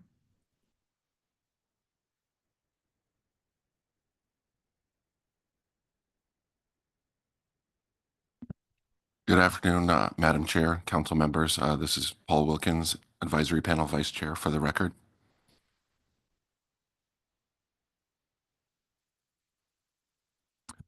On agenda item C1, the advisory panel took action.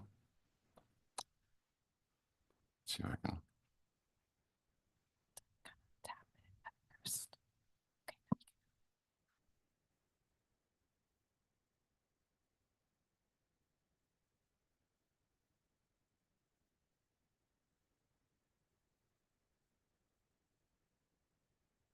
The motion on C1 reads as follows.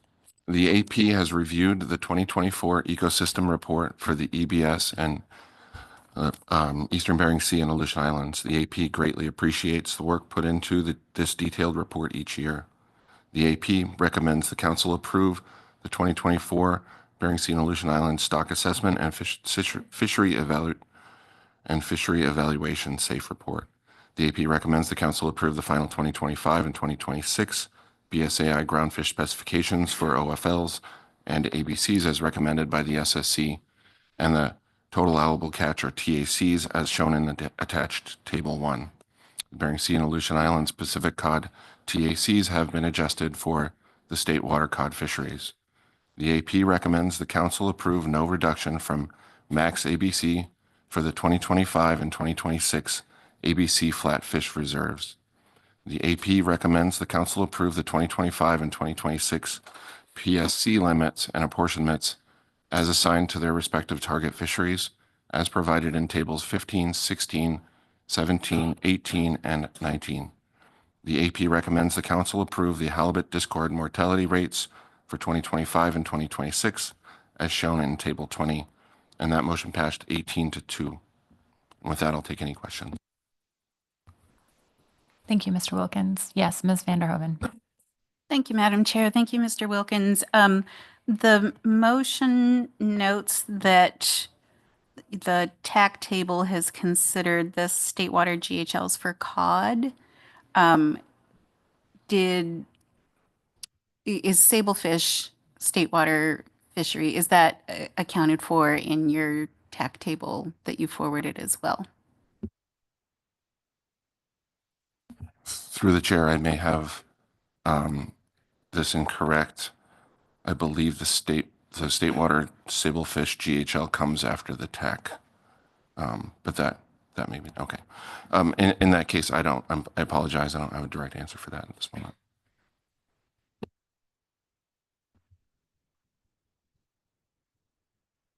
Thank you. Any other questions on the AP report? Okay. Seeing none, thank you very much, Mr. Wilkins. Thank you.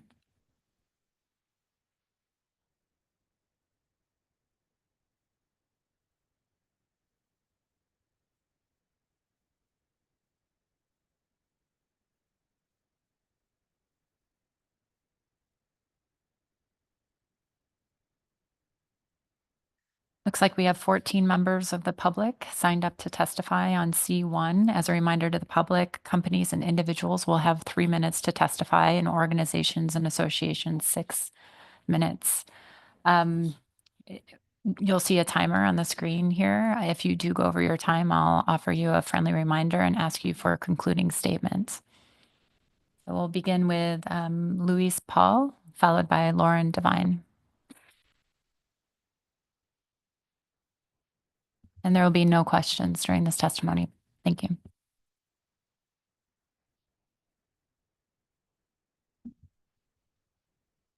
Good afternoon, Chairman and members of the council.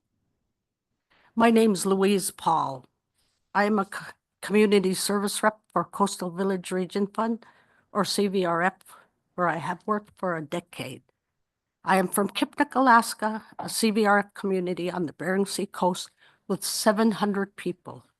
CVRF's 20-member communities are located in the ABCP region who depend on a healthy marine resource, as well as the programs provided by the Bering Sea Pollock fishing. Each year, CVRF provides $12 to $14 million directly to communities through much-needed programs and projects. The people rely on these benefits to alleviate the hardship they face. Benefits include heating oil, which average $8 a gallon. Each month, people have to choose between paying their light bills, putting food on their table, or keeping their homes warm during the winter season. We take advantage of any little income that we can, and one of the programs that provides is employment for youth. $20 may look different in the city, but for us people in the village, that can buy 3 gallons of gas for an ATV that we run around in time to conduct daily chores or living. The youth program provides a pathway to maritime jobs because there's a lack of opportunity for employment, giving them opportunity to get certifications, technical skills, and good paying jobs for the future. The People Propel program helps people afford subsistence equipment, much needed equipment used to go and gather foods we need from the land and water. There are no Costco's, Fred Meyer's, or Walmart's nearby, so this saves us some funds because of the high cost of goods in our community local stores. Each community within our region, tribes, are combined with Association of Village Council Presidents for certain benefits, but they do not speak directly for our people. We are grateful for the services they provide for certain populations, but that is only to provide to a specific percent of the population, whereas there are people who are over income limits and struggle to make ends meet. We recognize and draw on the different government funding that flows, for example, through for our region healthcare provider, YKHC, ABCP Housing Authority, ABCP Inc., and for local governments and other social services. However, As much as we appreciate their services, they do not fill in the economic distress that is a void that is prevalent in our region.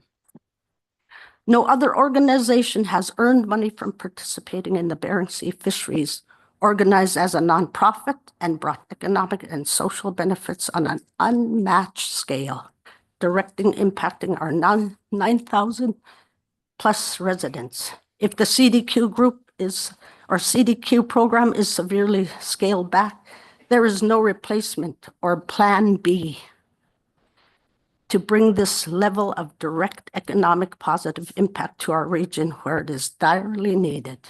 The council should select a sustainable catch level that best supports the CDQ program. Please help direct this economic positive impact to our region where it is direly needed. Thank you, Poyana Jekna, for your time. Thank you for your testimony. Next up is Lauren Devine, followed by William Neneg.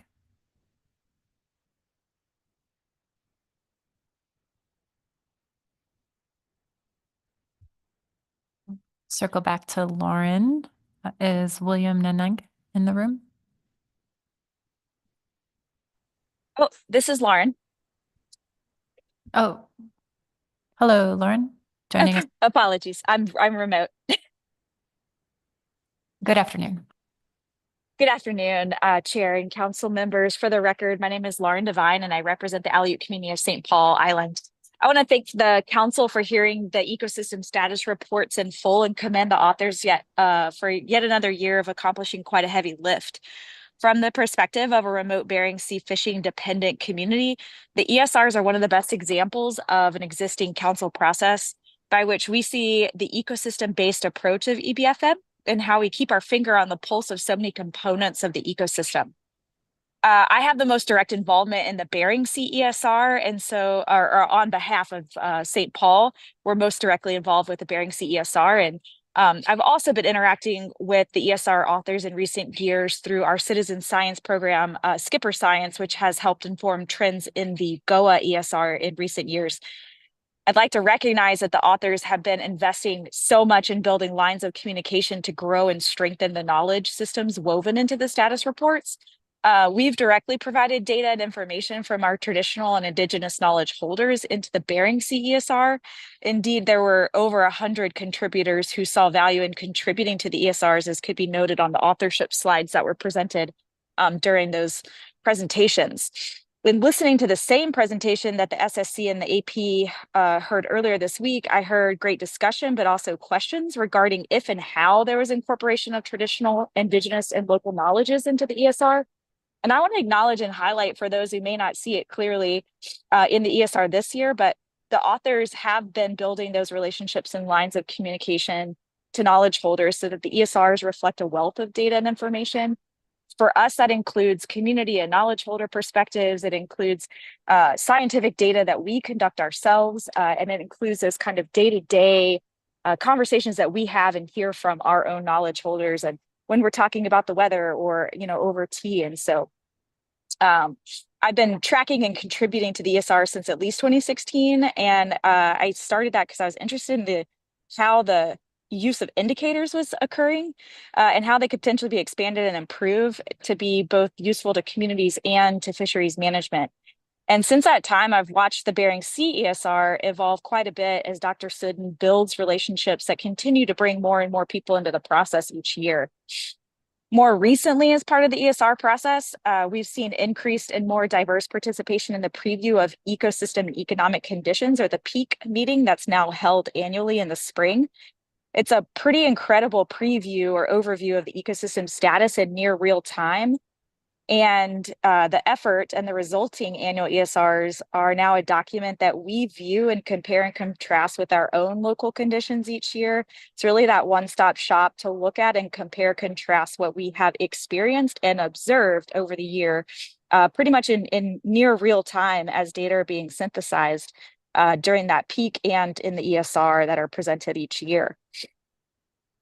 I mention this because on St. Paul, it's long been recognized that, the collective body of knowledge is a melding of many different ways of knowing, from learning and talking with visiting scientific researchers and the kind of woven into the own lifetime experiences and traditional practices of our community members. And all of this to say, it struck me that there were questions about whether and where traditional, indigenous, and local knowledges are in the ESR this year. And to me, that's a positive sign that the authors are walking the walk of weaving knowledge systems together.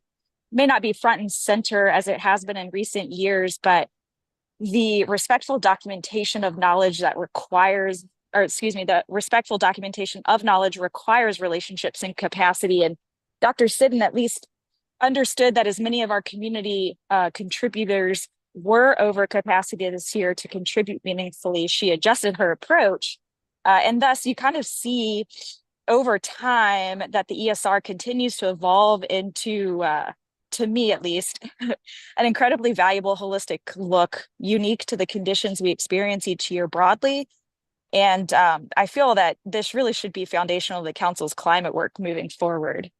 The nature of the ESRs is already ecosystem based, and thus our look at ecosystem based fisheries management right now. It's also responsive to changing climate conditions. They're already baked into the reports in a sense from year to year. There are a lot of varied climate efforts and new product and on-ramps that are coming into Council discussion, but I want to encourage the Council, as I have in the last few years, not to lose track of the ESRs and to encourage discussion about how we better use the information delivered in that document to inform management moving forward, especially in the context of climate change. As the Council hears and considers from the Climate Change Task Force, for example, at this meeting and in future meetings, I ask that you consider how the ESRs can form the foundation or cornerstone for our future processes involving climate work. With that, thank you for your time. Sorry for the unmuting difficulties. Thank you for your testimony, Dr. Devine. I'll see if there are any questions for you. Seeing none, thank you for joining us this afternoon. So our next testifier is William Nanang. Is William in the room? He's scheduled remote. Oh, thank you. I didn't see that. He's not on yet. Okay, we'll circle back to William. So Linda Benkin is next, followed by Katie Kashitok.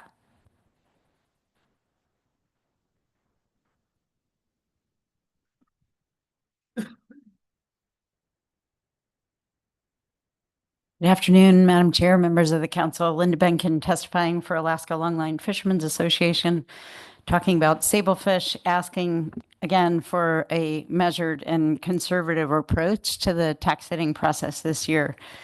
Did you put up I had a chart that was with my testimony. Hopefully it can be put up. If not, it was in my written testimony, and I hope you have access to that. We feel strongly that the maximum catch strategy that has been launched at these large year classes of small sablefish really undermines the ability of these year classes to grow, mature, and continue to support the fishery well into the future. We have seen over time, every time there's been these big year classes, we hit them hard, and then the spawning biomass drops below where it was before the year classes, once those year classes go back to average or below average sizes, which is sort of the episodic pattern of the sablefish stock. We don't want to see that again. We feel like counting on another big recruitment in the future when everything is changing with a warming ocean is irresponsible. And we want to bank these fish and be more conservative. So again, asking you to be conservative with tax and to set tax where they were set in 2024. The Council is probably aware right now, 81% of the spawning biomass is made up of these recent year classes. So in other words, 81% of the population is age 10 or younger in a species that can live to be 90 and regularly lives to be 50. So it's really a truncated age structure. We're hoping in the future that structure, and the fact that we have such a poor stock structure can be part of the ABC considerations for sablefish. But for now, we ask that you consider that as part of the TAC. Hopefully, you're also aware that the 2024 fixed gear sablefish stock assessment did not take place. We had an off year for the Gulf. Last year's Gulf stock assessment showed a 50% decline in sablefish, which may or may not be real, but is certainly troubling. Also, that there's no CPUE data for the fishery since 2022. So you don't have the kind of data on the fishery that you usually have in front of you. And we are increasingly hearing concern from the grounds about the CPUE that fishermen are experiencing. Started strong in the spring, dropped off really quickly. It's been a lot poorer fishing than people would expect, given that only about 50% of the TAC has been utilized. We are really grateful for the work that Dr. Cunningham is directing to evaluate management strategy for sablefish, to look at harvest control rules and dynamic reference points. We're optimistic that this will result in some changes to the harvest policy, and we're eager to see that work come forward. Relative to value, I did not see it presented here, but I know it's part of the reports that you probably saw earlier when I was out of the room, but that the value for sablefish right now is at its historic lowest point for the harvest. It's 63% below the 2014 and 18 levels. Fishing costs have only gone up. As I'm sure you're aware, fishermen are under a lot of pressure right now. They're pushing it on the weather, and they're taking risks that is resulting in more accidents and fatalities. Heavy pressure on these small fish, the quadrupling of the TAC since 2016 may not have caused, but has certainly contributed to a real market disaster. Raising TAC still more certainly won't help. In our written comments, I tried to illustrate, we didn't have new information, but how the 5-year averaging of the survey that is how we are now apportioning relative population weight between areas or biomass between areas and setting the ABC results in a time lag as these small fish start to move out of the Bering Sea and into the Gulf. It takes a while to catch up with that movement. We could see last year with the data that there was actually less biomass in the Bering Sea relatively than the apportionment was pushing out there with the ABC. Since we don't have a survey, it's hard to know if that's whether that has been exacerbated going into this year. But again, we would just urge extra caution for setting that Bering Sea TAC. We understand the move that was made in the AP. We don't support that, of shifting 1,000 metric tons from the Aleutian Islands to the Bering Sea. Understand their idea was to keep the TAC level across both areas, but move that fish. That will result in more harvest in the Bering Sea, will result in more harvest overall, since the Aleutian Island TAC is not utilized and the Bering Sea is likely to be utilized. There's also certainly an allocation issue there, where in the Aleutian Island 25% is allocated to trawl, and in the Bering Sea 50% is. We don't support that move. We think it's has a conservation impact. Ms. Bacon, I'm sorry, your time has expired. Sorry. Okay, I will wrap up there, but happy to answer questions. I'll see if there are any questions for you. Yes, Ms. Vanderhoven. Thank you, Madam Chair. Thank you, Ms. Bacon. I've heard for a couple of years your concerns about the economics of the fishery, and we had our economic reporting on the sablefish fishery, and I know that's something that we're continuing to look at. I know at the ASME meeting this week here in town, there was a presentation where sablefish was highlighted as one of the kind of bright and shiny, doing great kind of a species. And so I guess my first question is, are you Are you familiar with that presentation, or were you by any chance able to attend that presentation? Through the chair, Ms. Vanderhoeven, I did not attend that presentation. I know there's some efforts to try and market small saleable fish and to do more value added, but the information that's been provided and certainly our knowledge of the markets is that we're at historic low values for ex-vessel prices, and I believe that's what was presented to you. It's certainly our experience right now as a fleet.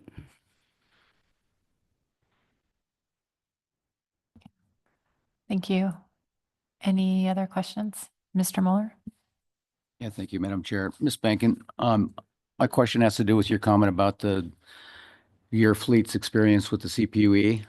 Is this a multi-year trend that you are expressing, or is it just this last year? And does it include multiple areas? You referenced the Bering Sea, but I'm curious if your fleet is experiencing it in a broader sense. Yeah, through the chair, Mr. Mueller, we have been hearing from fishermen for the last few years that they were concerned that CPUE certainly is not as good at what it was when we had big year classes before, or even as good as it was 10 years ago. That's my experience as well. You may have a set that's quite strong, but the next set that's really similar in where it's placed and every other aspect is really weak. So the fish are much more patchy than we would expect, even what the stock assessment is saying in terms of abundance. And as the season went on, there were times of the year when fishing was quite slow. And we heard those reports across the Gulf as well as into the Aleutian Islands and Bering Sea. Just a lot of concern from fishermen that, really if stocks are this strong and we've only harvested less than 50%, why is fishing not better? Thank you. And Ms. Baker? Thank you, Madam Chair. Thank you for your testimony. I would like to make sure I understand your comment about apportionment. And what I understood you to say, and I hope you'll please correct me if I'm wrong, is that because of the apportionment process we have established for sablefish, I'm thinking particularly between the Bering Sea and Aleutian Islands, because we don't just follow the survey from year to year. There's another way that we do that. Because we did have a survey in 2023, I think I heard you say for the 2024 specs process, there was actually less biomass in the Bering Sea than we apportioned to it, or that's what the data would indicate. And so then, of course, we didn't have a survey this year. So I think that's why you were recommending caution, but please correct me if I'm not following that train. Yeah, thank you through the chair, Ms. Baker. Thank you for the question. Yes, that's what we tried to show based on the data we had from 2024, from the 2023 survey as we went into 2024, that in averaging the survey for 5 years, it takes a while for the apportionment to catch up with where the fish are at a time with these big year classes that they are really moving around a lot. I think once the age structure recovers, hopefully it does, that the stock will be less mobile, but that right now we could see last year that the apportionment was calling for a higher ABC, TAC in those Bering Sea Aleutian Islands than what the survey that we had in 2023 was actually finding out there. Thank you. I hope that is clear. Thank you for your testimony. So next up is Katie Kashatok, and there will be no questions during this testimony, followed by Stephanie Madsen. Good afternoon, Chairwoman Drobnica and members of the council. My name is Katie Kashatok. I'm from Kipnuk, Alaska, a small village on the Bering Sea coast with more than 700 residents where my family still resides. CDQ plays a huge role in my family's lives with the benefits provided throughout the year.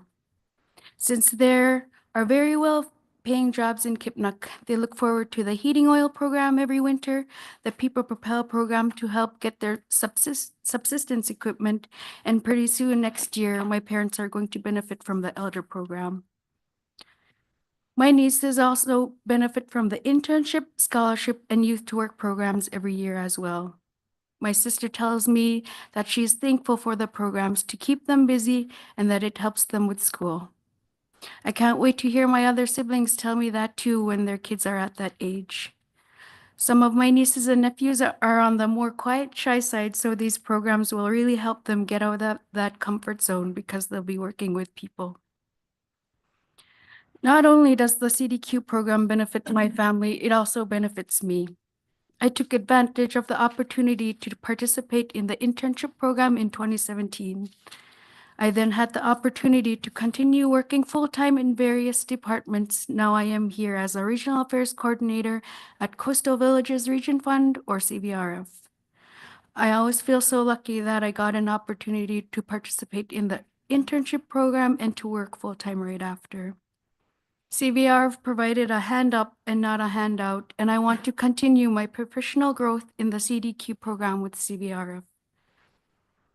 I like working with and helping people, so working with the People Propel program always feels like I am helping people. I hear positive feedback from residents with how much they are thankful for our programs since I talk with residents over the phone throughout the year. In 2023, CVRF reached a milestone. The People Propel program has made possible more than $50 million in purchases by CVRF residents. Equipment like snow machines, ATVs, outboards, and more directly support subsistence lifestyle in our region.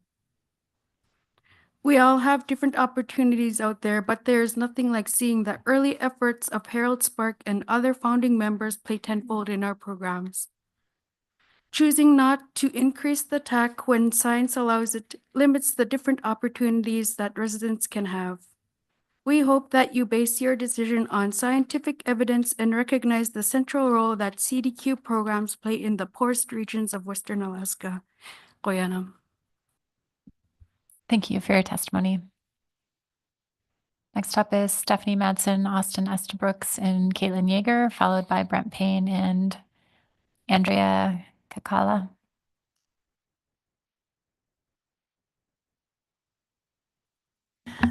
Good afternoon, Madam Chair, members of the council. I'm Stephanie Madsen, outgoing Executive Director of the At-Sea Processors Association. With me today is Caitlin Yeager, who will be taking on my responsibilities on policy and engagement. So you'll see Caitlin.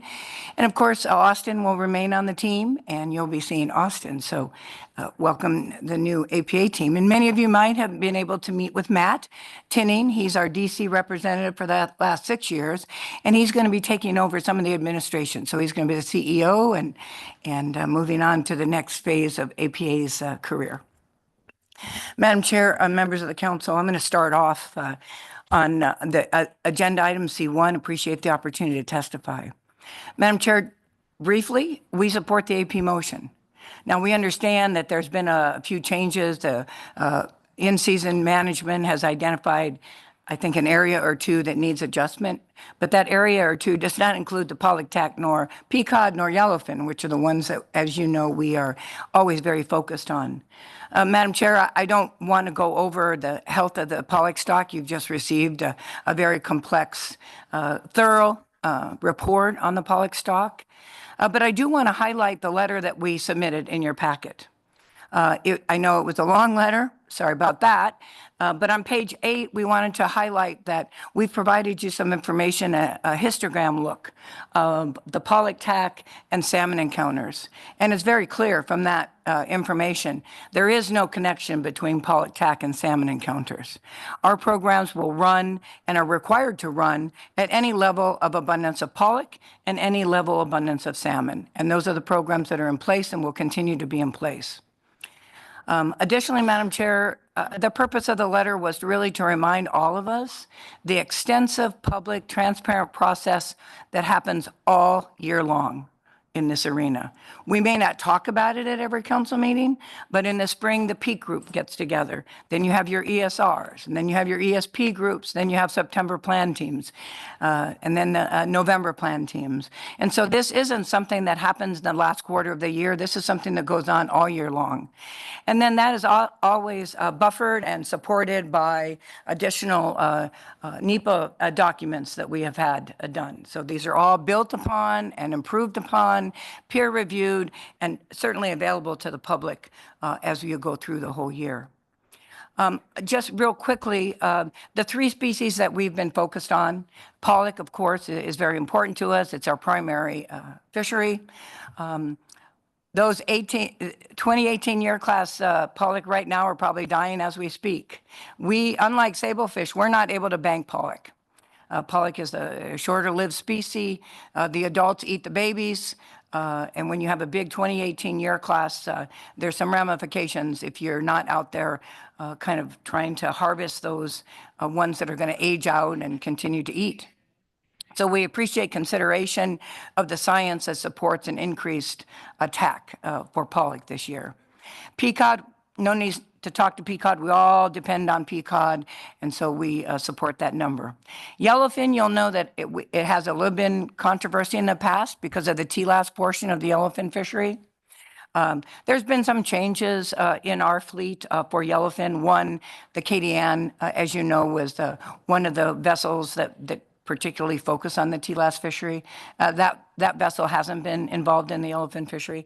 And some of our bigger boats that are interested and have history in yellowfin really haven't had the need or the opportunity to harvest yellowfin. So we were able to work with the other sectors and reduce that yellowfin. You'll recall that it's a stair step so that TLAS has a certain portion. So, Madam Chair, members of the council, that's our testimony for today. We're happy to answer any questions, but I will turn it over to my colleagues. Looks like I'm going to give them a little bit more time than I gave them in the AP. So they've got about 2 minutes and 23 seconds to come up with something.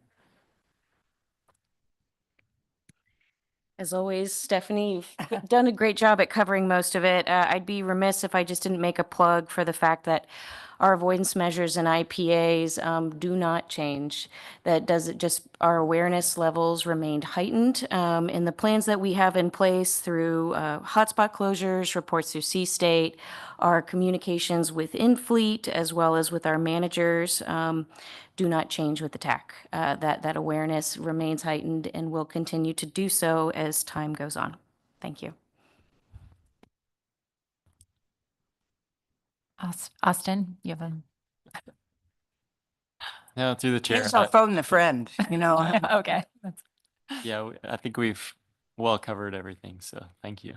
Thank you. Okay. Any questions for the testifiers? Mr. Dwight. Thanks, Madam Chair, and welcome, Ms. Yeager, to your new position. I appreciated the reminder about the avoidance plan and the avoidance tools that APA members use. And I know we'll get a full report on how 2024 went at a future meeting, but I'm just wondering, from your perspective now, was there anything in 2024 and how those tools worked in 2024 that you're going to be working on in the off season? Or was 2024 another year of really effective use of those tools? Through the chair, I think this is one that maybe Austin and I can sort of answer on a combined note. I'll refer back to the awareness levels. I believe there were some voluntary measures that were taken within the CP fleet, which we'll continue to do. But just the increased communication and heightened awareness and timeliness of data sharing. And that's not just occurring within the CP fleet, that is across the fishery. Austin? Yeah, through the chair, I mean, I would say it was obviously a banner year for our fleet in terms of chum salmon avoidance in particular. It was, I mean, the lowest chum salmon bycatch that we've seen since 2012, which was that massive ice year, extremely cold, large cold pool. And in 2024, I mean, obviously you just got the reports. There wasn't as extensive as a cold pool this year, but I just think that the salmon were out there, but they were mostly distributed closer to the shelf break in the deeper basin waters, and then and every year is different in that regard, in terms of how much salmon come up on the shelf to feed. And I know that our boats did encounter some salmon in those deeper waters as they moved toward the shelf break. But as soon as you know that they're there, I mean, our boats are gone. And so, yeah, just playing on Caitlin's heightened awareness. I mean, vessels really are moving at the first sign of any salmon encounters. Madam Chair, Mr. Twite, if I could just kind of wrap up your question. One, we want to be clear that the numbers were very low, but what you don't have is the genetic information yet. So we're not quite positive about the chum that we caught, where they were destined. You know, what was the Western Alaska component? You're not going to really know that until April. So we're looking at total numbers, but we don't really understand what those Western Alaska numbers were for 2024 yet. Additionally, Mr. Chairman or Madam Chairman, Mr. Twite, I think that we are very aware, and with the chum action in front of us, we want to be cautious about the expectations that people may have. Yes, it was a very low year, as Austin pointed out. It's one of the lowest years. But Mr. Chairman, that does not mean that we're going to be able to do that every year. And I don't want people really to walk away saying, well, she said that there was no connection between the Pollock tack and salmon. So that probably means it's going to be lower than it was this year. I'm not here committing to that. Mr. Chairman, you've heard me say, Madam Chairman, you've heard me say it in the past. I don't want to take credit for low numbers because I don't want to take the blame for low numbers, because I do not think that I can sit here and tell you why or how we encounter salmon and the reasons for it. So therefore, we don't really understand the contributors to our encounters of salmon. But just be assured, as Caitlin mentioned, we continue to run those programs, the awareness, the communication, and the sensitivity to the Western Alaska situation. So, thank you. Ms. Goen. Thank you. And before I get to my question, I just want to congratulate you, Ms. Madsen, on an exemplary career as you head into your retirement. You're a tough act to follow. And congratulations, Caitlin, on starting the new role. And appreciate you pointing out your comment letter and the lack of correlation between salmon bycatch and the Pollock tack and the avoidance measures the industry is taking.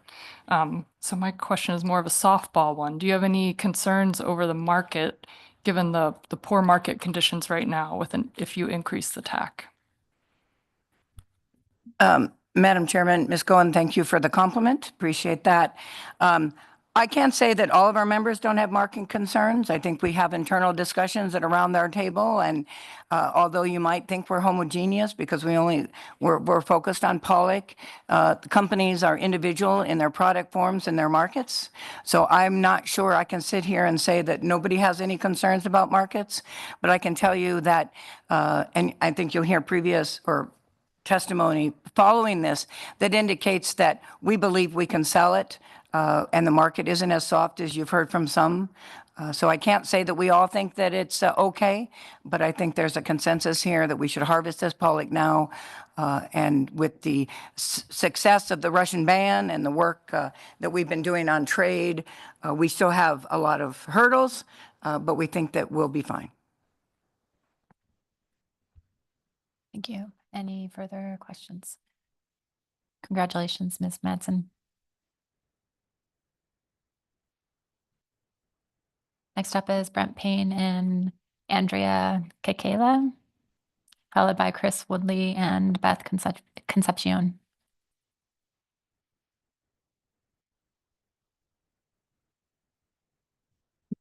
Thank you, Madam Chairwoman and members of the North Pacific Council. My name is Brent Payne, Director of United Catch Boats, and I want to take this opportunity to introduce United Catch Boats' new Executive Director, Andrea Kekela. So, you want to say anything? Or okay, good.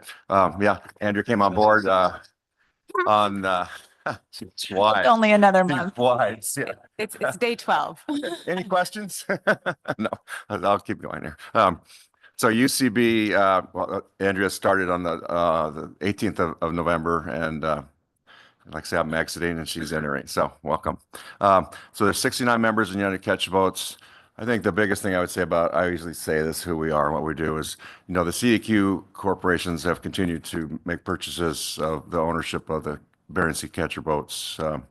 I think of the 69, they have interest in about half of those UCB member vessels, and about 30% of the AFA Pollock quota that UCB represents is owned by CDQ Corporation. So really, I was born in Anchorage. Andrea was born in Juneau.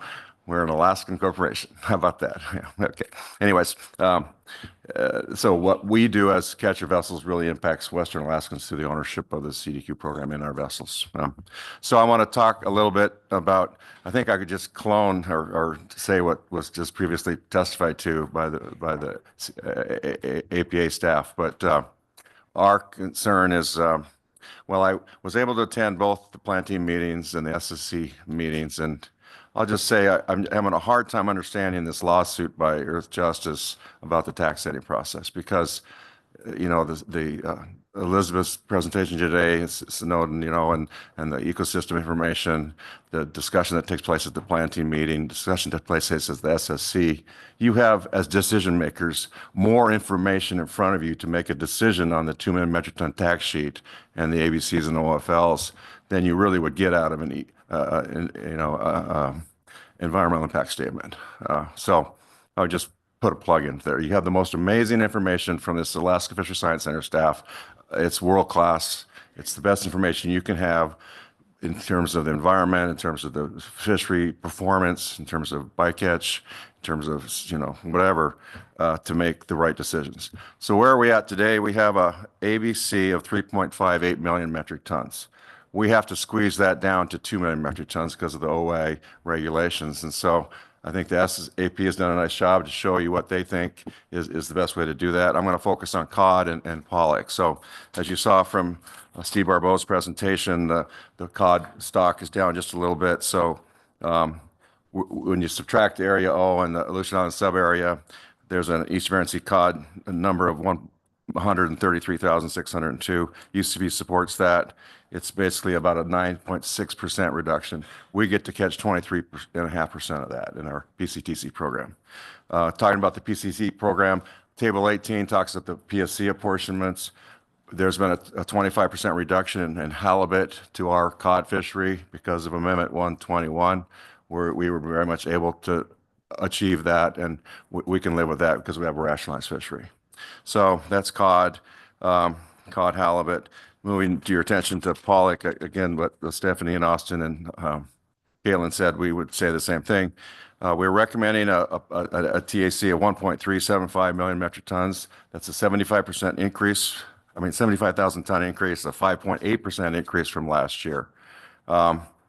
Ms. Goen, you talked about the market conditions. It is tough. The Russians have really thumped the international markets for pollock, and we were able to get a decent ex-vessel price out of the Dutch Harbor and Aquitaine processors, but if you talk to some of those processors, it's tough doing business right now. It wasn't what it was like 5-6 years ago. Pollock is an international commodity. We're trying to grow the markets in the United States, but anyways, the Tier 1, Tier 3, you heard that discussion. Vidar Wesselstead was here, or Terry Quinn, because then they can provide their arguments why a Tier 1 is preferable, but that is what it is. With the Tier 3, however, your risk matrix scores 1, 1, 1, 1. All 4 components of the risk matrix is no concern for pollock. That looks at ecosystem, stock status, fishery performance. So we get A's on all that if you're going to use the risk matrix for pollock. So the 75,000 ton increase, I think, is justifiable. The 2018 year class was the largest class I've seen on record. Really appreciate Dr. Iannelli's work over the years on that pollock dox test, but it's world class. So PSC species, like you heard previously, we balance Chinook, chum, sablefish, and herring. And fortunately for sablefish, it's moved out of the water column where we fish pollock. It I think it's gone below where we fish. And we have a very de minimis, very small amount of stable fish in our fishery. I checked the red king crab numbers. We caught 6 in the zone 1 red crab by the observer program. And then Chinook and chum. We, like Stephanie said, if Susie Sikorsky was here, she'd be the John Groover, telling you exactly what we do. The Pollock captains are acutely aware of every time they set a net what they're doing. It's not what fish you catch, it's what fish you avoid. You minimize Chinook and chum and herring at all levels of abundance. That's just branded into the Pollock captain's brains when they go fishing in the Eastern Bering Sea Pollock fishery. So I'll leave it at that. That's our recommendation. UCB had recommended a range, my board, of 1.326 to 1.365 million metric tons. We're 10,000 tons higher than that range. There were some of my members that wanted just to roll it over. Some wanted 1.4 million. So this was a compromise with other industry members to go to the 75,000 ton increase this year. I might remind you that it's been higher than this in previous years. Thanks very much. You're not going to talk, so any questions? Thank you, Mr. Payne, and Ms. Kaikala. Okay, I'll work on that one. See if there are any questions for you. Yes, Ms. Baker. Thank you, Madam Chair, and thank you for your testimony, and welcome, Ms. Kaikala. I did want to ask, you may have covered this, but just to be clear, with the AP motion for the Pollock TAC, it sounds like your position, you don't have any harvesting capacity concerns about that increase. And I ask because particularly for your fleet, the inshore fleet, you are a bit more limited in where you can fish in terms of fishing grounds. And so I am wondering about potential impacts on PSC species, particularly salmon, and concerns about needing likely to fish longer in the year and the potential implications for PSC. So do you have concerns, one, about harvesting capacity under that increased TAC, and then maybe just a little bit more about the likely implications of needing to have a longer season related to higher TAC? Sure. Through the chair. Number one, no, I think, the shore-based plants, the markets that we have, we did lose one, Peter Pan, and that was a real loss to the King Cove community. There was 6 vessels that fished for King Cove that now had to find that new markets in Dutch Harbor or Aquitaine last year, or into this year actually. They had, when the plant shut down, they were able to find markets, and they were able to boats that had historically there's 4 boats out of Kodiak, and then there's 2 that Yukon Delta owns that had delivered into King Cove. They were able to find new markets, and now they are members, either still in open access or they're in new co-ops for this upcoming year, because they went through that open access period last year, or this 2024. They were able to absorb that. That's Peter Pan co-op is the smallest co-op of all of the co-ops. So you got Westward Alyeska, Northern Victor, Aquitaine, Trident, and then was Peter Pan. And so, no, I think we're fine. If we have when Steve presented the in-season management report, I think his comment about the Pollock fishery was pretty boring. It worked really well. We had some amazing fishing this year, and then, even if you increase the TAC, if you have really high CPUE, you can maybe have a shorter fishery than last year. So if we really get some real dense Pollock schools, and if they happen to be closer to town relative to where the boats have to deliver, we have what we call the rubber band effect. You can only go so far out if you're a shore-based delivery boat, and you got a time stamp on the fish that you first start catching. You got to get it back to town. So no, I think we're going to do okay. If there's the smaller catcher boats have to kind of stay closer in. The larger catcher boats, that can pack 1,000 metric tons, can fish out to the northwest with the mothership fleet and the CP fleet and get that fish back to town without a problem. So even if fish do show up from the north and to the west, we've got the capacity to bring it into town in a timely manner. Thank you. And Mr. Mueller? Thank you, Madam Chair. Brett, Andrea, thank you for the testimony. Welcome, Andrea. So Brett, you mentioned your focus and your support for the AP motion relative to codfish and pollock. And you also mentioned in your testimony that sablefish has become less important, has moved out of the range of where you're targeting your fish. Am I to read into that that you are either neutral on the AP motion relative to the transfer of 1,000 metric tons from the Aleutian Islands to the Bering Sea? Through the chair, it's not our battle. So I just want to let you know, we when sablefish, that couple of those year classes got really huge and they were small and they were in the water column where we fished pollock. We were up, I was looking at the numbers. We caught in 2020 a little over 2,000 tons of sablefish. It's just we'd never seen that before, ever. And it's like, whoa. So I'm looking at the numbers now. We caught 72 tons of sablefish to catch 560,000 metric tons of pollock in the inshore sector, and we caught 14 tons in the mothership sector. So really, we're not seeing any sablefish as incidental catch in the pollock fishery. It's kind of gone back to normal historic amounts. So hope that answers your question. Well, Madam Chair, while I'm disappointed that I wasn't able to drag you into a fight you didn't want to get involved with, I do want to say thank you for all your work you've been doing here and the nice luncheon that you guys put on last week. I believe it was down in Seattle. So thanks again for your testimony. Sure. Any other questions? Thank you. Congratulations, Mr. Payne. Yeah, thanks. Okay, we'll circle back to William. I believe he's online, William Neneng, and there'll be no questions during this testimony. Hi, good afternoon. My name is William Nanning from Hooper Bay, the General Manager for Sea Lion Corporation, testifying as a member of Native Village of Hooper Bay to highlight Coastal Villages Region Fund's role, TBRF hereafter. My tasks include working with many entities as I advocate for public funding for community infrastructure projects. And CBRF is a team member and is involved with the community project development. CBRF is a critical economic driver and has brought monetary infusion for employment opportunities out here. I support their approach to instill success characteristic traits to the youth.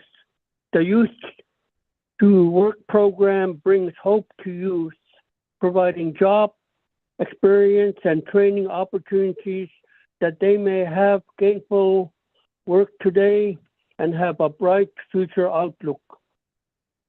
Their personnel and financial support add elements of quality into our lives as housing, transportation, employment, and economic opportunities as mandated by Magnuson-Stevens Act. The People Propel program supports local businesses and enables us to purchase boats, motors, snow machines, equipment used for our subsistence activity. It is our hope that you set a TAC level that recognizes the economic importance of CDQ program to our region and allow the continued delivery of economic hope and social benefits to our people and communities. Thank you, Mr. Chairman. Mr. Chairman. Thank you for your testimony, William. I don't have anything to add. Thank you for joining us. Okay, very good. Thank you. So next up is Chris Woodley, followed by Beth Concepcion, followed by Glenn Merrill.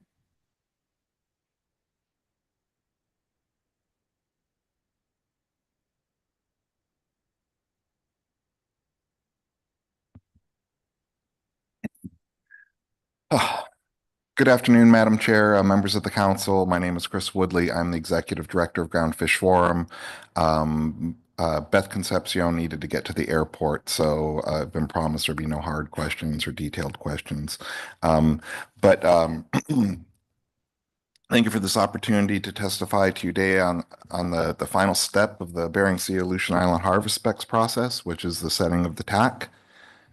To start off, we'd like to say that we support the AP motion, and although my testimony is going to focus primarily on the Amendment 80 species, I just wanted to say up front that we do support setting the Eastern Bering Sea Pollock TAC at 1.375 million and setting the Pacific cod at the ABC for both the Bering Sea and Aleutian Islands following the deductions for CDQ and the state GHL fisheries. Because of the constraints created by the 2 million metric ton cap, and in order to accommodate the increase in pollock, we are recommending decreasing the Amendment 80 flatfish complex by approximately 50,000 metric tons. This overall decrease is comprised of on the tax. What we're recommending is a 60,000 reduction in yellowfin sole and a 9,000 metric ton increase in rock sole, as well as a 500 metric ton increase for flathead sole.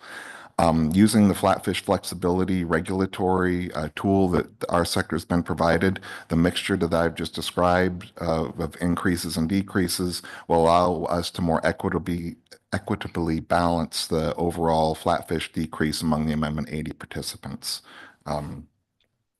Moving to the Aleutian Islands, the Groundfish Plan Team and the SSC recommended an ABC increase for ATKA mackerel across all 3 management areas.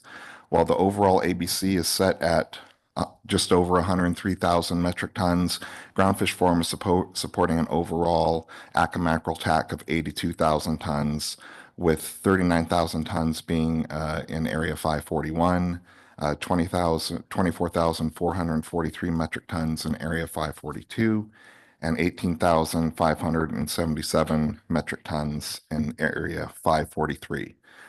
Our member companies typically take 99% of the ATKA mackerel TAC, and we would expect that will be the same in 2025. We would note that our TAC recommendation in Area 543 has already been reduced by 35% to accommodate regulatory measures for stellar sea lion protections.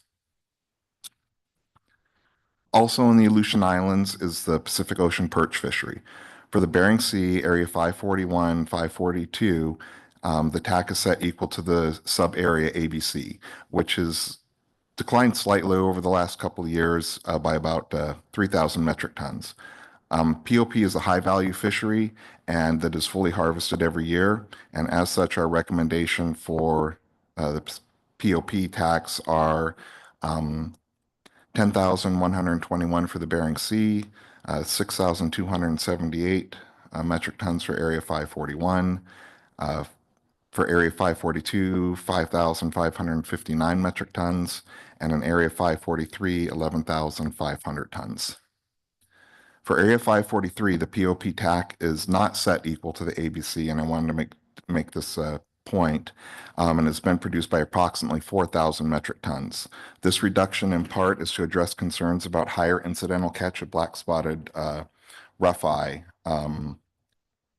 We noted Mr. Curlin's statement earlier regarding a discussion paper to look at, we've heard the discussions about accountability measures, and as it relates to the potential for a discussion paper, if the council decides to initiate a discussion paper, we would certainly want to be part of that process. And we've been working with NOAA for a very long time on trying to manage this particular fishery, and so we would like to continue in that partnership, and we would also like the council and NOAA to consider the issue of surveys in that area as part of. Based on the local knowledge of our vessel operators, there appears to be far more abundance in that area than what the survey would otherwise shows, and we think that if there is a discussion paper, that could be a section that could be part of it to kind of round out the picture of why there may be disconnects between what the survey is showing and what we're actually catching. Lastly, and it looks like I'm getting close on time here, I'd like to finish up with sablefish. Again, we support the AP motion and recommend that the overall Bering Sea and Aleutian Island sablefish TAC be set equivalent to what it was last year, which is about 65% below the ABC. However, we do recommend shifting 1,000 metric tons from the Aleutian Islands to the Bering Sea, where it will provide additional opportunity for both the trawl sector as well as the directed fishery. Again, even with this modest shift, the tax on both the Bering Sea and Aleutian Islands are well below the ABC. And then lastly, based on the conversations and the report that we got from the SSC regarding Greenland turbot, it looks like that the number that for Greenland turbot may be reduced by approximately 400 metric tons, and we would recommend that that be shifted to the Alaska PLAICE fishery if you need to deposit that 400 tons somewhere. The Alaska PLAICE fishery is an important fishery for us and varies greatly year to year, so a little bit of buffer there would be helpful for our fleet to prosecute yellowfin sole in the springtime when the bycatch of halibut and crab is very, very low. And that's all I have. Be happy to take any questions. Thank you for your testimony, Mr. Woodley. Ms. Vanderhoven. Thank you, Madam Chair. Thank you, Mr. Woodley. Just on your last comment regarding moving any headroom created by the turbot buffer into place. I heard you talk about flexibility. Is that because PLAICE is not a flatfish flexibility species? Okay, thank you. Madam Chair, Ms. Vanderhoven, that's correct. Alaska PLAICE is not part of the flatfish flexibility program. So we don't have any options as far as shifting fish in or out of those accounts. Thank you. And Ms. Kimball. Thank you for your testimony, Mr. Woodley. On the issue you mentioned about black-spotted rough-eye rockfish and being part of any further development of new accountability measures, can you kind of characterize better what accountability measures you've been working under to date to give us some sense of what might be possible? Ms. Kimball, through the chair, so that was what Beth was supposed to come up and talk about. But just to characterize it, I feel like what the staff presentations that you heard and those descriptions are accurate, in terms of we've experimented with, fishing deeper, fishing shallower, changing times of season when we're out there. Again, with adjusting the TAC, that was another tool that we looked at to see whether that would make a difference. And from an operational perspective, those are the kinds of things that we've experimented with, and as the staff described, I think those are all accurate descriptions. So I don't think I have anything new to add to that. And I heard it described by several, I think by the SSC and council staff as being a conundrum, and it is. It's so, recognize the situation we're in, that, with needing to look at accountability measures as required by National Standard 1. And again, I guess our ask is, we want to continue to engage in that. And, maybe we can provide some more insights as we go down that path. But, the one thing that did pop to mind today was the discussion of the surveys, because our captains do see a lot more abundance out there than the surveys would indicate. And this has also been an issue in the Gulf of Alaska, where we've, the surveys are limited, by, call it unsurveyable habitat. But our boats can fish in there. So I think it could be somewhat similar situation. So that's why we're looking to at least include that as part of any discussion paper. Thank you. And just a follow-up for clarity, maybe you heard the discussion previously with staff and discussing this issue, but it seems like we're moving more toward regulatory amendments as opposed to in-season management actions in order to control within the ACL. So I'm understanding your testimony as you want to be engaged and involved in providing information to support that process, even if it's not an in-season management action. Did I understand that correctly? Correct, yes. And again, looking at the, discussing this with staff earlier and trying to understand just what accountability measures are, and that's all pretty vague. And so, maybe there's some creative solutions out there that we can that we can come up with. So, thank you. Thank you, Mr. Williams, and then Ms. Goen. Thank you, Madam Chair. Thank you, Mr. Woodley, for your testimony. First, let me say I don't understand all of the fisheries yet regarding who's catching what and when they catch them. But a question that struck me as I was listening to Ms. Kimball's question about the black-spotted rougheye is it possible that moving the sablefish from the apportionment from the Aleutian Islands to the Bering Sea, could that change result in a reduction in encounters with, or is it just a wash? Through the chair, Mr. Williams, I wish I could answer your question. I don't have that level of knowledge. I'm not sure that it's that simple of a relationship. So I don't know if there's an opportunity to get with you later on that, but I wouldn't want to speculate on something I don't have direct knowledge of that trade-off. All right. Thank you. Yeah. I don't think we catch a lot of sablefish in Area 543, but without having the information in front of me, I just don't know. Thank you, Mr. Williams. Ms. Goen. Thank you for the testimony, Mr. Woodley.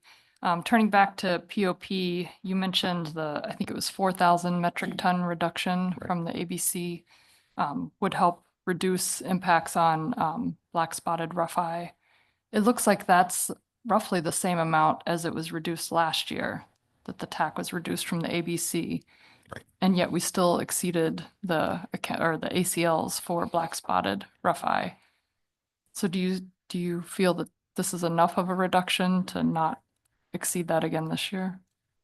And that you have enough measures that you can do to avoid them? Right.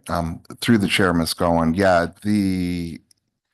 this has been something that we've been doing, like consistently for the last couple of years. I didn't mean to imply that this is the first time we've tried that. And again, what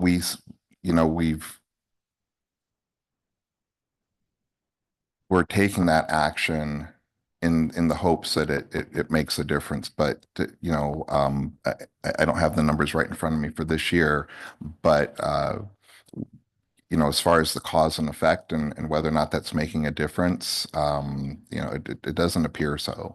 Now, if you want to take it to the, an extreme, then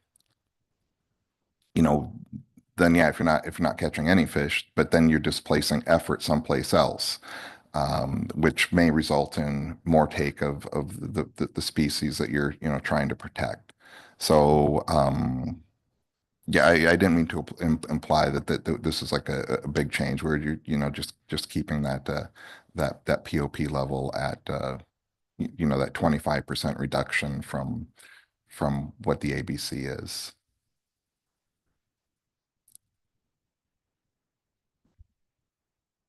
Thank you. I'm not seeing any further. Oh, excuse me, Mr. Sakata. Yes, so thank you for your testimony. I have a question on your yellowfin sole. I only have the groundfish harvest details through October, and I note that in that report for 2024, out of 195,000 metric tons, only 38% had been harvested. I was wondering if you could give me an update on the maybe to date numbers, November, the additional bit. So we updated our report this year or just this past week, and I think we're still at let's see here. Sorry, there's a lot of numbers on the spreadsheet. So for what was allocated to the Amendment 80 sector, we've harvested approximately 60% through this week. that's where it's at right now. Most of our boats have tied up. I don't know how many boats we still have out fishing, but I don't expect that number to change substantially. As you heard in previous testimony, markets for yellowfin sole have not been great. But they have been incrementally getting better. So, I guess hope springs eternal that next year we'll be able to catch more of that limited amount of fish.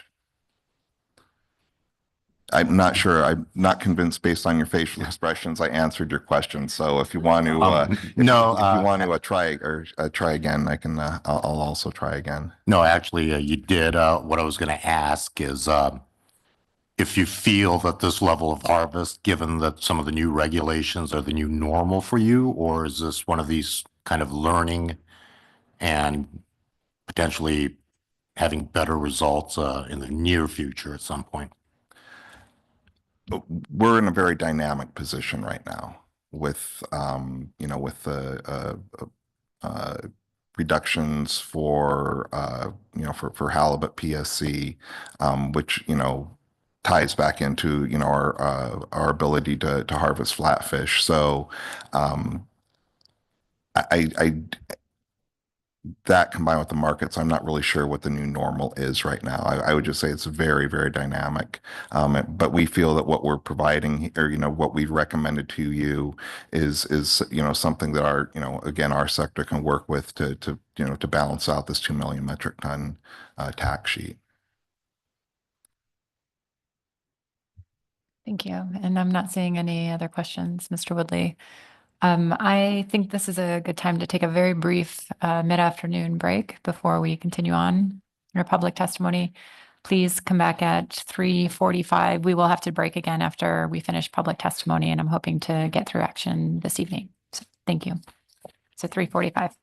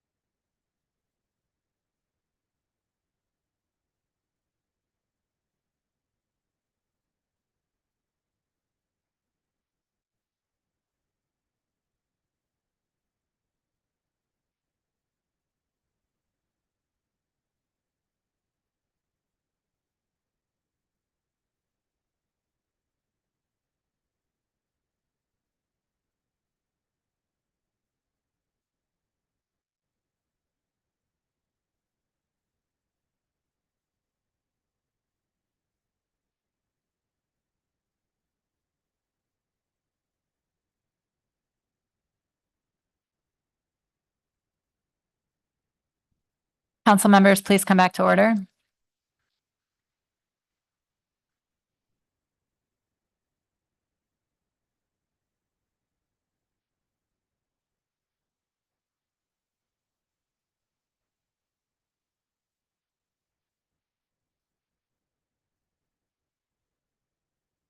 Please take your conversations outside. Thank you. So we will be continuing public testimony on C1. So our next testifier is Glenn Merrill, followed by Jim Armstrong.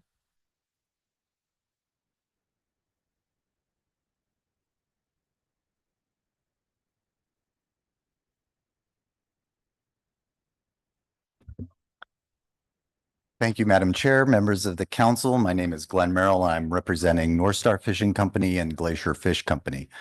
The companies I represent harvest and process every one of the groundfish stocks and stock complexes in the Bering Sea and Aleutian Islands, with two exceptions, sharks and octopus, which are minor species.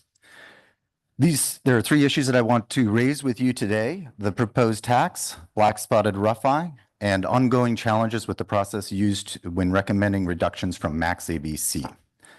First, we support the industry tax sheet as revised to accommodate the revisions made by the SSC for Greenland turbot ABC. As you know, allocating tax within the statutory 2 million metric ton OY cap is a balancing act. This tax sheet provides needed opportunity for critical and fully harvested fisheries that broadly support the Alaskan economy, like pollock and Pacific cod. It also provides adequate harvest opportunities for flatfish, ATKA mackerel, Pacific Ocean perch, sablefish, and other species that provide critical value and revenue to our Western Alaskan owners and our CDQ partners. This balance allows Alaskan fisheries to provide billions of meals annually to American customers and meet market demands. Industry input is essential to get this right, but anyone can freely provide input throughout the council process. You can and do consider all input. The second issue I want to raise with you is to address the additional reduction of the POP TAC by nearly 4,000 metric tons, additional reductions in the Area 543 ATKA mackerel TAC, and the increase of 24% overall in the TAC for black-spotted rougheye should help to ease pressure on those stocks. Again, as Mr. Woodley testified, that is something that we as the Groundfish Forum Cooperative are keenly aware of. The third issue that I want to raise with you concerns the process for making recommendations to reduce the ABC from max ABC, and my comments are specific to Greenland turbot. As you know, once the SSC recommends an ABC under the Magnuson-Stevens Act, it is not subject to revision by the council. Effectively, it is final action. We engaged at the plan team process to provide information to the stock authors on the risk tables and the suggested 10% reduction from max ABC. This was reviewed by the SSC and supported, then reconsidered after the issue was addressed, and a much larger 25% reduction was recommended without the opportunity to provide additional public input. Given the critical and binding nature of the SSC's ABC recommendations, we suggest revisiting how the SSC receives public testimony, how they signal interest in considering potential reductions from max ABC, the basis for making those revisions, and whether additional guidelines may be appropriate when making similar recommendations in the future. Thank you for your time and happy to take any questions. Thank you for your testimony, Mr. Merrill. I'll see if there are any questions for you. Yes, Ms. Kimball. Thank you, Mr. Merrill. On your last suggestion, it makes it sound as if it's not part of a normal process to go through a meeting, have further discussions, come back and publicly notice folks that they're revisiting a previous decision in the SSC realm. Can you detail again for me the change that you're looking for in that process that you think would provide better input to the SSC if they do revisit something? Thank you, Madam Chair. Ms. Kimball. I think in particular what would have been helpful in this case is if there had been concerns that perhaps the 10% reduction that had been recommended by the plan team was something that they clearly wanted to revisit, that there would be a subsequent opportunity for us again to provide some additional public comment on that. We went through the process with the SSC. We understood, sort of took away what their understanding was about the appropriate risk and the reduction from the max ABC. We left, we went to the ABC, or to the AP rather, we went through that process. We came back later without kind of a clear understanding that there was additional concern. And we didn't really have an opportunity to react to those additional concerns, to better understand what the rationale was by the SSC. We think that there could be appropriate and useful scientific information that we could provide in that process, but it wasn't kind of clear to us how or where we would be able to consider that testimony, consider that input, and how we could best deliver that to the SSCs so that they would be able to consider that in their considerations.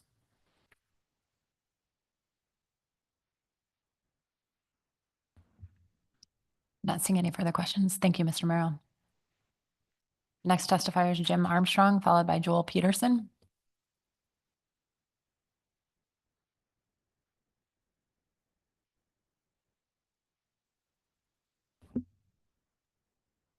Good afternoon, Madam Chair, members of the council. For the record, Jim Armstrong for the Freeze Our Longline Coalition.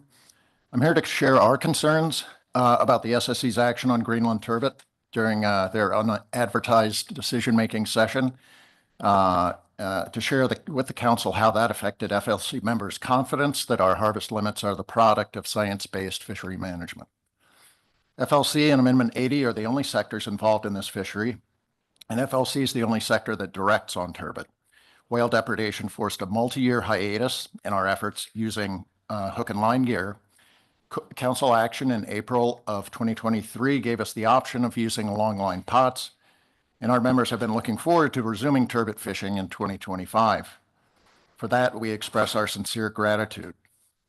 In the staff and SSC reports under C1, Greenland turbot was presented as a Tier 3A stock. Tier 3 is for stocks with data adequate to support reliable age-structured models, but insufficient for modeling stock recruitment relationships. The A designation indicates the stock is above B35, so resulting ABC is not from the sloping portion of the harvest control rule.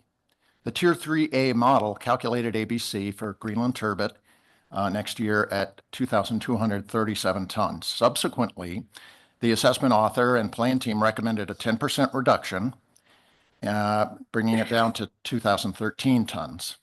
This recommendation was reviewed and accepted by the SSC on Tuesday. They moved on to C2, and the AP set tax for BSAI accordingly. On Wednesday, the SSC reopened that issue, and the chair asked members if anyone had changed their minds about earlier recommendations.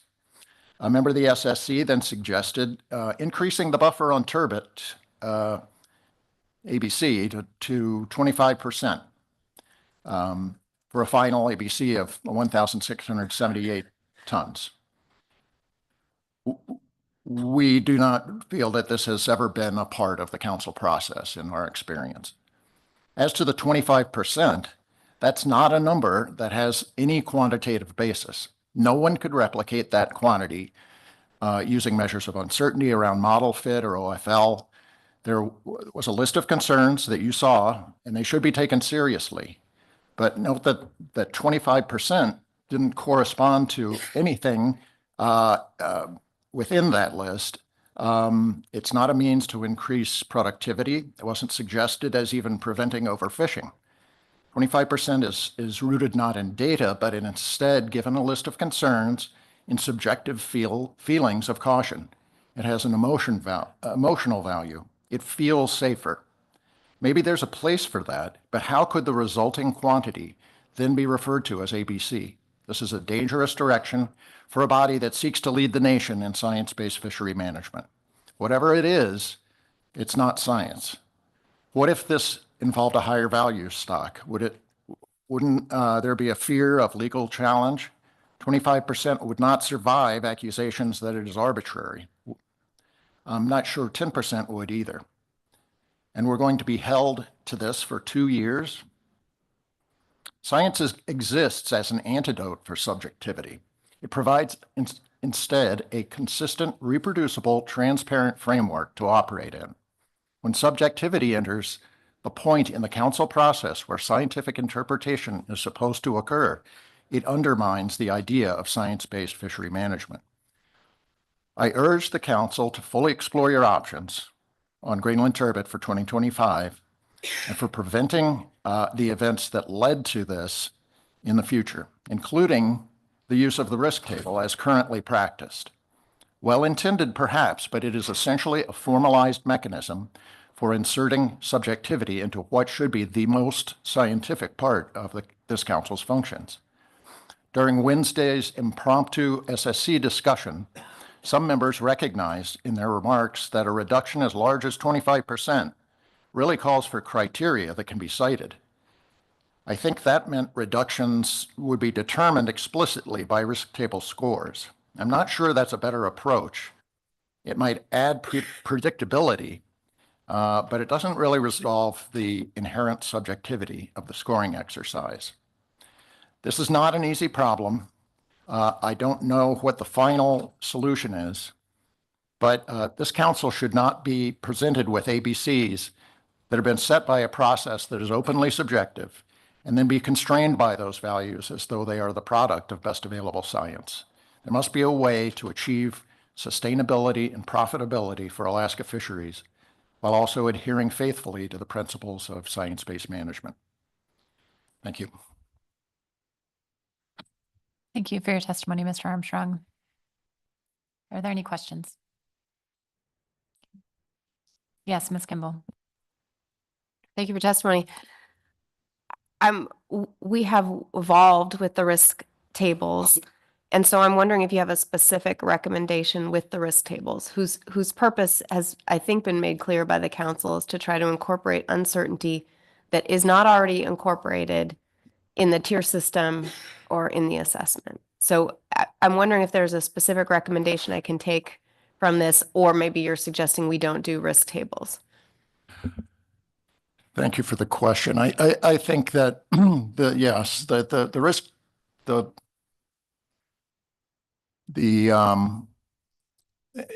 when risk tables began to be used, there was a lot of talk about that. I think one of the original configurations involved built-in, percent reductions and things associated with that. And that got a lot of people concerned. They didn't like that. They didn't like the flexibility. I think that's because of the nature of the issues and the difficulty involved in assigning, specific quantities of that correspond, they're supposed to reflect precaution to these, these categories that may vary among stocks and just how severe they are, so the presence of them is of a particular concern is one thing, and the degree of that concern is another thing. And that's why I say I don't know what the final answer is. I'm sorry, I don't have a solution, but I think maybe we kind of gave up, on that. There are 7 other, regions in the U.S. and we're the only ones that have these risk tables with this kind of exercise. And there may be some other approaches that are more quantitative and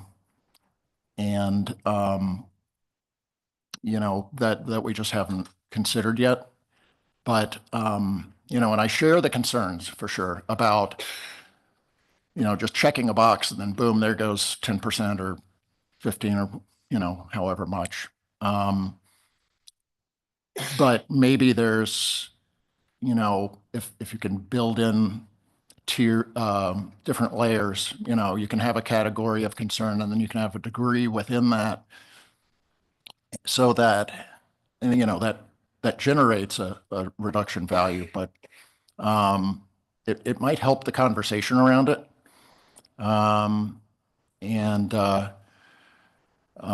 So there may be a solution that's sort of like that, but it's a tough one. But I don't think what's being done now, when it's especially for a stock like turbot that's very limited in terms of participation. It may seem small in the big TAC table, relative to other things, but a little bit, 25% makes a huge difference for the participants there. There may actually be, I was kind of, Mr. Twite was asking about with Pollock, with the tier, and how the tier was used, and it was a good case was made for what the way it was used for Pollock. And I'm, part of why I was saying that this was a tier 3A assessment was like, maybe it shouldn't be a tier 3A assessment. We'd like to get back into the fishery and have an opportunity to prove that we either can or can't do it, and not have a subjective assignment of a number, constraining that. There may be just a tier 6 catch history based, way of setting ABC for things that are truly data, not just data poor, but data absent. I mean, it's been since 2016 that there's been a survey. So, that's another thing. It may not be the same solution for everything, but I think the tier system maybe there may be some more movement within that could make it a more quantitatively based adjustment. Yep. Thank you. Thank you for your testimony. Next up is Joel Peterson, followed by Francis Thompson.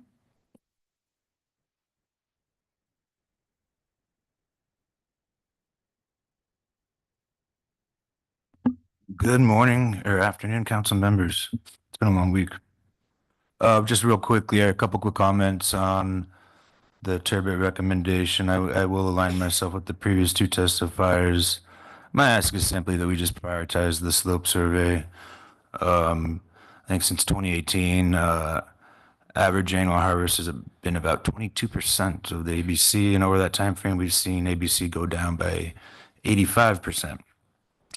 I don't know what that means, but it doesn't make a whole lot of sense. It feels like we're almost at that point where the more fish we leave in the water today, the fewer we have tomorrow. Greenland turbot, it's probably the highest value groundfish species we have in Alaska right now. Average price point, I'd probably put it up against halibut. And the frustrations that we spent now almost 5 years trying to get back into this fishery. So this is a big letdown. The survey would be great. Thank you. Thank you. Any questions for Mr. Peterson? Mr. Peterson, before you leave, could you remind us your, I guess, participation in the turbot fishery? And I understand that there are some new regulations in place and potentially a little context for what your company how they plan to participate in the fishery this coming season. Thanks. Yes, certainly. We were effectively eliminated from the fishery around 2018, 2019 because of whale predation. And so we've been trying to find a pathway forward. Traditionally we've been, I think, one of the largest turbot harvesters. It's been a huge part of our business plan. And we're just trying to get our foot back in that door. It's been a challenge. So this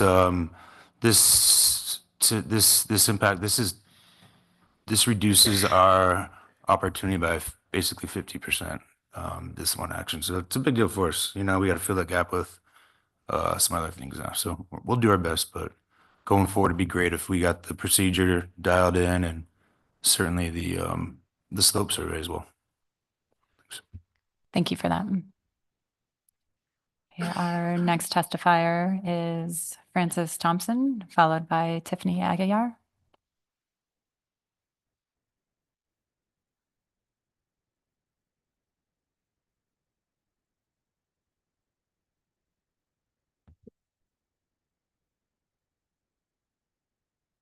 Good afternoon, Madam Chair, honorable members of the council. My name is Francis Thompson. I'm president of the Algonquin Tribal Government in St. Mary's, which is located approximately 96 miles inland from the mouth of the Yukon River. And there's about 710 tribal members. Never allow a struggle to turn your sky into a ceiling. You must believe there is always a way. Salmon declines have started since the inception of the Magnuson-Stevens Act and allowed the domestic fleet to take over the Asian fleet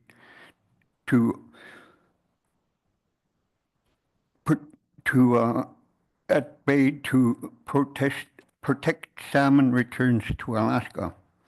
The tribe and tribal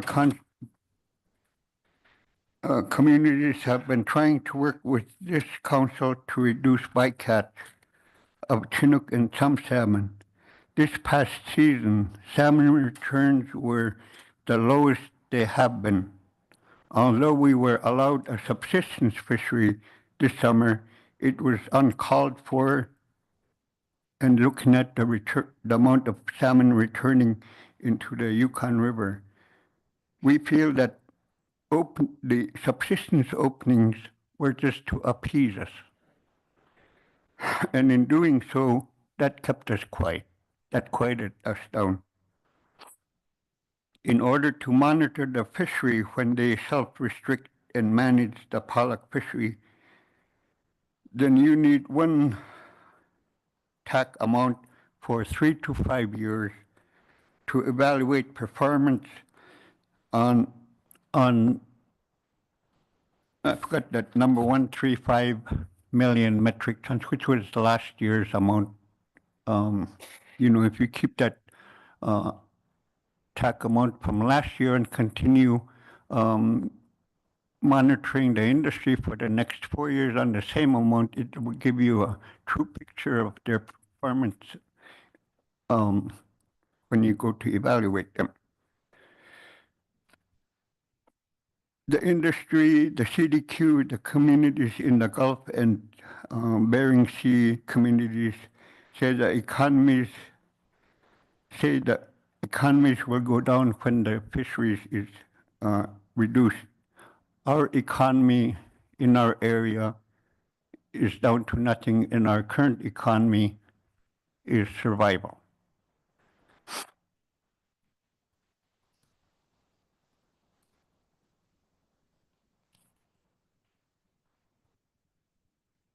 In devastating our economy, the pollock industry has cost the federal and the state governments millions of dollars in terms of welfare, food stamps, and other low-income assistance to these families that could have been paying taxes through a viable commercial fishery if it existed on the Yukon.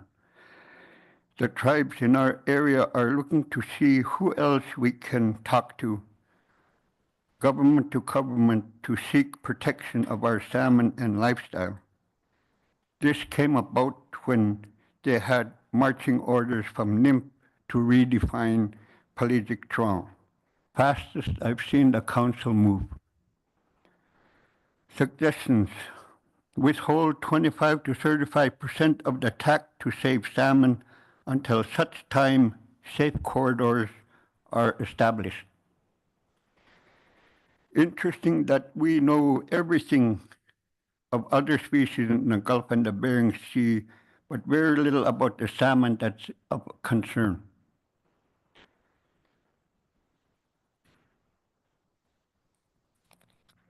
We need to protect the salmon at all costs, because if the industry is closed by force, then the communities in the Alaska Peninsula and the Gulf,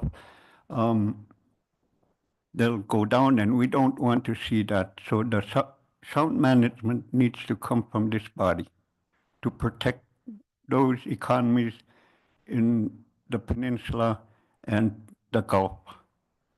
And also, in doing so, you will help the fisheries out in the AYK region. There were studies in the past in the Gulf of Alaska for Chinook, and in one of them studies, there was a sampling of a Canadian Yukon-bound Chinook salmon way out there in the Gulf of Alaska. I have been looking for information on that, although it was reported in the 80s and 90s, and somehow the Chinook, Yukon River salmon Chinook Canadian bound fish, we don't hear about that anymore. So be good to see where, if there's any scale analysis done, if they identified the Yukon River Canadian bound Chinook.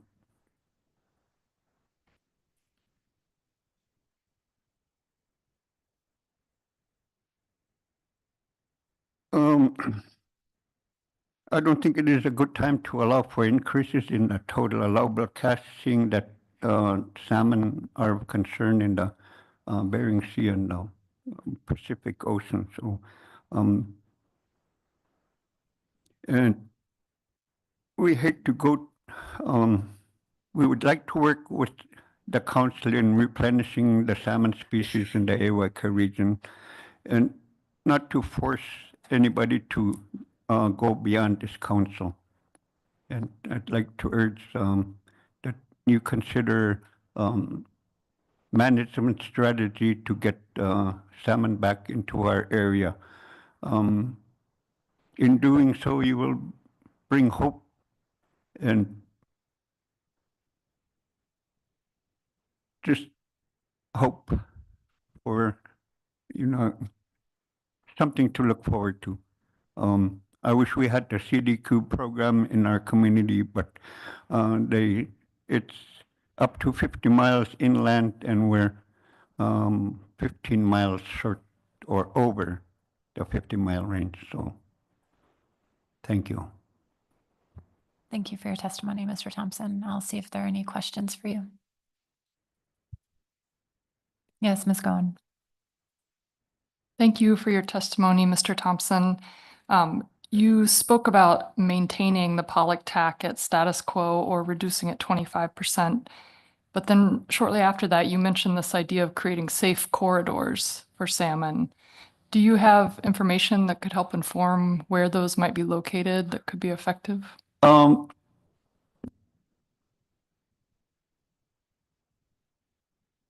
Sections 1, 2, and 3, Falls Pass area, Umanak, all those passes that the fish need to migrate through. And north of the Bristol Bay area, somewhat all the way up to the Yukon would be a good start. Because I believe that previous past studies have indicated that salmon were highly caught in those areas, lining up from the sections 1, 2, and 3 up towards the Yukon River, Kuskokwim area. So,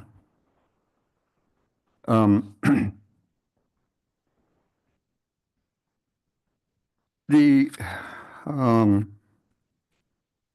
25–30%, I just threw it out there.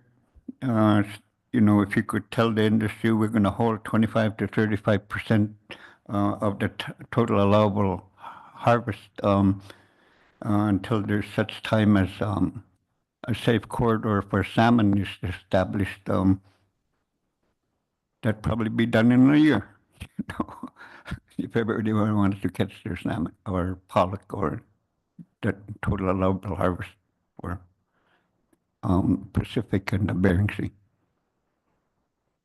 I think establishing safe corridors will go a long ways.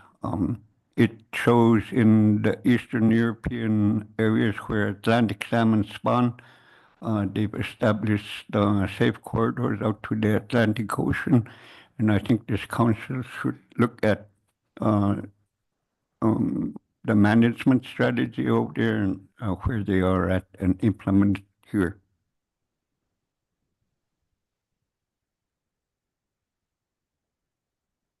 Thank you, Mr. Thompson. Any other questions? No. Thank you for your time. Thank you. Our next testifier is Tiffany Aguiar, James Mites, and Landry Price, followed by Teresa Peterson and Megan Williams.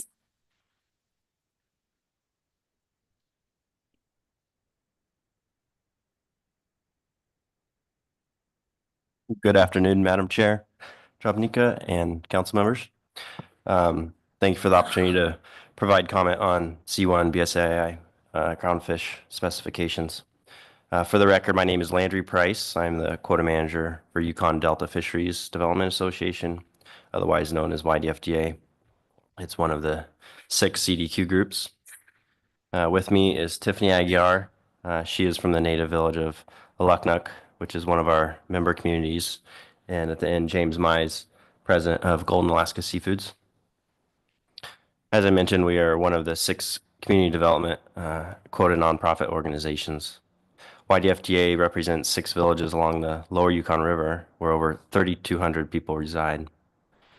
To give some context to this, YDFDA's 13 board of directors and executive director are all Alaska natives, commercial fishermen, subsistence users, and call the lower Yukon Delta home. As our executive director has stated, our primary goal is to provide sustainable economic development projects in an extremely economically disadvantaged region.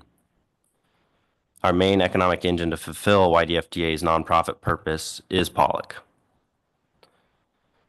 YDFDA is a longtime participant in the Pollock sector.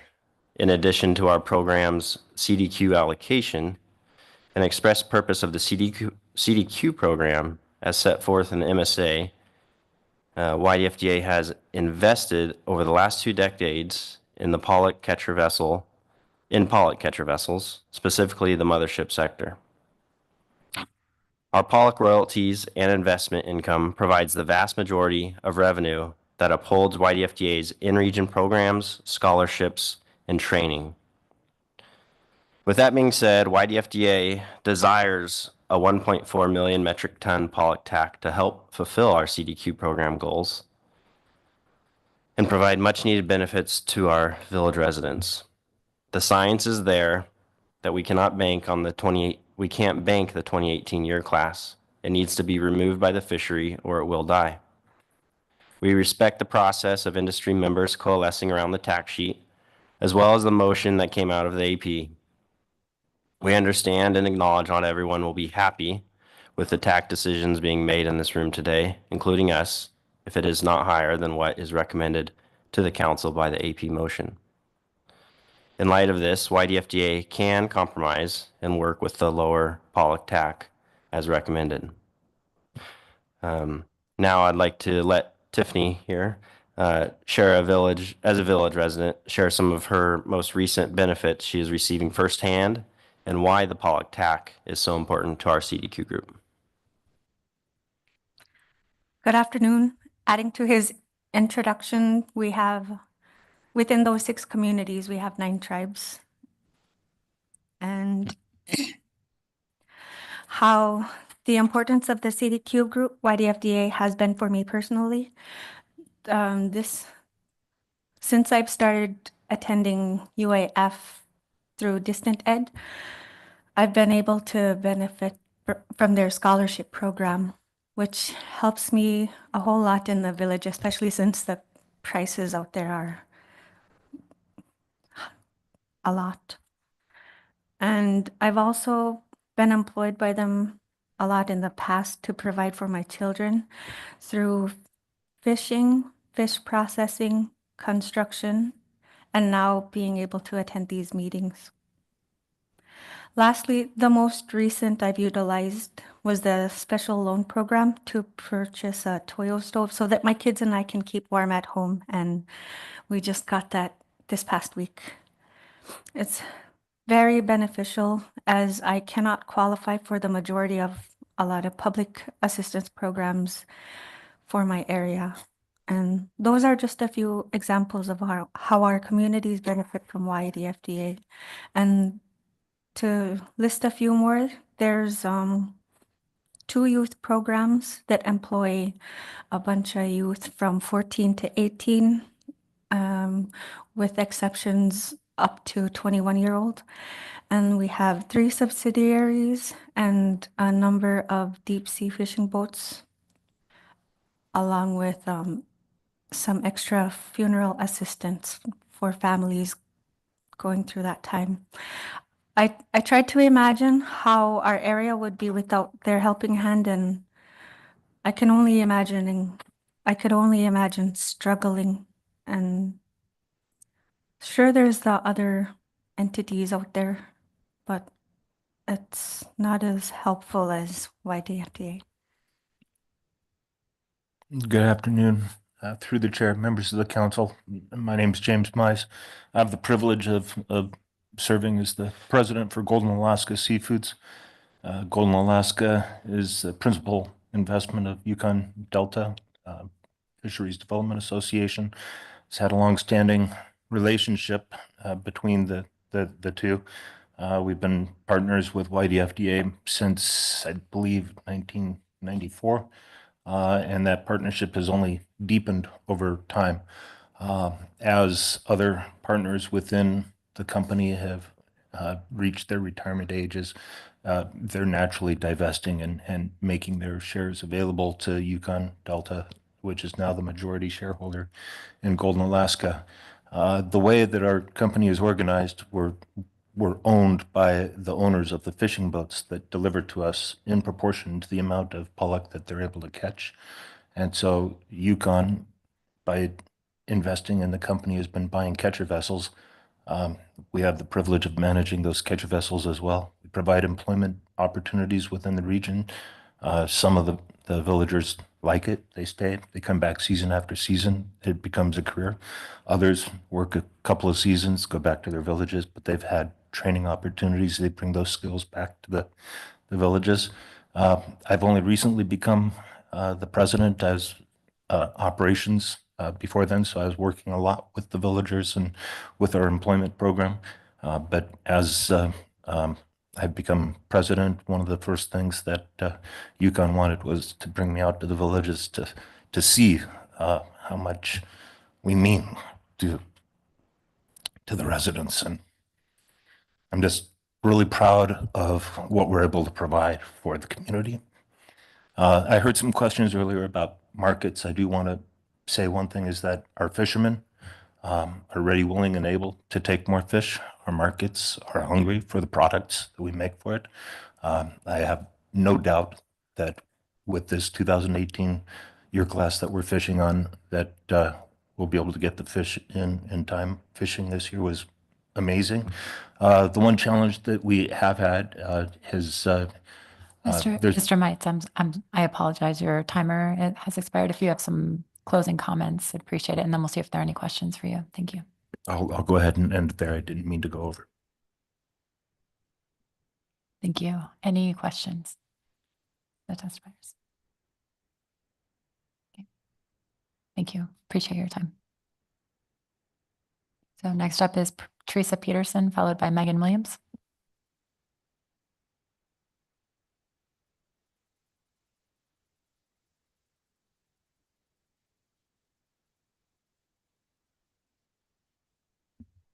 I apologize. I signed up together. Okay, great. Yes, can't you see her?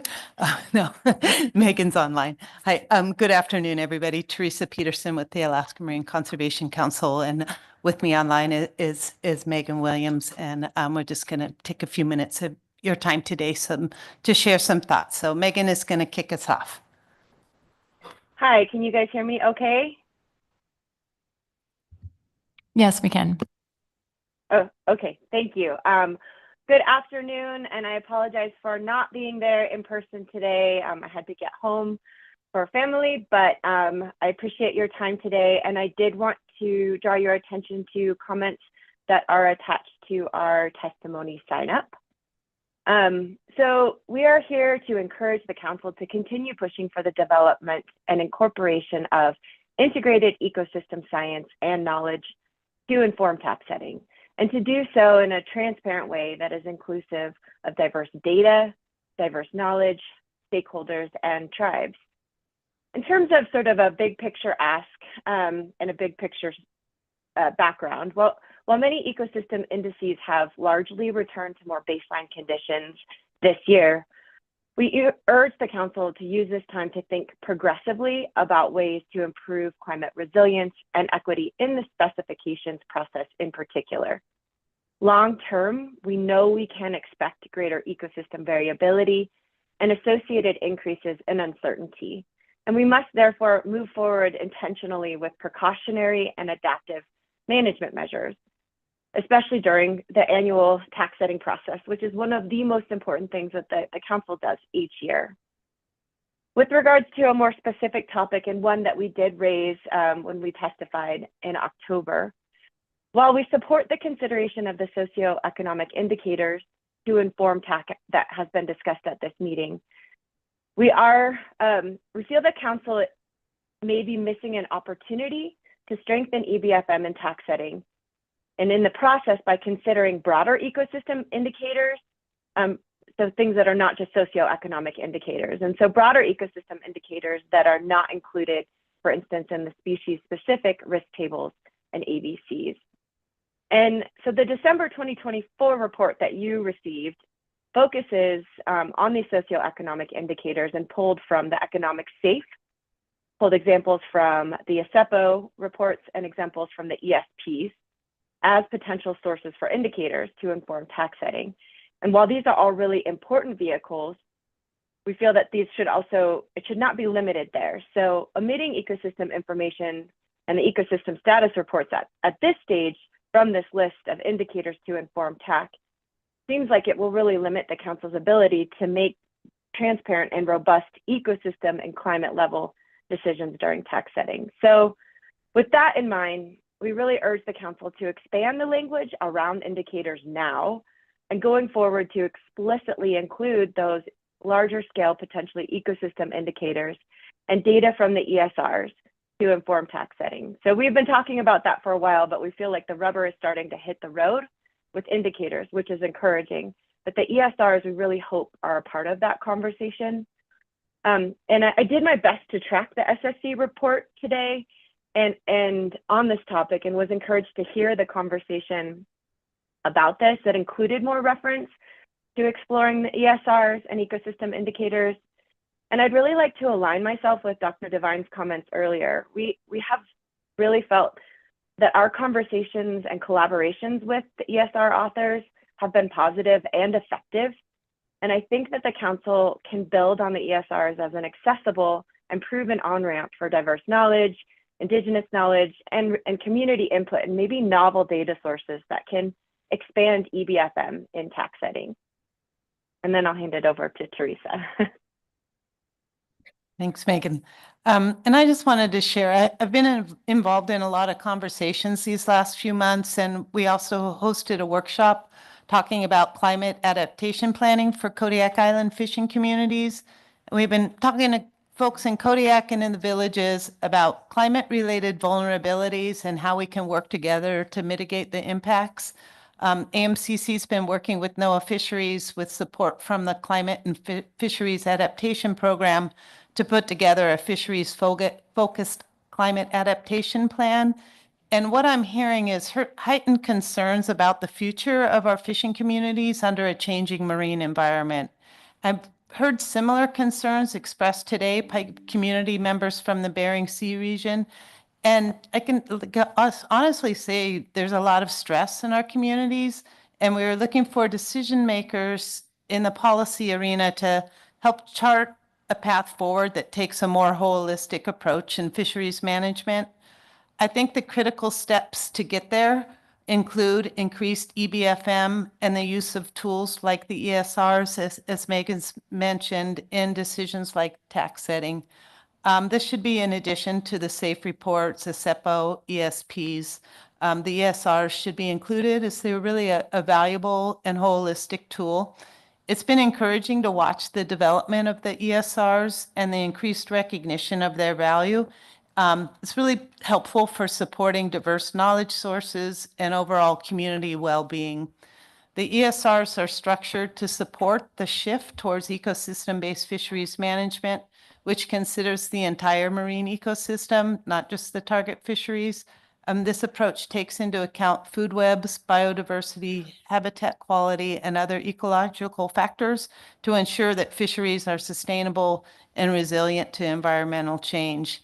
We need this hope in our communities right now, and we're counting on the council to keep advancing measures to support community well-being as we all navigate this changing marine environment.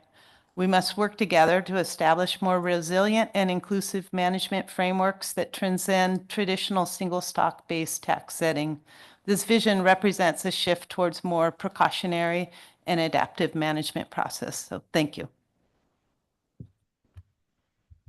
Thank you very much for your testimony. Are there any questions? Yes, Ms. Kimball. Thank you so much, both of you, for your testimony. On the first part of the testimony, maybe from Ms. Williams, but Ms. Peterson, please feel free to respond as well. I think in response to some of these requests and from your organizations, part of the council motion at this time last year was really asking for the review, and maybe you heard during our discussion with the SSC, on whether there are ecosystem level socioeconomic indicators that are appropriate and useful to add to the ESRs. And are there any refinements to the timing of the ESRs that we can bring into the process? And our exchange with the SSC today was that is ongoing. We are working first on the ESPs, but the pieces of the ESRs we're already seeing in stock assessments, individual stock assessments today through this process and through the SSC minutes. So I feel like, I apologize for long-winded. Is your response or your testimony support for that continued work, or is there kind of a different task or a different direction you're asking the council to take there? Because I'm really trying to line out things that are doable, and we had a conversation earlier, and I want to know if we're on track in your mind.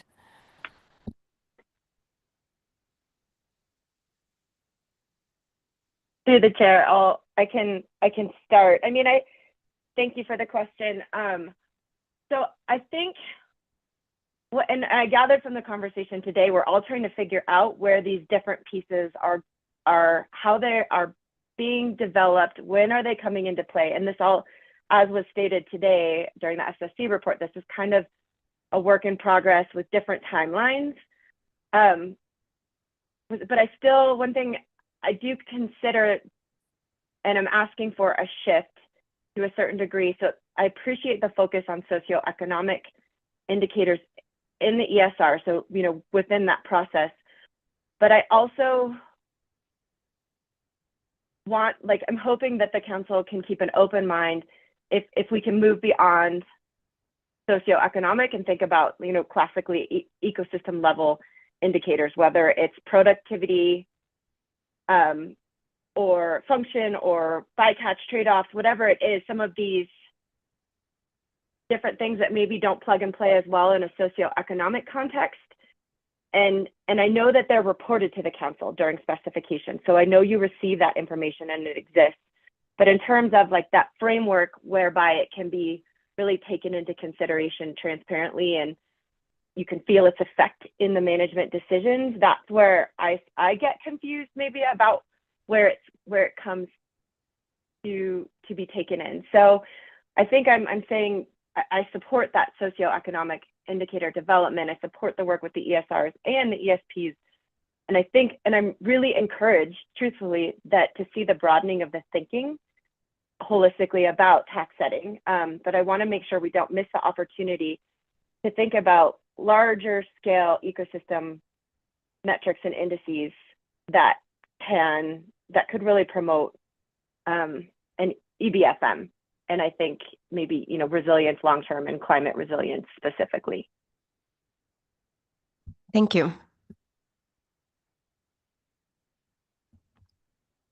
And just to briefly expand on it, I think in particular and related to the climate impacts, it's been really hard to track for stakeholders. So I think working on a little bit clearer process for us to understand how the ESRs are included and are considered would be helpful. I don't have a solution for that right now, but I can have some more conversations and think about that further.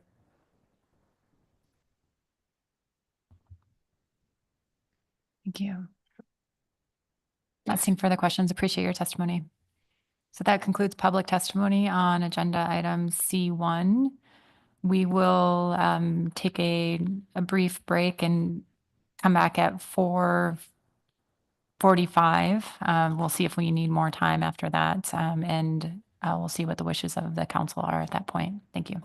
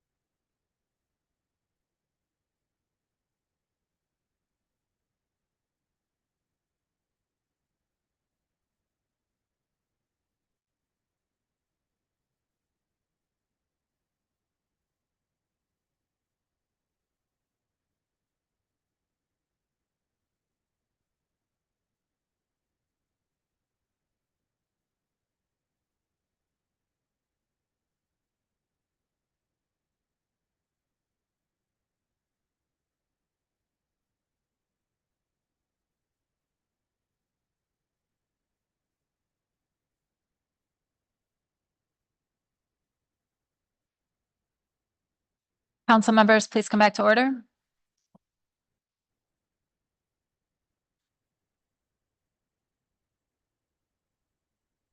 So we've heard all of our staff presentations, our SSC report, AP report, and public testimony on C1.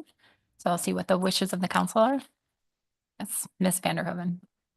Thank you, Madam Chair. I have a motion that I sent to staff, and I'll just wait a moment for that to come up.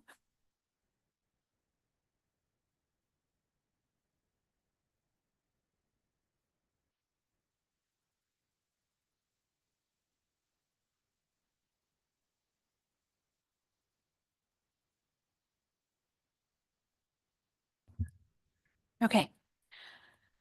The council moves to approve the 2024 BSAI Groundfish Safe Report. The council moves to adopt the 2025-2026 OFLs, ABCs, and TACs for groundfish in the Bering Sea Aleutian Islands as shown in Table 1. The council also moves to set Flatfish flexibility reserves as shown in Table 15 to maximize the ABC reserves for 2025 and 2026. The council moves to approve the PSC amounts and distributions as shown in Tables 16, 17, 18, and 19. And the council approved halibut DMRs for 2025 and 2026 as shown in Table 20 at our October 2024 meeting, but they're included here again to be complete. And with a second, I can speak to it and Danielle can scroll down for the tables. Second. Thank you for the second, Mr. Twite. Ms. Vanderhoven.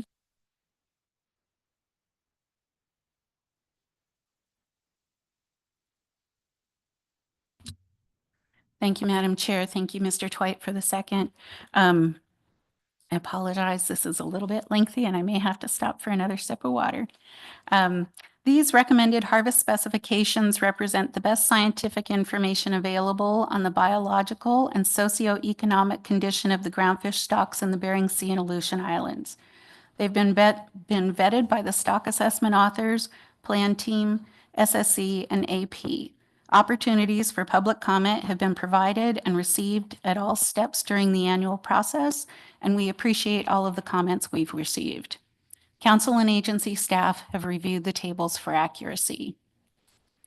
The recommended specification of OFL, ABC, and TAC would prevent overfishing consistent with National Standard 1 because TAC for each stock and stock complex would be set equal to or less than ABC, and ABC would be set equal to or less than OFL.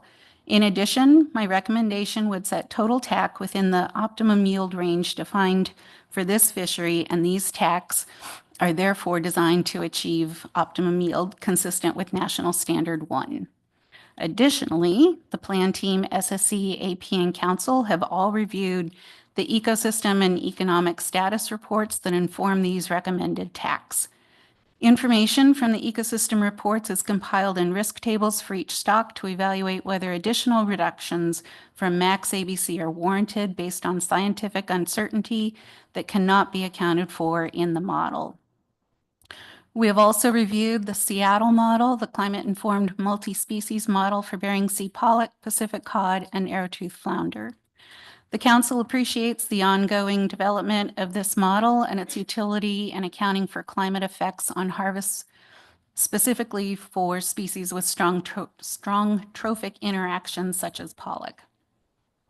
Therefore, having considered biological, ecological, and economic and social considerations, these recommended harvest specifications are consistent with our FMP and national standards.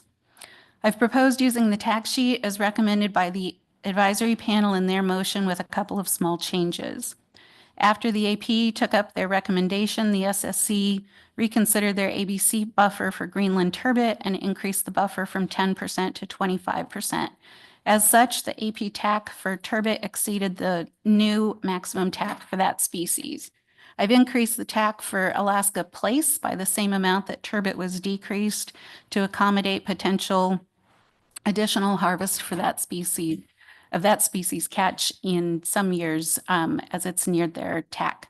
I believe that this tax sheet provides the best approach for balancing the concerns of individual harvesting sectors and the social and economic considerations that are consistent with the goals of the fishery management plans. Tables 13 through 19 are also from the AP motion. Federal regulations for tax setting direct that tax determinations are based on both 1, the biological condition of groundfish stocks, and 2, socioeconomic considerations. First, and consistent with what I mentioned at the outset, the resource assessment documents prepared annually for the council, primarily the safe chapters for each stock, ESRs, for the Bering Sea and Aleutian Islands, and economic data reports, including ESPs, inform the final tax and provide key information on assessments of the stock condition of each target species, assessments of the multi-species and ecosystem impacts of harvesting the groundfish complex at current levels given the assessed condition of stocks, compilation of current ecosystem and environmental condition across the Eastern Bering Sea and Aleutian Islands, including conditions that affect the stock condition of each target species and risk table assessments, summarizing consideration for reductions in ABCs for target species, historical catch trends, and alternative harvesting strategies and related effects. Second, we weigh socioeconomic considerations for our TAC recommendations to the extent they're consistent with the goals of the fishery management plan for the groundfish fisheries of Bering Sea Aleutian Islands, and in consideration of a number of factors. The need to promote efficiency in the utilization of fishery resources, including minimizing costs, the need to manage for the optimum marketable size of a species, the impact of groundfish harvests on prohibited species and domestic target fisheries that utilize these species, the seasonal access to the groundfish fishery by domestic fishing vessels, the commercial importance of a fishery to local communities, the importance of a fishery to subsistence users, and the need to promote utilization of certain species. The final tax recommended here account for the utilization of fishery resources, efficiencies, and costs across the sectors, seasonal fishing opportunities, and the commercial importance of access to these fishing resources. I'll touch on other aspects of these regulatory factors as I speak to specific issues with Eastern Bering Sea pollock and bycatch.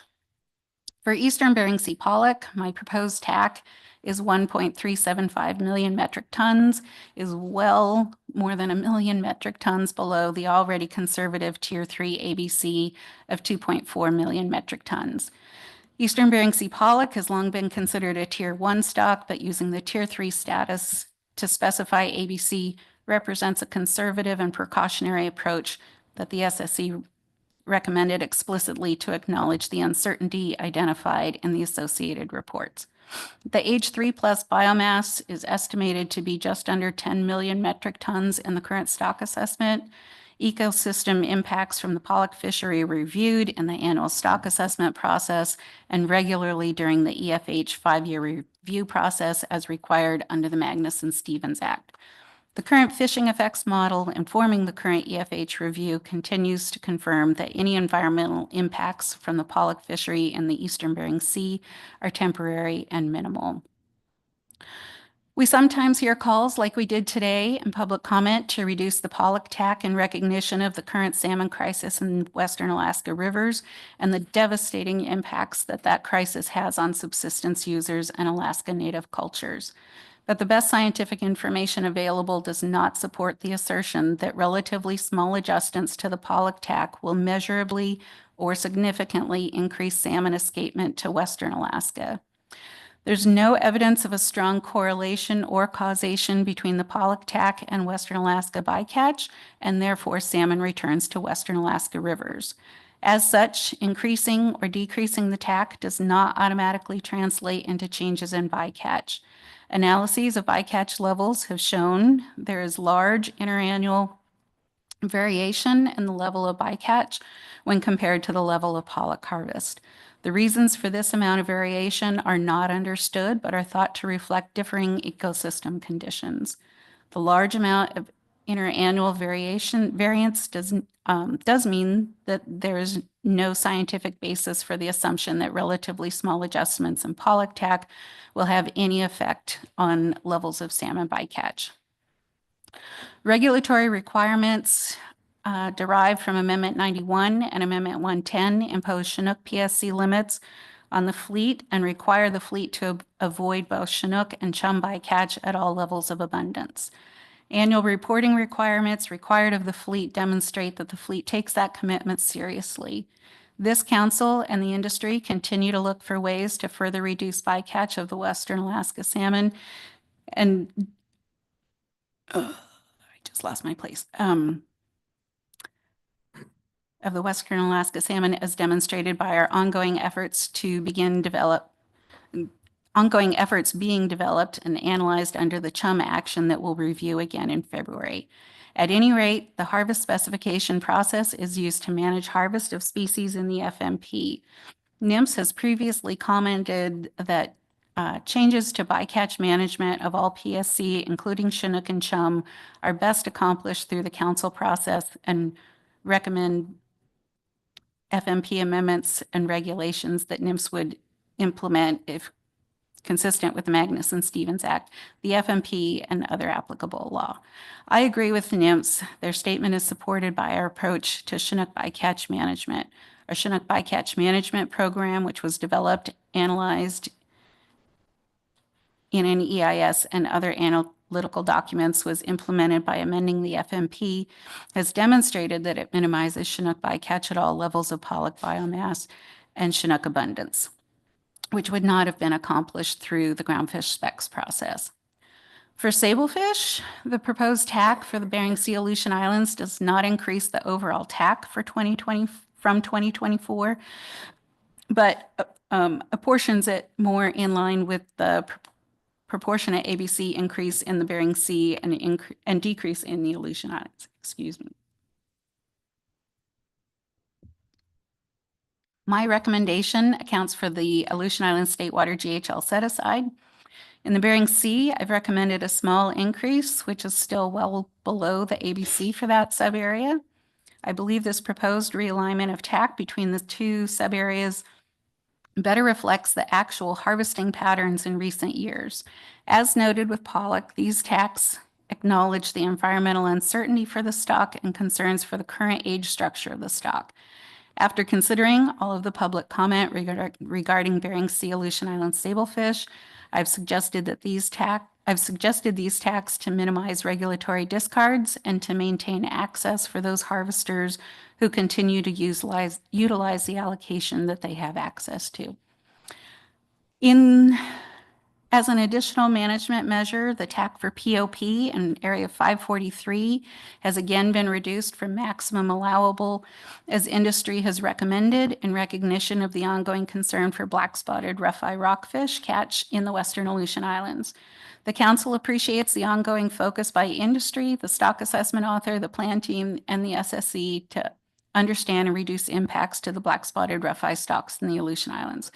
Further to black-spotted rougheye, the area apportionment, the MSSC, of the TAC in the Central Aleutian Islands and the ABC for the Bering Sea Aleutian Islands has been exceeded for several years despite efforts to stay within the limit.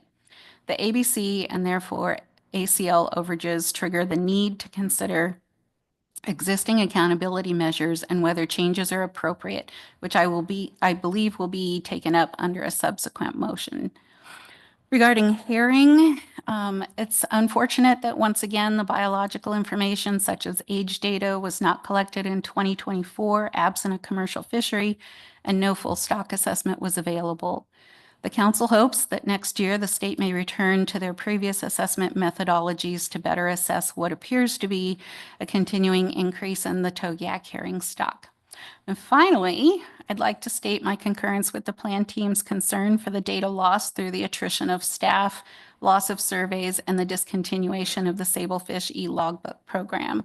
The loss of each data stream or survey further increases the uncertainty in our stock assessments. The council might consider under staff tasking whether another letter emphasizing the need and value of those processes to our management system, especially in light of climate change impacts we're already experiencing in the North Pacific. And with that, I'd be happy to answer any questions.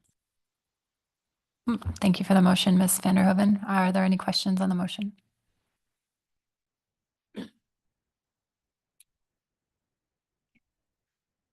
Any amendments? Yes, Mr. Mueller. Yeah, thank you, Madam Chair. I would offer up the amendment to the main motion here. The council moves 500 metric tons of sable fish from the Bering Sea back to the Aleutian Islands. And with a second, I'll speak to my motion. Thank you for the second, Mr. Sakata. Mr. Mueller. Yeah, thank you, Madam Chair. We've heard some concerns with increasing the sablefish TAC in the Bering Sea. Some of those concerns, I'll list off a few of them. The decrease in the 2023 longline survey, the lack of the 2024 longline survey, an overall decrease in the 2023 bottom trawl survey, and the biomass in the Bering Sea still largely being composed of immature fish. And we've heard that increasing fishing pressure on these fish could potentially have longer-term negative impacts on the resources. And we've also heard, Madam Chair, the uncertainties in data and the reduction in the CPUE across all sectors, and a transfer of sablefish from the Aleutian Islands to the Bering Sea will only increase the activity in the Bering Sea at a time of uncertainty. I don't believe that's the right direction to go at this time, and I would urge your support for the amendment. Thank you, Mr. Mueller. Are there any questions on the amendment? Yes, Mr. Dwight. Thanks, Madam Chair. So I just want to make sure I'm tracking the actual numerical effect correctly. So if your amendment were to pass, the TAC column for 2025 would have 8496 for the Bering Sea and 7940 for the Aleutians? Through the chair, Mr. Dwight, that is correct. Thank you.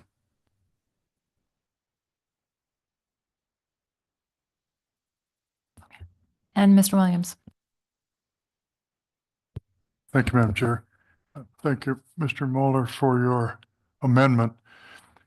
You listed a number of things there that were supportive of concerns that have been raised about increases to the TAC in the Bering Sea. One of the stated purposes, though, was the moving of those fish to better align them with where possibly they might get harvested. In what I've looked at in the numbers, in all cases, at least in 24, neither area was actually getting all their sablefish harvested. However, I guess the question I have is, our job is to try and provide an opportunity to harvest the fish within a boundary that's scientifically defensible. Moving those fish was designed to do that. If we move even part of them back, as you've described, in the locations out there, where or how can we assure that those fish will get harvested, or at least have as high a likelihood of getting harvested as they do, at least stated, for the purpose of moving them to the Bering Sea? Through the chair, Mr. Williams, I appreciate that question. It's certainly a valid question given the history that we have relative to harvesting in the Aleutians. I would also suggest that we're having a difficult time harvesting sablefish across the state for multiples of reasons. All that said, we've heard and we all know that there is no processor in the Western Aleutians at the moment, stranding more fish than just sablefish. That being said, there's serious discussions going on right now with prospective processor, and there's a fair chance that we may have some processing capacity in the Western Aleutians here in 2025. And one of my concerns with moving and why to moving any sablefish at this point in time is a continued erosion of available resources, be it sablefish or anything else in the Aleutian Islands. Although this in itself may not be a deal breaker relative to the discussions we're having with, or the discussions that are happening with certain processors showing interest in ADAC. It does have the potential to changing the economics of an already very difficult place to operate out there. So those are the, that just adds to, the rationale in terms of me offering up the amendment. And I hope that answers your question, Mr. Williams. Thank you. Thank you. Any other questions? Yes, Ms. Gone. Following up on Mr. Williams' question, I'm wondering if you could speak to why you chose 500 metric tons instead of no reallocation, given your answer to Mr. Williams' question. Through the chair, Ms. Gone, because it's my first amendment and I wanted to be a nice player, quite frankly, but I also thought it was, splitting the baby here and doing something that maybe folks can accept. And really, there was no science behind it. So it's the best answer I can give you. Thank you for that. I appreciate the amendment. Thank you. Any other questions on the amendment? Any comments on the amendment? Yes, Ms. Vanderhoven. Thank you, Madam Chair. Thank you, Mr. Mueller, for your amendment. I'm not going to support the amendment. I think the uncertainties that you noted in your rationale for the amendment, I think those are incorporated in the process that we've gone through so far with the SSC's consideration of the stock assessment, OFL, ABC, and buffers, as well as the apportionments. As Mr. Williams noted, we do have at least one sector in the Bering Sea that is catching a significant portion of the TAC in the Bering Sea that they have access to. And it's one of our jobs here is to achieve optimum yield. And having watched a lot of opportunities come and go in ADAC, I don't want to count that chicken before it's hatched. And I feel like there's plenty of TAC available for sablefish and other species if the project that you're working on does materialize. And I would just remind folks that this is an annual tax setting process. And if there is further opportunity and effort in the Aleutians in the future, as early as 2026, we can look at putting more fish back into the Aleutian Islands and still maintain optimum yield. So I'm not going to support your amendment. Thanks. Thank you. Any other comments on the amendment? Oh, yes, Mr. Sakata. Yes, thank you for the amendment to the motion. I will be supporting the motion, the amendment. And it has to do with a lot along the lines that Mr. Moeller had mentioned. I think that the sablefish is not being caught in all the areas, although it is true that the one sector is catching some of that. Having experience in ADAC, I do agree with Mr. Moeller that there's a lot of fish stranded out there. There is hope for processing capacity, in my opinion. And I would hate to see the erosion of a valuable resource that could be used to get harvesting capacity that I believe would benefit virtually all the different sectors if we can get that rolling out there. And so, once again, it is to Ms. Vanderhoven's point, it is an annual tax setting process. If it could be shown one way or the other, then we can readjust how we do that for 2026. But I think I'm convinced enough to give the opportunity and compromise at the 500 metric tons. So I will be supporting the amendment.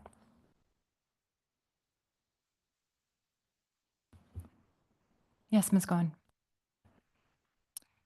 Thank you, Madam Chair, and I will align myself with Mr. Sakata's comments as well. I will be supporting the amendment. I'll also note that in public testimony, we heard reports of conservation concerns with some of the stock in the Bering Sea and what the fishermen are seeing there as far as catch rates, and also with the new 5-year apportionment process, that there's a data lag in showing those declines in the apportionment calculation.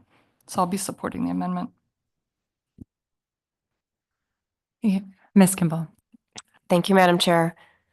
I will be supporting the amendment as well, but for really the original reasons that Mr. Moeller put on the table. I do think that we got some, for lack of a survey, for some of the concerns about additional fishing pressure in the Bering Sea and whether that's really warranted. This still steps up that Bering Sea harvest opportunity a little bit compared to previous, but it doesn't increase the overall TAC that's allocated between the two areas.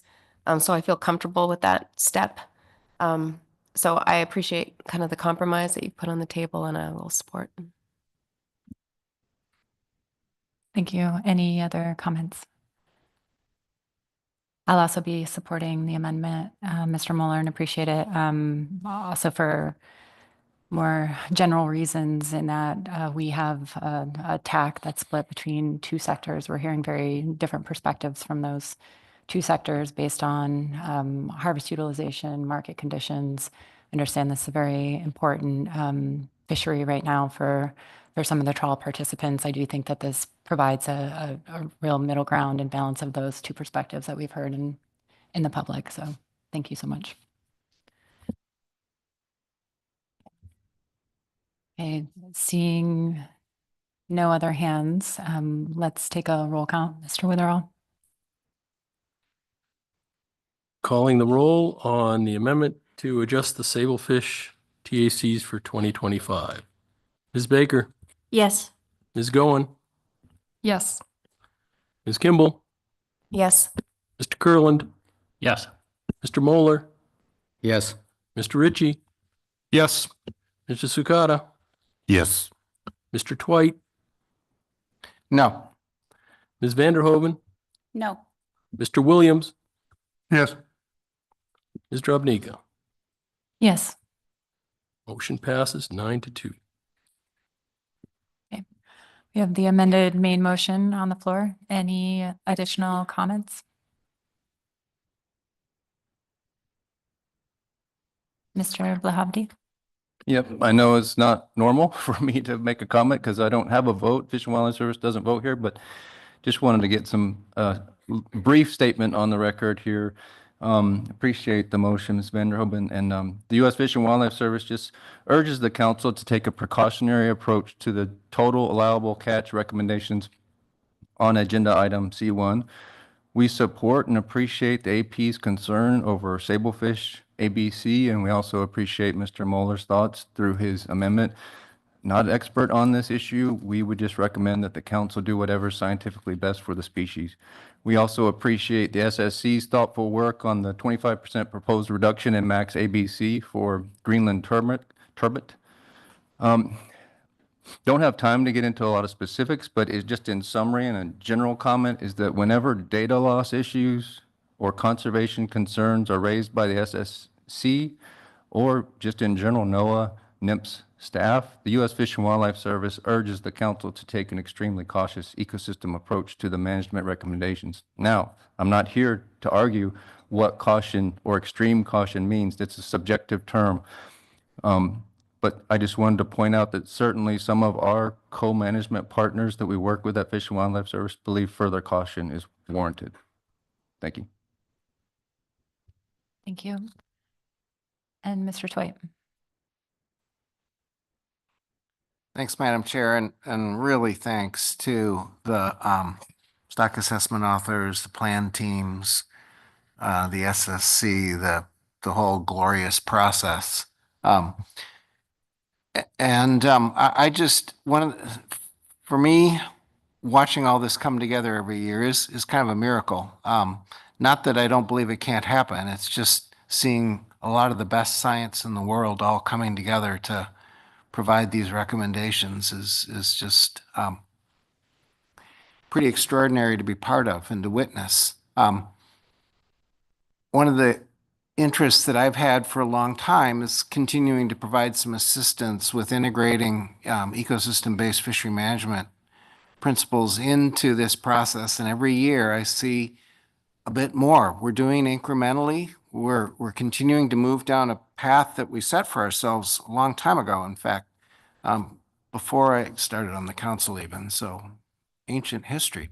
And now as well, I see us beginning to grapple with the challenges of climate change and needing to provide some more resiliency. And while I see a long ways to go still on that, I'm beginning to see some of the elements, some of the tools beginning to emerge and take shape. And that's reassuring, really, to me. The best scientific advice for management entities that have to confront the impacts of climate change on their management frameworks is to continue to adopt ecosystem-based fishery management principles, and we're doing that.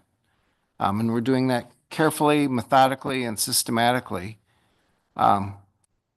It's not quite the one-line sort of approach that I would also feel more comfortable with, along with Ms. Kimball, but you can see it happening anyway, and I think that's to everybody's credit. And you can see what's going to be worked on next year to be added, and I think that's also to everyone's credit. I also marvel at one other thing, and that is that this nation, in its wisdom, long ago decided to implement a 2 million metric ton cap on the yield from the Bering Sea. It's a world that's hungry for seafood. It's a nation that's hungry for seafood, and we are by design protecting the ecosystem as well as protecting our fisheries by choosing to, instead of harvesting the almost 3.6 million metric tons that the SSC has concluded could be conservatively harvested, we're taking 2 million metric tons, and as we've been reminded by NIMS managers, it'll actually end up measurably underneath that. So maybe about half of what the cumulative total of the SSC's ABCs are.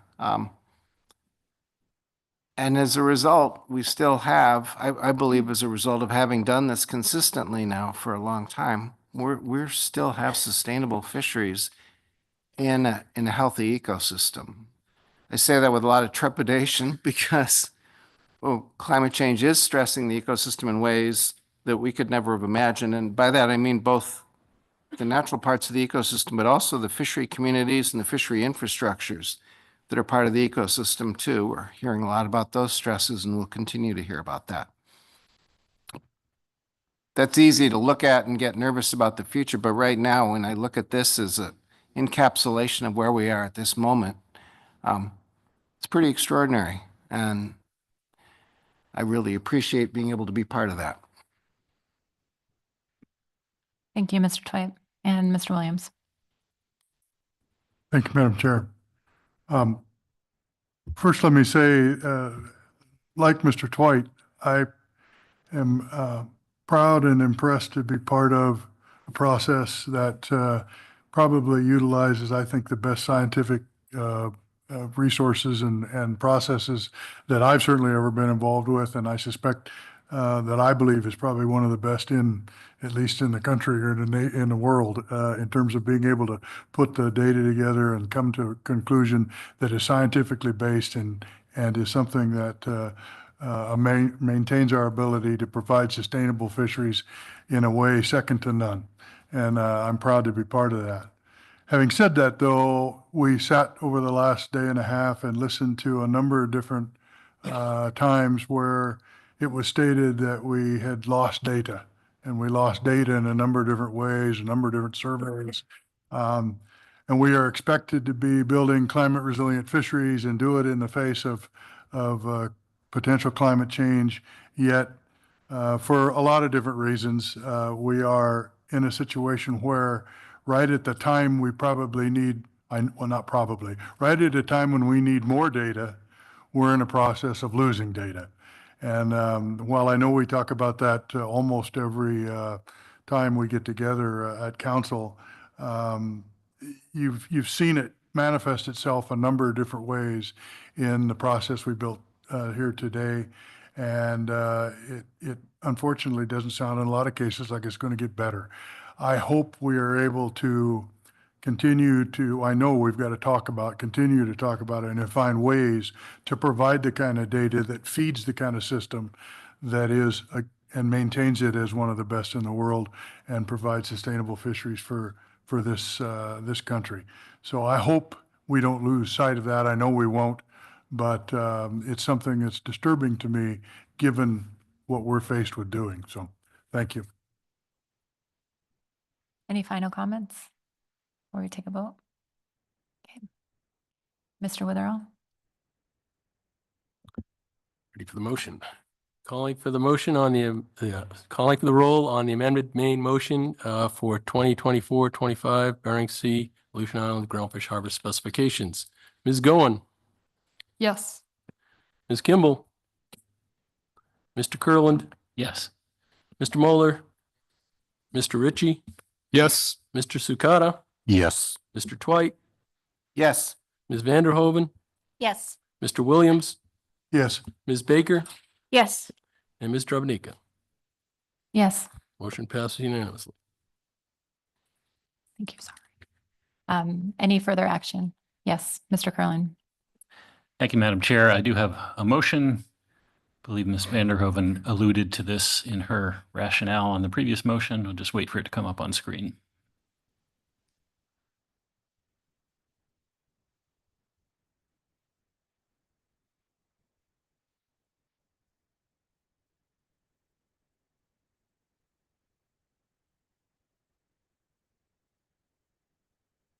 And my motion is as follows.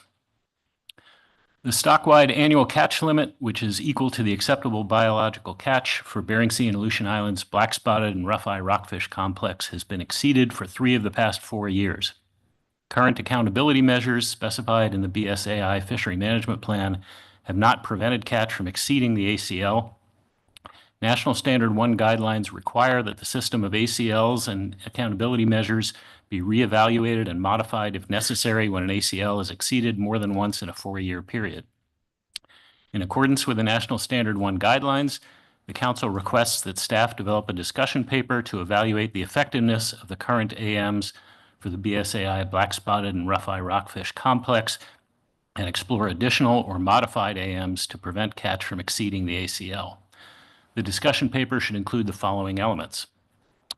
1, a review of the current AMs, including the reasons the AMs have not prevented catch from exceeding the ACL for the BSAI Blackspotted and Rougheye rockfish complex in recent years. 2, spatial information on Blackspotted and Rougheye rockfish catch in the BSAI and AI subareas. 3, information on which fisheries caught Blackspotted and Rougheye rockfish and in what amounts over the time period from 2015 through 2024. 4, current stock status information and an evaluation of the biological consequences, if any, from the recent ACL overages. 5, discussion of limitations and assessment information available for evaluating stock status. 6, evaluation of potential AMs that may be effective for this stock complex, including spatial closures, seasonal closures, modified in-season management authority, reducing total allowable catch in fisheries catching Blackspotted and Rougheye rockfish, and any other AMs that may be relevant and useful. The discussion paper's evaluation of additional or modified AMs should consider their effectiveness in preventing catch of Blackspotted and Rougheye rockfish from exceeding the ACL. The discussion paper should also suggest, in the event of future ACL exceedances, how to address the circumstances that led to the exceedance as quickly as possible and account for the biological consequences, if any, from the exceedance. And that's my motion. Thank you for the second, Ms. Kimball. Mr. Kurland. Thank you, Madam Chair, and thank you for the second. So Section 303A15 of the Magnuson-Stevens Act notes that one of the required provisions of fishery management plans is to establish a mechanism for evaluating annual catch limits in the FMP, implementing regulations or annual specifications at a level such that overfishing does not occur in the fishery, including measures to ensure accountability. The National Standard 1 guidelines explain that accountability measures are management controls to prevent ACLs from being exceeded and to correct or mitigate overages of the ACL if they occur. The guidelines further note that accountability measures should address and minimize both the frequency and magnitude of overages and correct the problems that cause the overage in as short a time as possible. My motion would set a path for the Council to review and potentially revise accountability measures for the Blackspotted and Rougheye rockfish complex in a timely way to ensure appropriate conservation and management and continued compliance with the Magnuson-Stevens Act. I'll note that we heard public testimony from the Groundfish Forum expressing interest in being involved in such a discussion paper. That input would be very valuable in designing effective and operationally efficient new accountability measures. And of course, the Amendment 80 sector and any other members of the public would be able to review and comment to the council on the paper staff produces and any subsequent action the council may consider taking. In a motion like this one, the council doesn't typically specify a time frame for delivery of the discussion paper, but just to provide context about my intent here, my thinking is that staff would have this discussion paper ready for review during the Groundfish Plan Team meeting in September 2025. So the Plan Team and SSC can provide input, and the council would then be prepared to initiate any subsequent, any necessary action shortly thereafter. Thank you. Thank you, Mr. Curlin. Are there any questions on the motion? Yes, Ms. Kimball? Thank you for the motion. My question is on the 6C, on the modified in-season management authority. And is that envisioned as necessary to implement through regulation? Or is that something that might be possible to do without regulation? That's my question. Madam Chair, Ms. Kimball, thanks for the question. I think it could be either. And you sort of alluded to this in your questions earlier today about sort of flexibilities that may exist through existing authority. So my intent is not to be limiting in that, but really to explore all possibilities.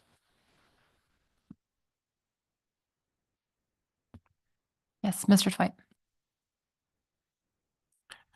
Thanks, Mr. Curlin, for your motion. I'm struggling with the last sentence. I don't know how broadly that's targeted. Is that, what are you trying to get at with that very last sentence? Madam Chair, Mr. Twite, thanks for the question. Essentially it's looking at operationally how we would manage the fishery and how nimble the council process can be in addressing conservation issues as they arise. So just as in my response to Ms. Kimball's question, it's not intended to be limiting. Maybe it means something as simple as an in-season action, or maybe it's looking at whatever flexibilities the council might have in responding in a timely way through some other means.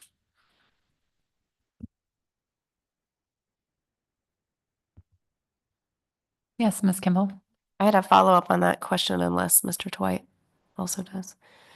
Just in that response, this type of a process, this discussion paper, this looking at all the information, that seems like our response or our only response to having an exceedance and then triggering the necessary evaluation of new accountability measures. So I guess I'm also a little bit confused by the last sentence and whether you're looking for kind of a different response than what we're typically going through when this happens, which I realize is not often. Yeah, through the chair, thanks. And I didn't mean to cause confusion by this. Really, it's just asking staff in the paper to highlight any and all options that are useful to the council in addressing this situation as it arises.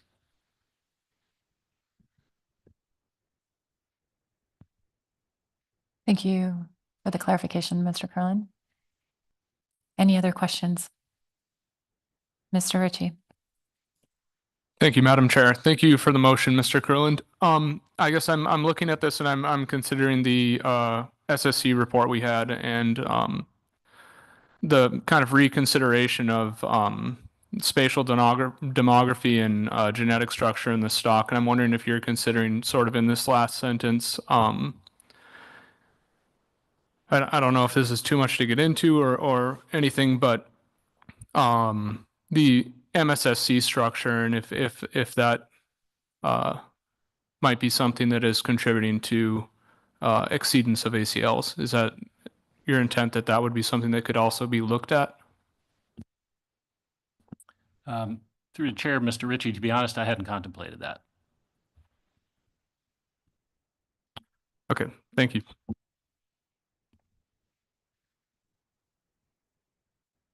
Thank Thank you. Any other questions on the motion? Any amendments? Any comments? Yes, Mr. Twait. I just was thinking through the breadth of the motion and the timing. I agree with Mr. Curlin's suggestion that it would be really useful to have this in time for next year's plan team process. And because it really is, we can't take longer than that, given our current track record. It's not great. We're not in a good place on this right now. And I think the motion will help us figure that out, but there's a lot there. So I just encourage, and I have no interest in trying to amend or anything else, but just encourage us to tailor the work involved in addressing those to our ability to actually put a product in front of the plan teams far enough in advance that they can really react constructively. Because we really do need to begin making actual changes to our management framework, I believe, for 2026. Thank you, Mr. Twite. Any other comments? Ms. Goen? Thank you, and thank you for the motion. I'll be supporting the motion. I appreciate that it's responsive to the National Standard 1 guidelines and the exceedance that we've had with the stocks in the last couple of years. I will say I was hesitant under our last motion, wondering if we should have taken more action on POP to reduce the TAC, given the concern in that fishery, but I don't think we have enough information yet to do that. So I appreciate this motion, particularly number 3, where you're looking at which fisheries have caught rockfish and what needs to be done for that. So I'll be supporting the motion. Thank you. Thank you. And Ms. Watson, did you have something? Yes, thank you, Madam Chair. I just wanted to provide some more context for the last sentence of the motion in case it's helpful for the council. Hopefully this provides clarity and doesn't muddy the waters anymore. But as you're aware, AM's accountability measures are management controls that are meant to prevent exceeding ACLs or to correct or mitigate overages once an ACL overage occurs. So there's 2 types of accountability measures: in-season accountability measures, and then measures that apply when the ACL is exceeded. And the National Standard 1 guidelines instruct that when an ACL is exceeded, the accountability measures must be implemented as soon as possible to correct the operational issue that caused the ACL overage, as well as any biological consequences to the stock or stock complex resulting from the overage when it is known. So I think those last few sentences of the motion are meant to capture there should ideally be consideration of potential AMs that would prevent the ACL from being exceeded. And then that last sentence speaks to AMs that could be implemented if the ACL is exceeded. And that last sentence ties to the actual National Standard 1 guidelines for what the AM should accomplish for when an ACL is exceeded. Thank you, Ms. Watson. Any last comments on the motion? Yes, Ms. Kimball. Just briefly, I appreciate the motion. I'm supporting it primarily because I think we are required to do this under Magnuson. Just that's why we're doing this. But I do appreciate lining out. I think we have tried to address this in the past. So even though this looks like a long motion with a big discussion paper, I think several portions of it have already been well explored and we can pull from that. So I'm hoping the timing that you mentioned is really doable without too much burden on staff to do that in that time frame. So I appreciate the motion and I think we should vote. Thank you. Thank you, Ms. Kimball. She's calling the vote, so I guess. No, that's okay. She's taking over a chair. It's fine, it's late. So any objection to the motion? Seeing none, that motion passes without objection. Anything further on C1? Seeing none, we'll call it a day. Some people are obviously ready. So we'll come back at 8 a.m. in the morning and start staff presentation on C2. Thank you, everyone.